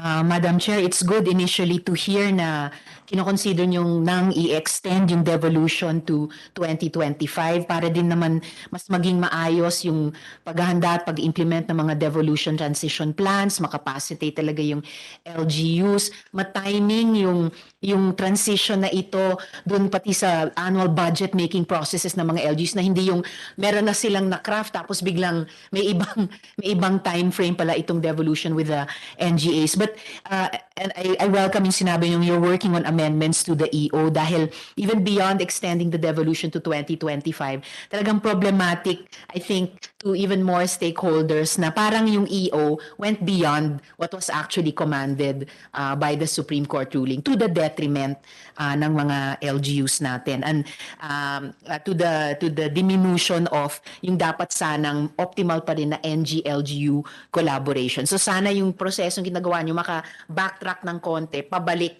sa ganon, no? To that maximized partnership pa rin between LGUs and national government. So Sukran, Sec, and advanced congratulations, mabuhay, and I wish you the best, including happiness also in your personal life, whatever it may be, according to your choice. Salamat, Madam Chair. Thank you, Senator Risa. Is it an interjection, sir? Minor. You go ahead, Mr. Congressman. Madam Secretary, ikaw ba yung kasama namin sometime in, I'm not sure if it is 2010 or 2011, there's a disaster preparedness or climate change international seminar in Incheon, Korea. I think po, yes. Ikaw ba yun? The auspices po of I think the office of Senator Yung may Angara. Senator Angara, kasama yata ako dyan, boss. Sumama ba ako dyan? Parang hindi ka kasama, Mr. President. Ay, di ba? Oo. Parang kasama po yata si Senate President po nun. Kasama ka ba? Yeah, but Medyo matagal na yun, Mr. President. Pero, inuntahan ko kasi dun sa NIA irrigation. Yung sa inyo yata climate change. yes, yes. It was at the same time though. So si Senator Angara kasama ninyo? Yes. Yeah, she will be there. Ikaw ba yun, Madam Secretary? Most probably po. Hindi po ako sigurado. Pero baka po. Kaya ko lang naman tinatanong kasi sa opening salvo mo kanina, binanggit mo lahat yung mga honorable colleagues natin na kung saan natuto ka sa kanilang mga leadership. Totoo naman yun at hindi naman natin matidebate yun. Nagtrabaho kay Senator Loren, kay Senator Ed Angara. Ang iniisip ko lang, wala ka bang natutuhan sa amin nung tayo'y magkakasama? Because kasama naman kami rito. Baka naman meron kang maisip man lang na nakarating ka rin sa kalagayan na yan, na kahit konti man lang ay meron kang babalikan sa amin, Mr. President.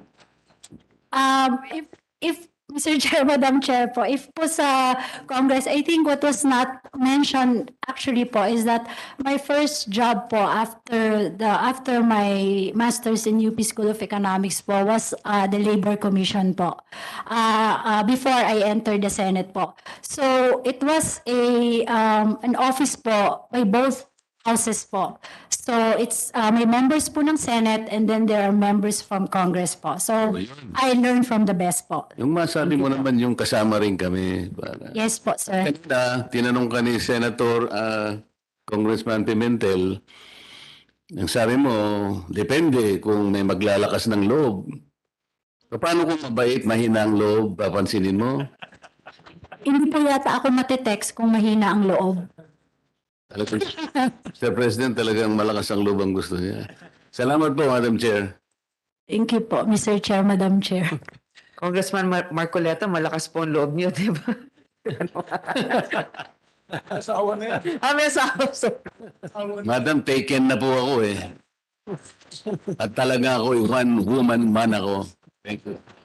For the record, I'd like to recognize Congressman El Rey. I want to interpolate Congressman Marcoleta on his statement. However, due to lack of time. Anyway, my colleagues in Congress are texting me. Nandiyan ba si Secretary Mina? We need her in the budget to approve. It's the last day today. Anyway, briefly lang, everybody calls her Mina, but I was reading her family calls her Nainay. Is that true?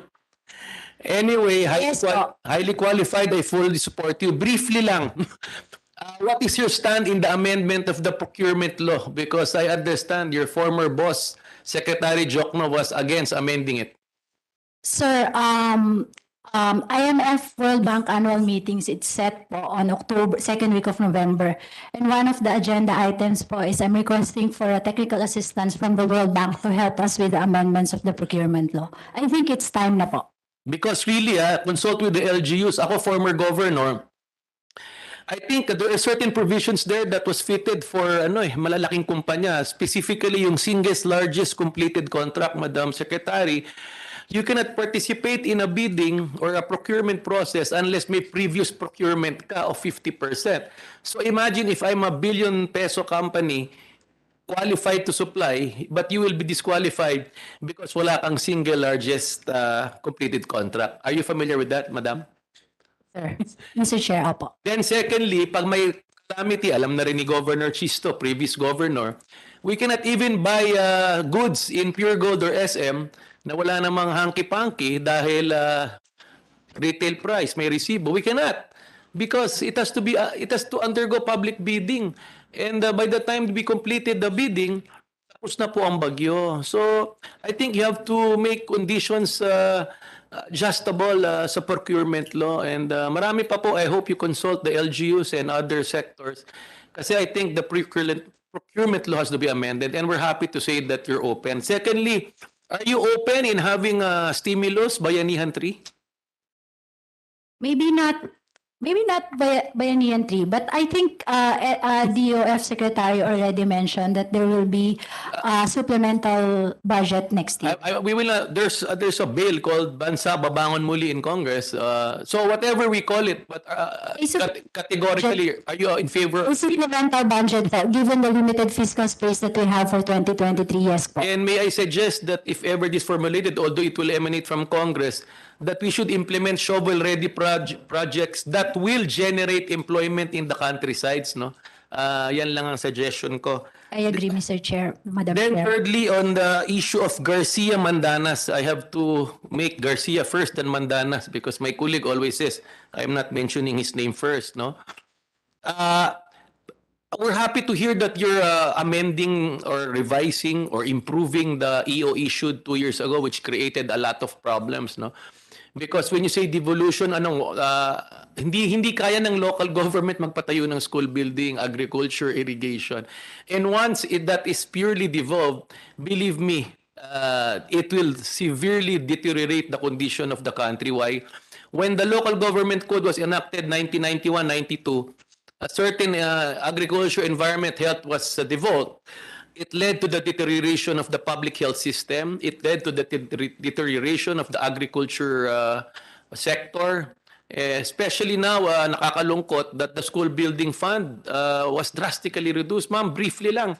Ang dami pong mga school na kailangan rehabilitate and sadly, wala pang new construction. Why was the school building budget drastically reduced by almost 60-70%?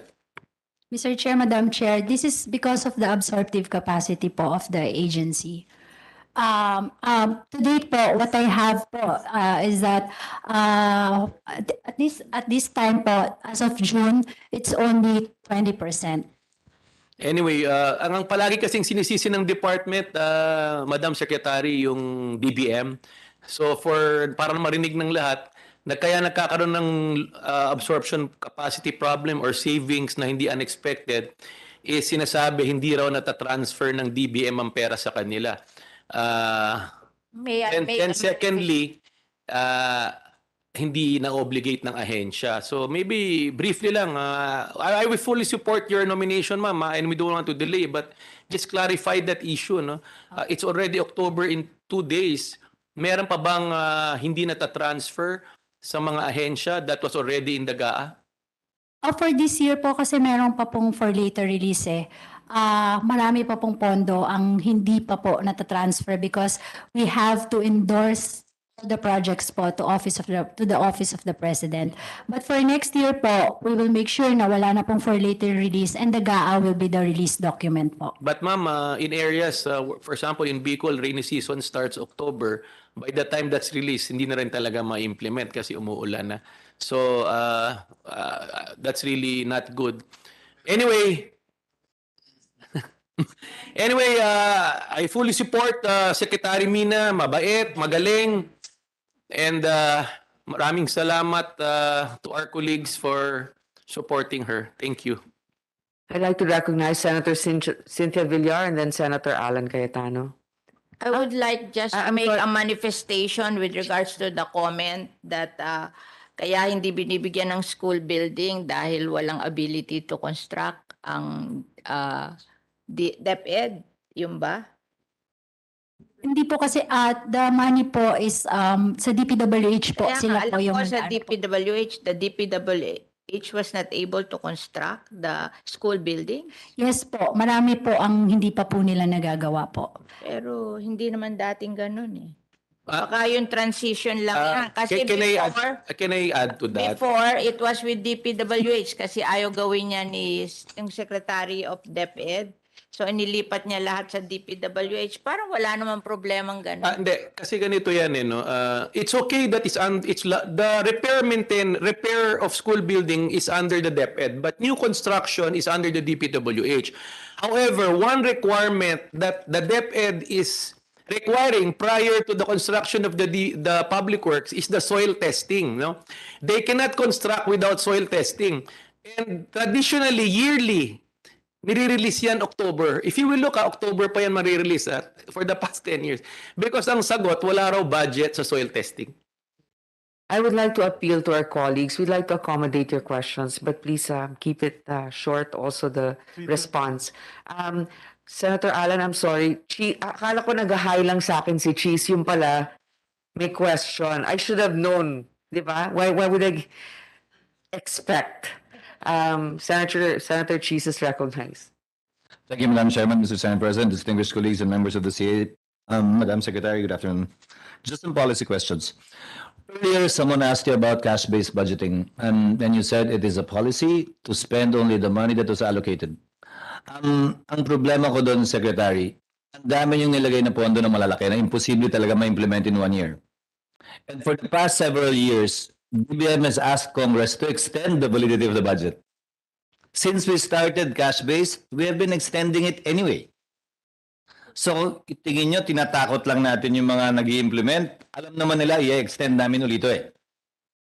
So, what's the point? Number 2, my problem with cash-based is this. On the ground, if you say, Mayowa, Maika, yung tulay gagawin 1 billion worth, pag yan, Maika o Mayowa, hindi naman siya i-implement ng isang contractor lang eh. Bibid yan each time magre-release kayo kada taon na tagti 300, for example, cash-based na kasi, imbes na i-bid na 1 billion, on your side, you can easily manage the cash. Ang magiging problema kasi doon, Madam Secretary, tatlong iba't ibang kontraktor ang gagawa ng tulay. Pag bumagsak yung tulay, sinong idedemanda namin? Sinong magwa-warranty ng tulay? And that is a common issue all over the Philippines. Whether it's a building, a road, a bridge, ganun na nangyayari palagi. But on your side, you can manage the budget naman, your cash position eh. You know exactly how to spend it and what to spend on. Yung program ninyo, alam nyo na kung magkano yung kailangan nyo ihandang cash without hindering the implementation on the ground of these projects. Or as a second option, a certain amount below, let's say, 100 million. Sige, cash-based yun. Kaya implement yun in 1 year eh. But any amount in the budget above 100 million, hindi na yun cash-based. A provision can be inserted in the budget along those lines. We will be making the proposal at the proper time. Second, ma'am, you mentioned Mandanas, Garcia. Sorry, Abet. I keep on forgetting that. In your budget document, you said IRA went down by 14.4% or the equivalent of 138 billion. Mula ba kayong balak punuan yun? One of the suggestions would be in the program fund, slash the 300 billion allocated to DOTR because clearly they cannot spend 300 billion in 1 year and insert the balance for the deficit or gap na nawala sa mga LGUs. Dahil bumaba naman talaga yung income natin noong 2022 noong 2020 Third point on Mandanas, you already effectively amended EO 138. You allocated 29 billion to the National Irrigation Administration, which is fully devolved under EO 138. Di ba? Unlike in the previous budget, this year, wala na talagang pondo niya eh. So effectively, that has been changed already. And when you allocated huge amounts of money to the Department of Agriculture, same. And when we computed, I'm sure you did too, Mandanas was only about, Garcia was only about 755 billion. LGUs thought we would be getting a windfall. Kaming tumama sa loto. Pero yung binabang function sa amin ng EO 138, doble nung halagang yun. About 1.44 trillion. So LGUs never felt really the windfall of Mandanas Garcia because we were flooded with additional functions higher and bigger than what we got from Mandanas Garcia. And if this will continue for the next 3 years, lalong hindi mararamdaman ng LGU yung dagdag na pondo ng Mandanas Garcia ruling. Third point, I heard the Senate President mention that there will be no FLRs anymore for 2023. What about the FLRs for 2022? I'm sorry, ma'am? Sir, it's still ongoing po. Mr. Chair, Madam. But these FLRs are part of the General Appropriations Act. It's a law. It's a law. For later release, okay lang, pero it should be still followed. So may I ask, when do you intend to complete all the FLRs that have been issued insofar as the 2022 GAA is concerned? Mr. Chair, Madam Chair, I'll have to check the balance as of now, and I will have to check with our legal team if it's still possible from our end to at least amend the circular po on that. I think it's in the, if I'm not mistaken po, baka po it's in the veto message of the President during that time. So baka po I won't You can get back be to able to, yes po, will do po. And going back to cash-based, Madam Secretary, yung cash-based na nakikita namin palagi na nakalagay sa kada provision, di ba, sa budget, nakaparenthesis siya. Kindly review it and look at it again because kung wala ng FLR sa 2023 budget, does that mean that any amendment done by Congress to the NEP will not be treated as an FLR by the administration? Mr. Chair, Madam Chair, ang definition po natin kasi ngayon ng FLR is that the agency requests to sends their request to the DBM, and then DBM sends it to the Office of the President, and then once approved by the Office of the President, that's the only time we can release the budget. With the 2023 budget po, that will not be the case. The amendments of the legislators will the agencies will still have to send a special budget request.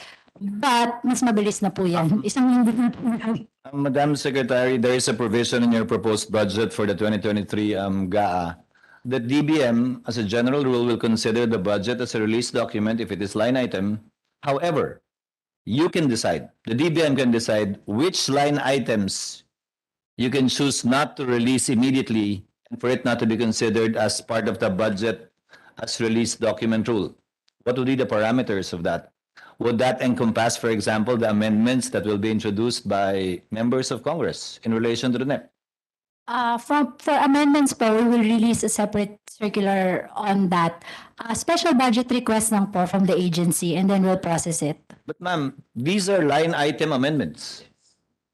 These are line item amendments. So again, we're supposed to have the power of the purse by the very nature of your department. You're part of the executive branch that executes the law. So my question is, if it is a line item amendment and not a lump sum amendment, hindi ba mag-a-apply yung budget as release document dun sa amendment na yan? It's a zero-sum game anyway. We cannot increase the budget. Ma'am? I think, sir, my mandate is to release the budget. So I will release the budget as needed po. I'm sorry, ma'am? The mandate of DBM is to release the budget. So I think I will have to really release the budget para po ma-implement po lahat ng budget natin. The remedy is, if it is a line item in the GAA, DBM has no authority under the provisions proposed in the NEP to actually withhold release. Now, if it's a lump sum allocation, then DBM can say, ano ba yung listahan ng mga school building na to? Okay lang yan. Yung farm to market mo, may listahan na rin. Madam Chair, can I just add to Senator Chi's statement? First, I fully support the statement because it's a General Appropriations Act. That's the release document. Technically, with all due respect, FLR is illegal. We just didn't question that. But if that is taken to the Supreme Court, I strongly believe that will be declared illegal because the act, it's a law. It's a line item. It's a release document. So I fully support all your what you're saying. It's definitely illegal in my view because whether it's an amendment, an insertion, it's a General Appropriations Act. You cannot classify an amendment because when the law is there, hindi naman nakalagay amended to eh. It's a release document. Thank you.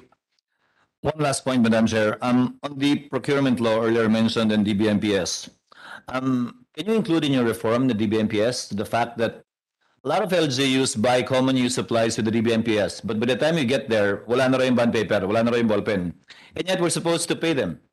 Up to today, DBMPS owes Sorsogon several millions. And the same is true, I guess, for most LGUs. Up to today, Madam Secretary, mas mahal bumili ng ballpen ng DBMPS kaysa bumili ako sa National Bookstore. And I find it difficult to defend that outside. I was told it's because of delivery. So kung delivery, mas mura pa rin bumili ng ballpen sa isang bookstore sa Sorsogon kaysa sa DBMPS eh. And our problem has always been, they say it's available when we order it. When we get there with our check and track, kulang na ng ilang libong rim, pero kailangan na namin iwan yung check namin. At hindi kami makabili sa labas kahit kulang yung dineliver ng DBMPS kasi nga yung pera nandun na sa inyo. Again, if it's not abolished, I don't know how you can address that particular issue. One last point on the procurement law. Kindly look at the procurement law in relation to the Universal Healthcare Act. Under the UHC, ma'am, kailangan makabuo ng network yung probinsya. So, private hospitals, private laboratories, private radiology. When we were implementing the UHC, we cannot go around or get around the procurement law. The procurement law says, give it to the lowest bidder.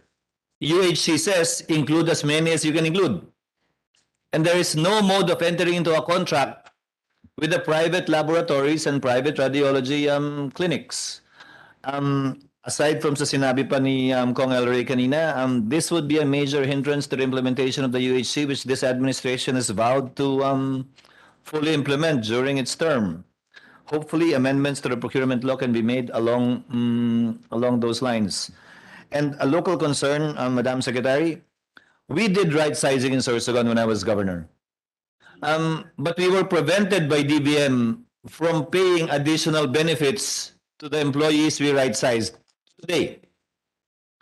The Sangguniang Panlalawigan passed an ordinance na magbibigay ng extra. Hindi kami pinapayagan ng DBM i-release yung pera. I questioned it dahil akala ko ba autonomous kami.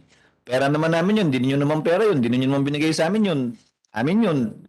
And we wanted to give additional benefits to our right-sized employees. And now all of a sudden, government will do its own right-sizing and most likely will give additional benefits on top of GSIS. So I hope it's made uniform also to apply to LGUs, what you intend to do to the national government. Having said that, Madam Chair, I'd like to thank the good secretary for listening to some of our suggestions and points, and I fully support her confirmation. Thank you, ma'am. Thank you. Senator Allen first and then Congressman Garcia. But again, I'd like to remind our colleagues, we're kind of running out of time. Madam Chair, magandang hapon. Assalamualaikum, dear Secretary. You know, one thing that's common sa lahat ng religion is that government is there to do good and prevent evil. And sabi mo gusto mo ng malakas ng loob.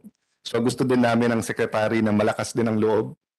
So I'll just make a manifestation and siguro sa budget, mas pag-usapan natin to. But, you know, we live in a country na kung saan ka pinanganak at kung kanino ka pinanganak, yun ang nagdedetermine ng yung buhay, more or less, di ba? So kung pinanganak ka sa Tawi-Tawi or sa Basilan or sa Batanes, iba opportunities mo pag pinanganak ka sa Cebu, Manila, Davao.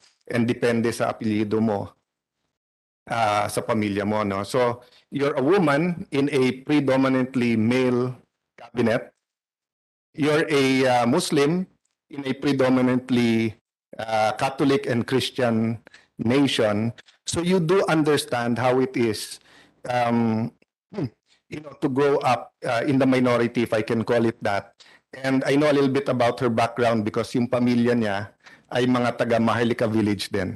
Pangandaman din ang unang Muslim Jjbc President ng Taguig.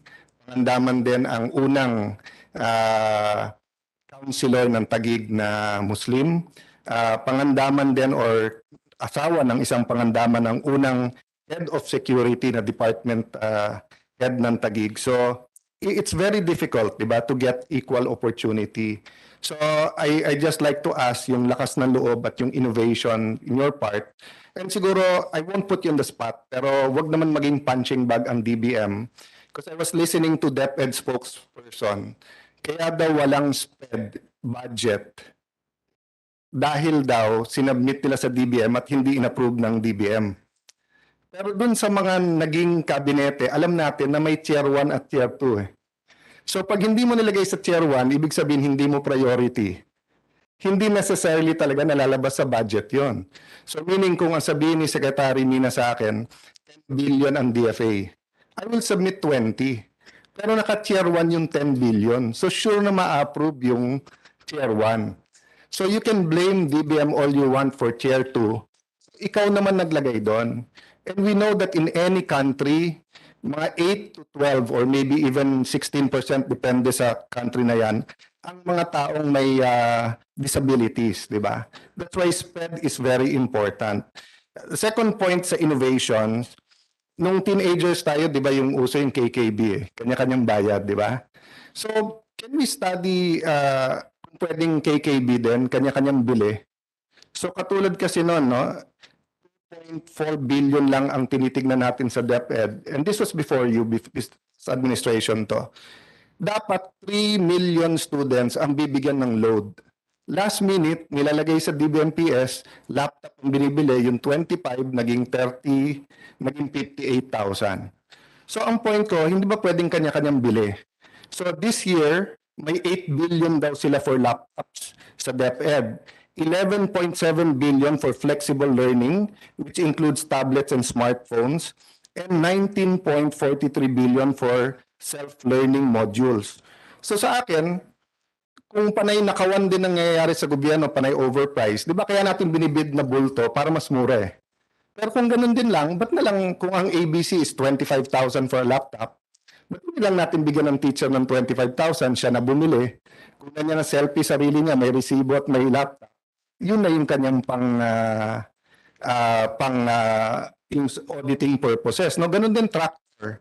So kung maraming farmers ang sinasabi nila wala silang traktora, mabagal ang DA, etc. Kung ang ABC for a tractor is 500,000, and especially kung community naman sila, cooperative or again reform community, hindi lang natin 1 million daw, stand corrected by the chairperson of the Committee on Agriculture, no?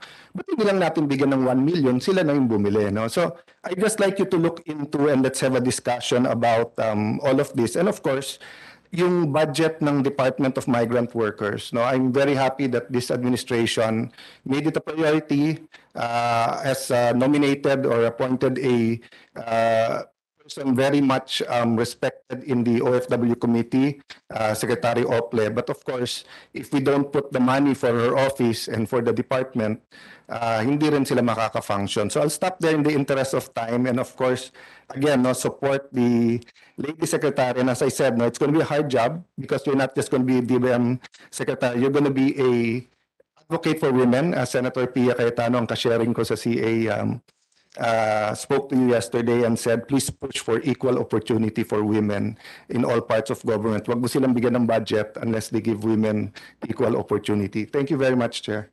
Thank you, Senator Cayetano. Congressman Garcia is recognized. Garcia and then you, sir. Thank you very much, Madam Chair. Don't worry, Madam Chair. I'll follow the tradition of Senator Bongo with the 5-second manifestation. Actually, I have several questions, but I'm willing to forgo that, being a former local chief executive and chair of the RDC. Pero I like the response of our secretary to be, and I'll just pursue this conversation at a later opportunity. I just would like to point out, I was listening very intently to the opening remarks of our Secretary Pangandaman, and especially in the subject of devolution. As expressed by our colleagues, gusto ko pong set the record straight that it's the Garcia Mandanas decision by the Supreme Court. And if you would read the decision, a lot of it came from the petition of my late father, Garcia. Kasi if I don't point this out, baka magalit po sa atin yung kaibigan po ninyo and the former colleague, si Governor Tet Garcia.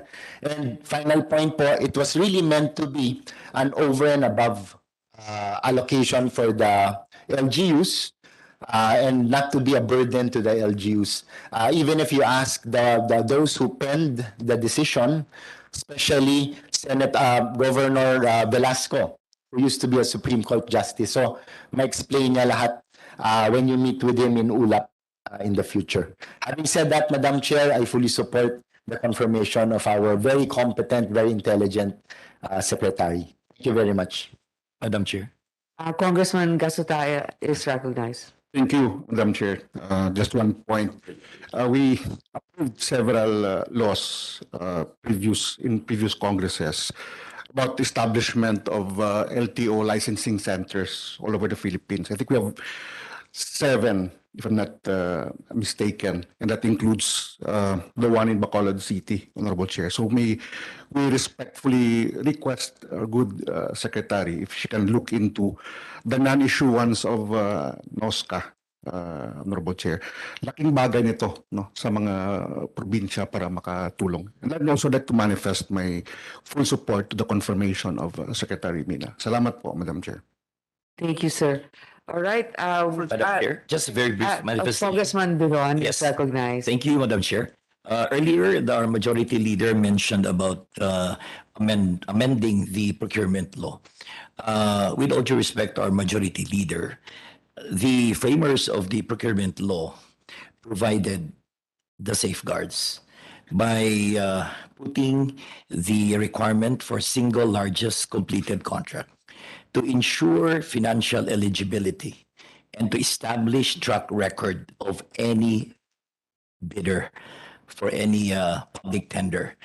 Precisely why the Senate and Senator Riza Hontiveros undertook that investigation in the last Congress, because if this provision was followed by PSDBM, we would have prevented the Pharma-Leap problem. So in any endeavor to amend the procurement law, these safeguards should be preserved. That's all, Madam Chair. Thank you. Thank you, Congressman Biron. With no other questions from our colleagues? Therefore, Madam Chair, I move that we approve yes. Would you want to do? I will second. Okay, thank you. I will yield to the Senate President just to We second. approve on committee level the confirmation of our dear colleague, well, my dear colleague here in the Senate once upon a time, the confirmation of Secretary Mina Pangandaman. Shukran, shukran, alhamdulillah. Madam Chair. Yeah. Please second the motion. The motion is seconded. May I say something, Madam Chair? Go ahead, ma'am. Thank you. I want to do the honor of seconding the motion of the Senate President. The second to the youngest person in the cabinet, who happens to be a woman and from Mindanao, who is a Muslim, who also has worked extensively in the Senate. And I had the pleasure of working with her. And I can say, gentlemen and ladies, that she knows no hours. Ibig sabihin po, maski na hating gabi, sumasagot ng text. Maski na po Sabado at Linggo, ay pinapagtrabaho ko po. At sa maraming taon na siya'y nagtrabaho, kasama ko, ni Attorney Yoli Doblon, na retirado na sa Senado at ngayon Chief of Staff ko. Knowing my standards, and many of you know me very, very well, I think El Rey knows me, never ko pong napagalitan, never ko pong hiningan ng pagkukulang. She observes complete staff work. She has utmost integrity. She has dedication to duty and public service. Maski na Sabado, Linggo, and other staff might say, I'm a terror or unreasonable because we serve our public. She had never complained. And I am so proud that this young lady is now in the cabinet secretary, because when I was a first-term senator, I would see this thin girl running around in the corridor like many of these young kids at our back. Who knows? One of them could be a cabinet member or president of our country. So I was a young senator. She was an even younger staff, a senior senator, the boss of the Senate President, who is now in the afterlife.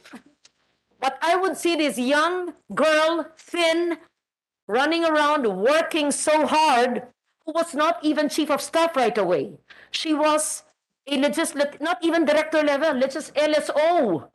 So why am I saying this? Sa lahat sa inyo, ang inspirasyon nyo ay yung masisipag. Pero kailangan masipag. Ulitin ko, hindi umaangal sa akin. Kaya niya magtrabaho sa akin, and my colleagues know this, siguro, at sigurado ako, kaya niya ang DBM. Oo, sabi ni Mayor Lani. So si attorney, siguro may isang tao lang ang masasabi ko mahahambing sa kasipagan, kagalingan, kabaitan. Si Attorney Yoli Doblon. Attorney Doblon is 20 years older, however. So, having said that, I want to say more. I wanted to speak from experience kasi hindi ko naman po i-endorsohin at paninindigan kung hindi po magaling. She is one of us. Mahaba ng na. Nagalit Senate President. Maraming salamat. Just a very I quick second the motion. manifestation. Parang lahat na nagtrabaho kay Senator Loren, mukhang hindi na nakapag-asawa.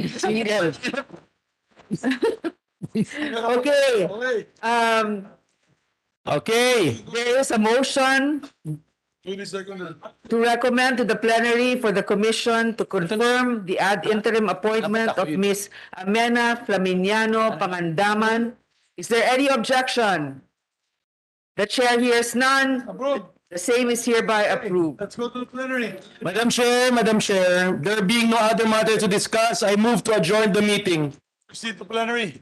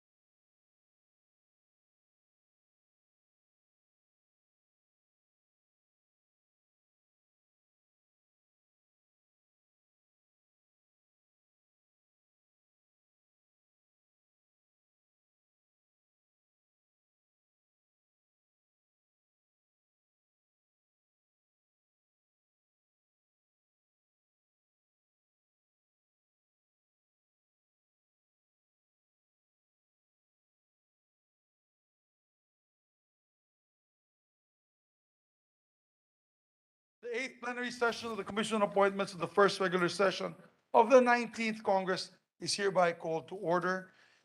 May I call on our Assistant Majority Floor Leader, Senator J.V. Ejercito, to lead the chamber in prayer.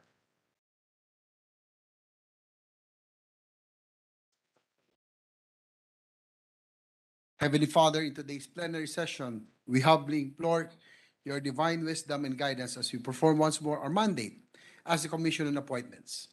We ask that you clear our eyes of many prejudices that may cloud our judgment upon the men and women before us.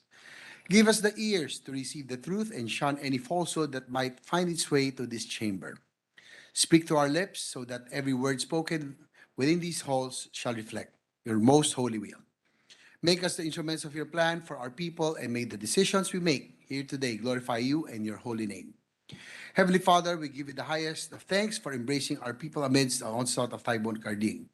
To your great work, from the courage and fortitude that you have instilled in our people, to the strength of the hills and mountains that you have raised to protect us, many of us were spared from complete destruction and ruin.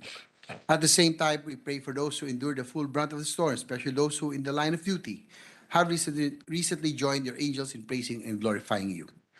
May grace and mercy prevail in this chamber and beyond. O Heavenly Father, forgive us our sins, protect us from all harm, and lead us to the promise of eternal life. All this we ask and pray in your mighty name. Amen. Amen.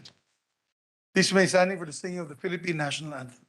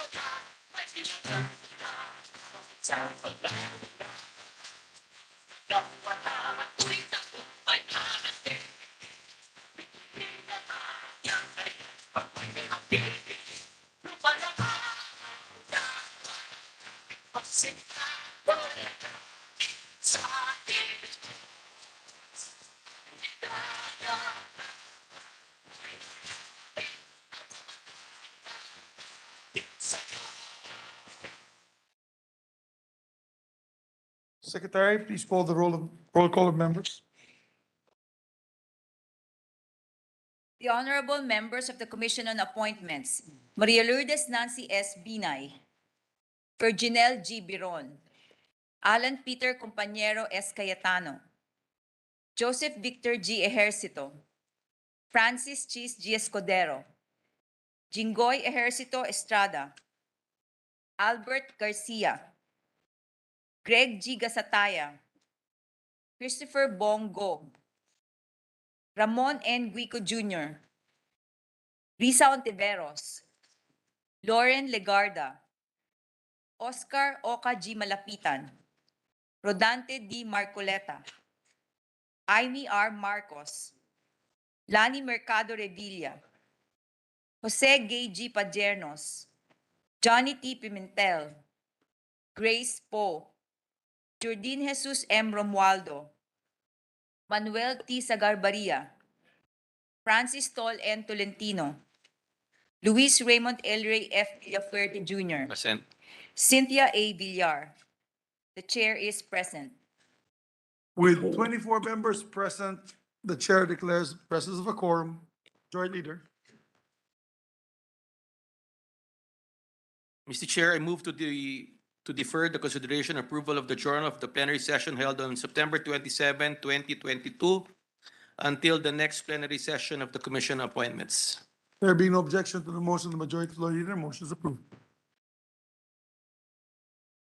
Mr. Chair, may we now proceed to consider the recommendation of the Committee on Budget and Management on the ad interim appointment of Ms. Amina Flaminiano Pangandaman as Secretary, Department of Budget and Management. I so move, Mr. Chair. If there's no objection to the motion is approved. Mr. Chair, I move that the chairperson of the Committee on Budget and Management, Senator Grace Poe, be recognized. The distinguished lady senator from the province of Pangasinan and Iloilo in the Republic of the Philippines, Senator Grace Poe, is recognized.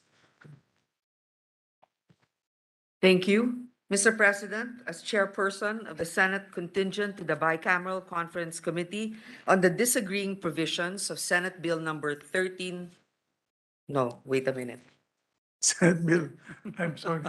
We're not in the plenary session. That was the, yes, we're in the Commission on Appointments, Madam.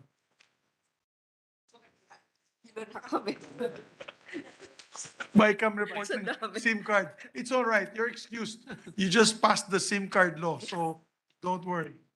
There's a We're confusion. also very eager to have that finally Ratified. ratified by both houses. But this is equally important because she will be handling all of the funds to support the bills that we pass here. Mr. Chairperson, my dear colleagues, it is my duty to report that the Committee on Budget and Management has acted on the nomination of Amena Flaminiano Pangandaman as Secretary of the Department of Budget and Management, DBM, and found her to be fit and qualified to hold the said position. Our nominee is the lone rose among the thorns of our country's pool of economic managers. Pero wag po tayong magpapanlin lang sa kanyang kabataan at angking kagandahan because she is ready to take the mantle of the Department of Budget and Management since day one. Her educational background prepared her well for the role with an economics degree from FEU and UP, a master's in development economics from UP, and currently pursuing an executive master's of public administration's degree from the London School of Economics.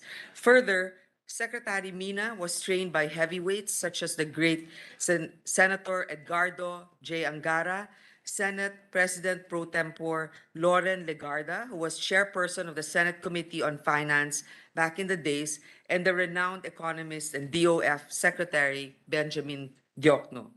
A staffer who rose from the ranks, Mina is no stranger to public service like the most dependable of our career officials. More than 2 decades of budget work in this very same hall made her a key mover during budget preparations. As Assistant Governor of BSP, she also lobbied for reform and timely pandemic response laws that I am proud to have authored and sponsored, like the Financial Consumer Protection Act amendments on the Anti-Money Laundering Act and the Financial Institutions Strategic Act. And now, as DBM Secretary, she commits to work for a more inclusive economic recovery from the effects of the pandemic. Her acquired knowledge and extensive work experience in both the legislative and executive branches of government gave her a distinctive perspective of the intricacies of the bureaucratic process and a thorough grasp of how the different sectors and agencies work, an expertise we sorely need in someone who is at the helm of the budget department. She was born on Christmas Day in Manila. So alam na ninyo, hindi nyo makakalimutan ng birthday. Pero hindi pwedeng magkasama na yung birthday at Christmas sa mga nagbo-birthday ng Pasko. Further, proof that she is the gift that keeps on giving and a proud Maranao and a practicing Muslim. True to her name, Amena, which means faithful, truthful, and honest in Arabic. She vows to be a trustworthy public servant and a judicious manager of our government's fiscal resources. Her civil status may be single for now, but she is currently fully committed to fulfill her sworn duty. With that, it is my honor to sponsor the confirmation of the appointment of the first ever woman to be confirmed as DBM Secretary since the department's creation in 1978. Amena Flaminiano Pangandaman. I so move, Mr. Chairperson. Mr. Chair, to second the 12-member House contingent, due to material lack of time, only our chairman will be seconding. Thank you. Our distinguished Vice Chair of the Commission on Appointments, Congressman Monching Guico is recognized.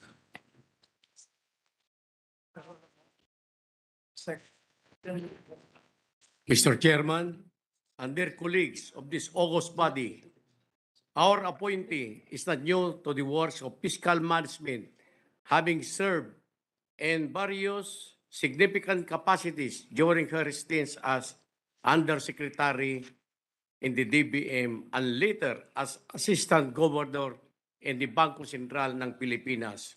She has been cited for her works in the review and finalization of the year-to-year proposed General Appropriations Act submitted to the Office of the President, the Senate, and the House of Representatives as the annual National Expenditure Program.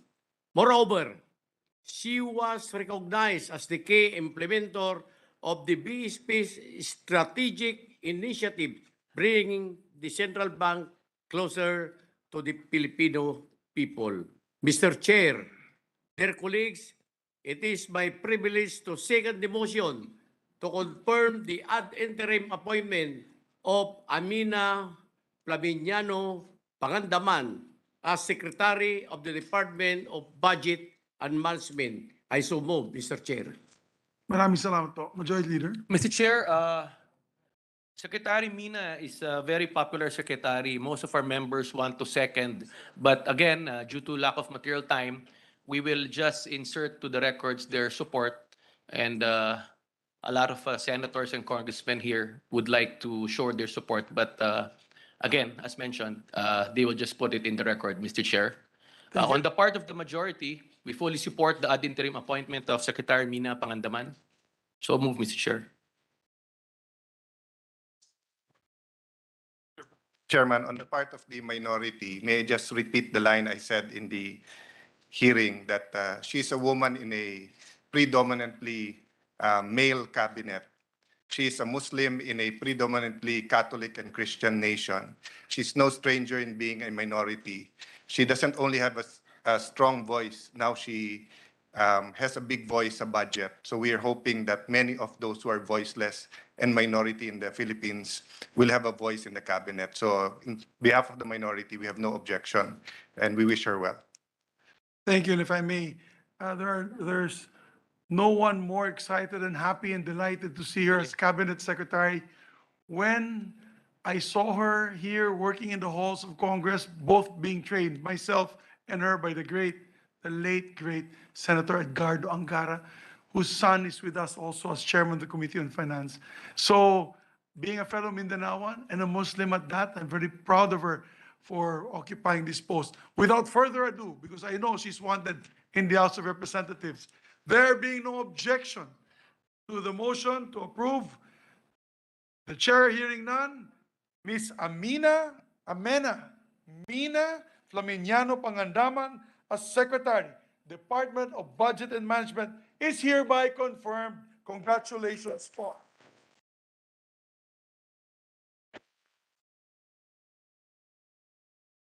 May we have a 1-minute suspension so that we can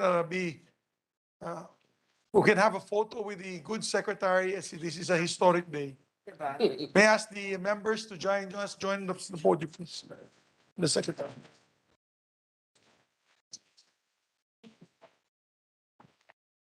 Kamag-anak mo ba yan? Kamag-anak ko yan. Yung tatay niya, sa Flaminia. Ay, nanay niya. Yes.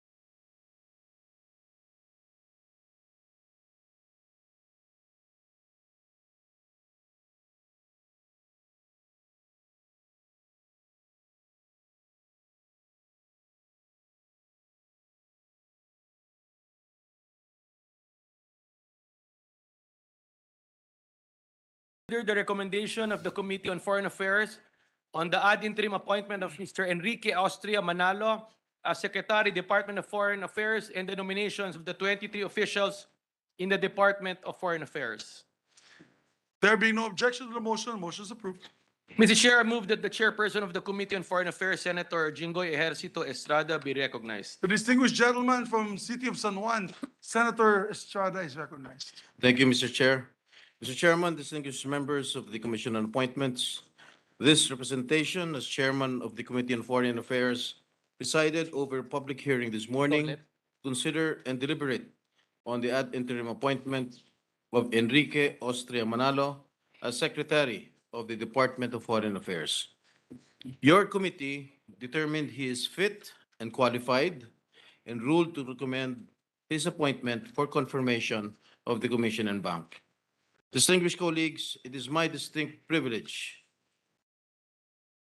to recommend that this body give its confirmation to the ad interim appointment of Enrique Austria Manalo as Secretary of the Department of Foreign Affairs. Truth be told, this representation has the difficult task of condensing into a brief speech some 5 decades of exemplary and dedicated service of our appointee, who becomes the first career diplomat to serve in the said post in over 2 decades. He entered government service in 1973 and held various positions in the National Economic and Development Authority until 1979. He then started his diplomatic career as Foreign Service Officer 4 and worked his way up the organizational hierarchy to assume significant posts at the Home Office and overseas. He was appointed as DFA Undersecretary for Policy twice and briefly served as its acting secretary in 2017. Permanent representative to the United Nations in New York, USA, and to the United Nations and other international organizations in Geneva. Ambassador to the United Kingdom of Great Britain and Northern Ireland, Ambassador to the Republic of Ireland, Ambassador to the Kingdom of Belgium and the Grand Duchy of Luxembourg, and head of Philippine mission to the European Union. He is a multi-awarded diplomat, a recipient of Order of Lakandula with the rank of Bayani and Gawad Mabini with the rank of Dakilang Kamanong, among many others.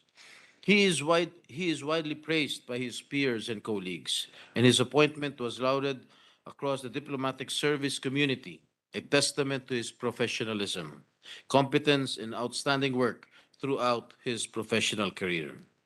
A seasoned, well-respected, and highly experienced envoy, he is hailed as one of the finest in the foreign service. Your committee is convinced that there is no better official to take the helm of the Department of Foreign Affairs in this crucial time of political uncertainties and tense situations in the international community than our distinguished appointee. Mr. Chair, my fellow colleagues, it is my honor and privilege to move that this body confirm the ad interim appointment of Enrique Austria Manalo as Secretary of the Department of Foreign Affairs. I so move, Mr. Chair. Thank you very much, Majority Leader. Mr. Chair, to second the 12-member House contingent, our Chairman, Representative Ramon Gico. Our distinguished colleague from the great province of Pangasinan, Congressman Monching Gico, is recognized.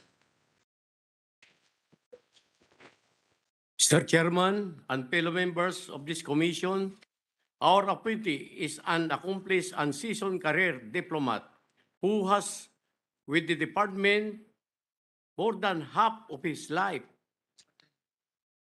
Mr. Manalo's appointment as Secretary of the DFA has been lauded by the diplomatic community.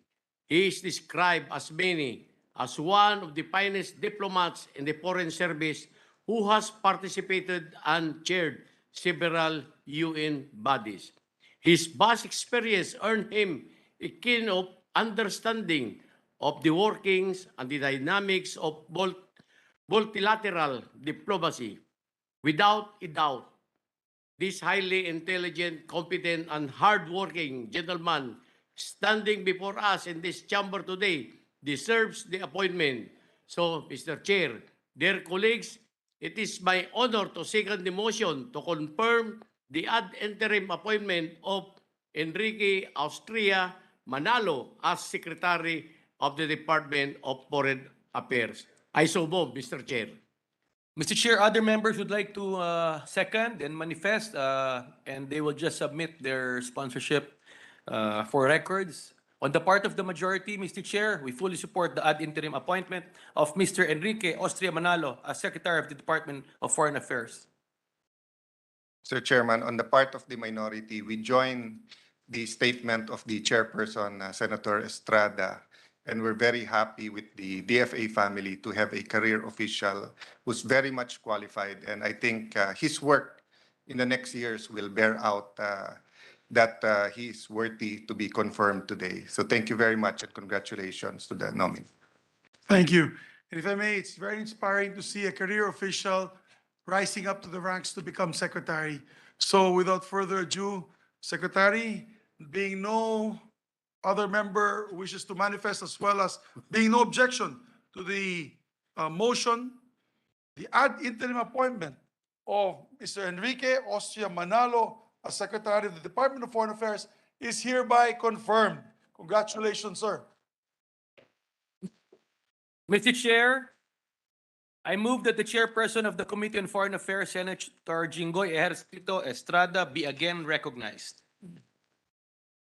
Our distinguished colleague from the city of San Juan, Senator Estrada, is recognized. Thank you, Mr. Chairman. Mr. Chairman, distinguished members of the Commission appointments, this representation as Chairman of the Committee on Foreign Affairs presided over a public hearing this morning to deliberate on the nominations of 23 officials of the Department of Foreign Affairs. Your committee determined that they are all fit and qualified and ruled to recommend their nominations to the plenary for the approval of this august body. Your committee is confident that with their intellect, vast experience, dedicated years of public service, and patriotism, they will be exemplary flag bearers of our beloved country to the international community, and they will be able to advance the best interests of the nation and of the Filipino people wherever they may be. Distinguished colleagues, it is my distinct privilege and honor to recommend that this body give its consent to the nominations of the following officials of the Department of Foreign Affairs.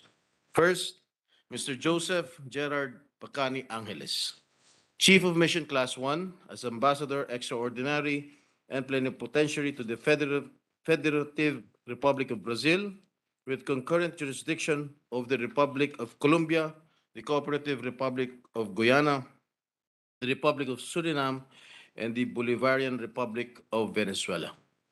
Number two, Mr. Nathaniel Garcia Imperial, Chief of Mission Class 1 as Ambassador Extraordinary and Plenipotentiary to the Italian Republic, with concurrent jurisdiction over the Republic of Albania, the Republic of Malta, and the Republic of San Marino. Number three, Ms. Gina Alagon Hamoralin, Chief of Mission Class 1 as Ambassador Extraordinary and Plenipotentiary to the Republic of Indonesia.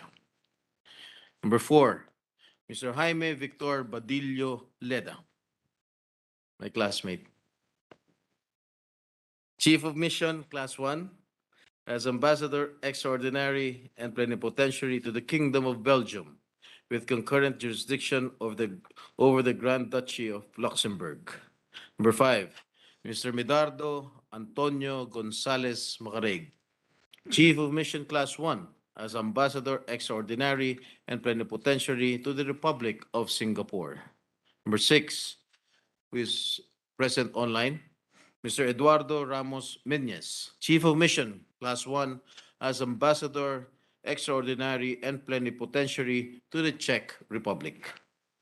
Number seven, Jacelyn Mancenido Quintana, Chief of Mission Class 1 as Ambassador Extraordinary and Plenipotentiary and Permanent Representative of the Republic of the Philippines to the Association of Southeast Asian Nations in Jakarta, Indonesia.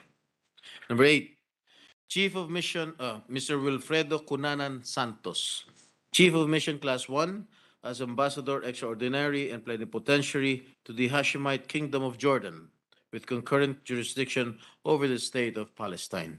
Number 9, Mr. Alfonso Ferdinand Agbayani Ver, Chief of Mission Class 1, as Ambassador Extraordinary and Plenipotentiary to the United Arab Emirates.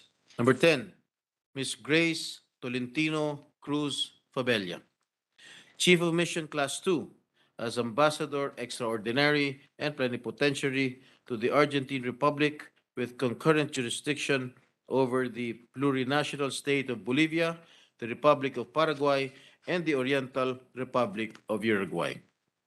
Number 11, Ms. Lilibeth Rodriguez de Apera, Chief of Mission Class 2, as Ambassador Extraordinary and Plenipotentiary to the United Mexican States with concurrent jurisdiction over the Republic of Costa Rica, the Republic of Cuba, the Republic of El Salvador, the Republic of Guatemala, the Republic of Honduras, the Republic of Nicaragua, the Republic of Panama, the Dominican Republic, and Belize.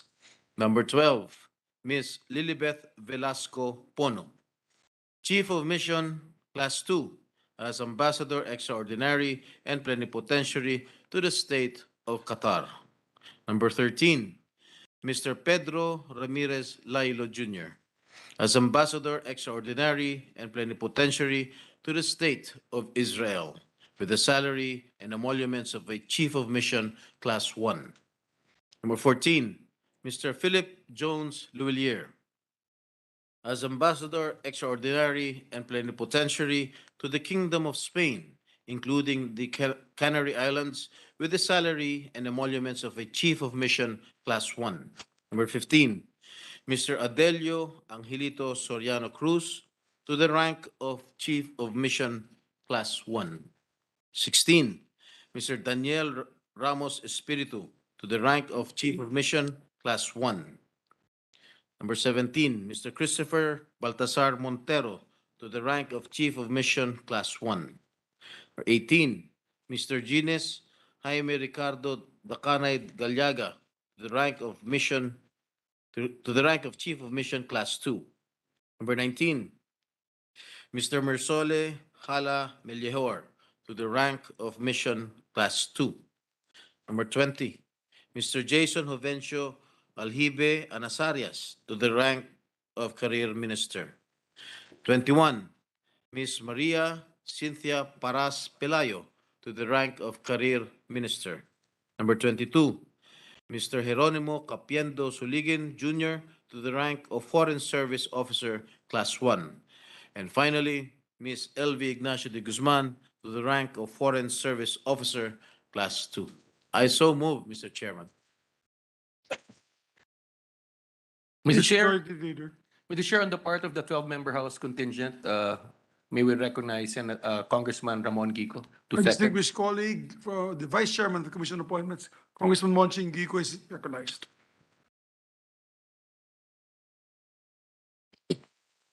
Mr. Chairman, dear colleagues, this representation would just like to spread into the records my utmost support and to second the motion for the Commission to give its consent on the nomination of the 23 Department of Foreign Affairs ambassadors and officers under consideration by this august body. Mr. Chair, just a quick manifestation. It is my fervent prayer that our ambassadors and officers will keep in mind the strategic recommendations of our dear colleagues during our committee meetings for the interest of the Filipino abroad and our nation. Thank you, Mr. Chair. Mr. Chair, on the part of the majority, we confirm and support the nomination of the 23 officials of the Department of Foreign Affairs as mentioned. Mr. Chairperson, on the part of the minority, no objection. Personally, I've worked with many of these very distinguished men and women, and maybe any member who'd like to submit a manifestation in writing to support their nomination, their confirmation, can do so in the next few days. Just to put on record, the support and also to honor them in this day. Thank you very much, Mr. Chair and Mr. Majority Leader. Thank you very much. And definitely coming from you, the former Secretary of the Foreign Affairs Department. And if I may, to the ladies and gentlemen that will be confirmed here today, all the ambassadors and members of the DFA, you will be the fathers and mothers of all our OFWs all over the world, or the areas that you will be posted in. Please be kind to them and always look out for the best interests of our brothers and sisters OFWs all over these areas. So remember to keep their best interest always at heart. So yun lamang po, with there being no objection to the confirmation, the Commission gives its consent to the nomination of 23 other officials of the Department of Foreign Affairs. You're all hereby confirmed. Congratulations, sir. Congratulations. And ma'am.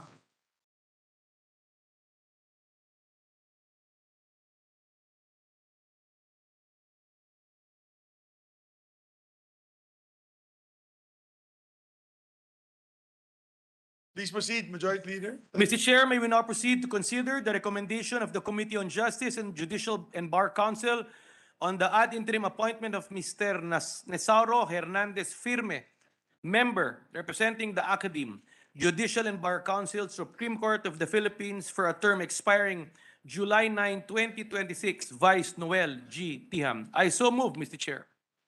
There being no objection, the motion is approved. Mr. Chair, I move that the chairperson of the Committee on Justice and Judicial and Bar Council, Senator Francis Tol N. Tolentino, be recognized.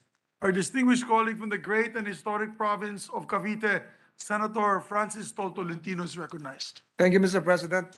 Mr. President, pursuant to the rules of the Commission on Appointments, I am instructed by the Committee on Justice and the Judicial and Bar Council to sponsor the confirmation of Attorney Nesauro Hernandez Firme, member representing the Academe, Judicial and Bar Council, Supreme Court of the Philippines. Mr. President, our nominee today was born in Balayan, Batangas. His name, Nesauro, was reportedly derived from his parents' first names, Ernesto, Nes, and Aurora, Auro. He was humbly raised by his mother, who was a public school teacher, and by his father, who was a researcher at the National Museum. During his school days, Attorney Firme was consistently awarded as an honor student. In high school, Attorney Firme was a feature writer for the school organ of the Philippine Normal University Laboratory School. Because of his dedication and aim for perfection, he eventually became its associate editor, graduated in 1995, and was cited as the batch's first honorable mention. Attorney Firme entered the Faculty of Arts and Letters, University of Santo Tomas, for his tertiary education, where he finished his degree of AB Legal Management. Thereafter, he enrolled at the Faculty of Civil Law, University of Santo Tomas in 1999, graduated 2003 and became part of its upper class. Eventually passing the bar, he co-founded his law firm, Bolivia Firme and Associates Law Firm. Hailed from a family of educators, Attorney Firme found his passion for teaching in 2005 when he began teaching business law subjects at the Department of Accountancy, De La Salle University, Dasmariñas campus. In 2013, Attorney Firme started teaching at the College of Law at the Polytechnic University of the Philippines and Jose Rizal University. For about a decade in the legal academy, he was tasked particularly by the JRU to, aside from teaching different law subjects, formulate syllabus and program courses for summer apprenticeship, Juris Doctor thesis, clinical legal education program. He is one who has enriched himself with experience, thereby acquiring the wisdom and expertise needed to perform his gradually growing responsibilities as he worked his way up in the legal profession and also held various positions in several government agencies. Through his years of legal practice, Attorney Firme has rendered various legal services by specializing in corporate legal practice, which includes actually handling cases of intellectual property, administrative, appellate, labor, civil, and criminal cases, among others. He further enriched his legal acumen by gaining grasp of international oil trade and by practicing election laws after being hired as lecturer counsel for several local and national candidates. Attorney Firme is married to the Honorable RTC Judge Karen Maramba Firme, and they're blessed with three wonderful kids, Natanya, Natalia, and Kian. Given his experience in the field of law, both as a litigation lawyer and as a professor, coupled by his fruitful stint in the government service, Attorney Firme is a welcome addition to the Judicial and Bar Council to carry out the Supreme Court's mandate of getting people of proven competence, integrity, probity, and independence to serve the judiciary. Si Attorney Firme po ang pinipili natin ngayon. Pero pag nasa Jjbc na po siya, siya naman po ang pipili ng mga karapat-dapat na huwes na maglilingkod sa ating bansa. Mr. President, recommending appointees to the judiciary may seem a simple task, but doing so with total impartiality is the greatest demand of the job. Ang hirap pong pumili ng mga huwes na magbibigay ng katarungan sa ating mga kababayan. Mr. President, with all this, it is my distinct privilege and honor to move that this body confirms the ad interim appointment of Attorney Firme as a member of the Judicial Bar Council, Supreme Court of the Philippines, representing the academe sector for a term expiring on July 9, 2026. I so move, Mr. President. Majority Leader. Mr. Chair, to second, may we now recognize Congressman Ramon Kiko. Our distinguished Vice Chairperson of the Commission on Appointments, Congressman Monching Guico, is recognized. Mr. Chairman and fellow members of this commission, our appointee hails from a family of educators and became an educator himself. Attorney Firme definitely fits the mold to represent the academe in the Judicial and Bar Council. Our appointee, Attorney Kin, as he is known to his colleagues in the legal profession, is described as a meticulous, strong-willed, and good-natured individual. He is likewise noted for his strength of character, sincerity, and fairness in dealing with people. These characterizations are good to fit for someone who will ensure that those who will occupy the bench to dispense justice are only the best and the competent. So, Mr. Chair, dear colleagues, it is my honor to second the motion to confirm the ad interim appointment of Nisauro Hernandez Firme as member of the Judicial and Bar Council representing the academe. I so move, Mr. Chair. Maraming salamat. Majority Leader. Mr. Chair, on the part of the majority, we support the confirmation and appointment of Mr. Nisauro Hernandez Firme, member representing the Academe Judicial and Bar Council, Supreme Court of the Philippines, for a term expiring July 9, 2026, Vice Noel G. Tiham. Mr. Chairperson, on the part of the minority, no objection. We'd like to associate ourselves with the statement of Chairperson Tolentino and the Vice Chairperson of this Honorable Commission. And by his name, Firme, we hope that he will be firm in getting the best and the brightest in the judiciary. So today po, in behalf of the minority, confirm na kami sa nominee na. Confirm na. Okay, with that, hearing no objection, the ad interim appointment of Mr. Nisauro Hernandez Firme, member representing the Academe of the Judiciary and Bar Council, Supreme Court of the Philippines, for a term expiring 09 July 2026, Vice Noel G. Tiham, is hereby confirmed. Congratulations. Mr. Chair, there being no other matters to discuss, I move to adjourn. There being no objection, the motion is approved. Hearing is adjourned. Maraming salamat po. And congratulations to everyone.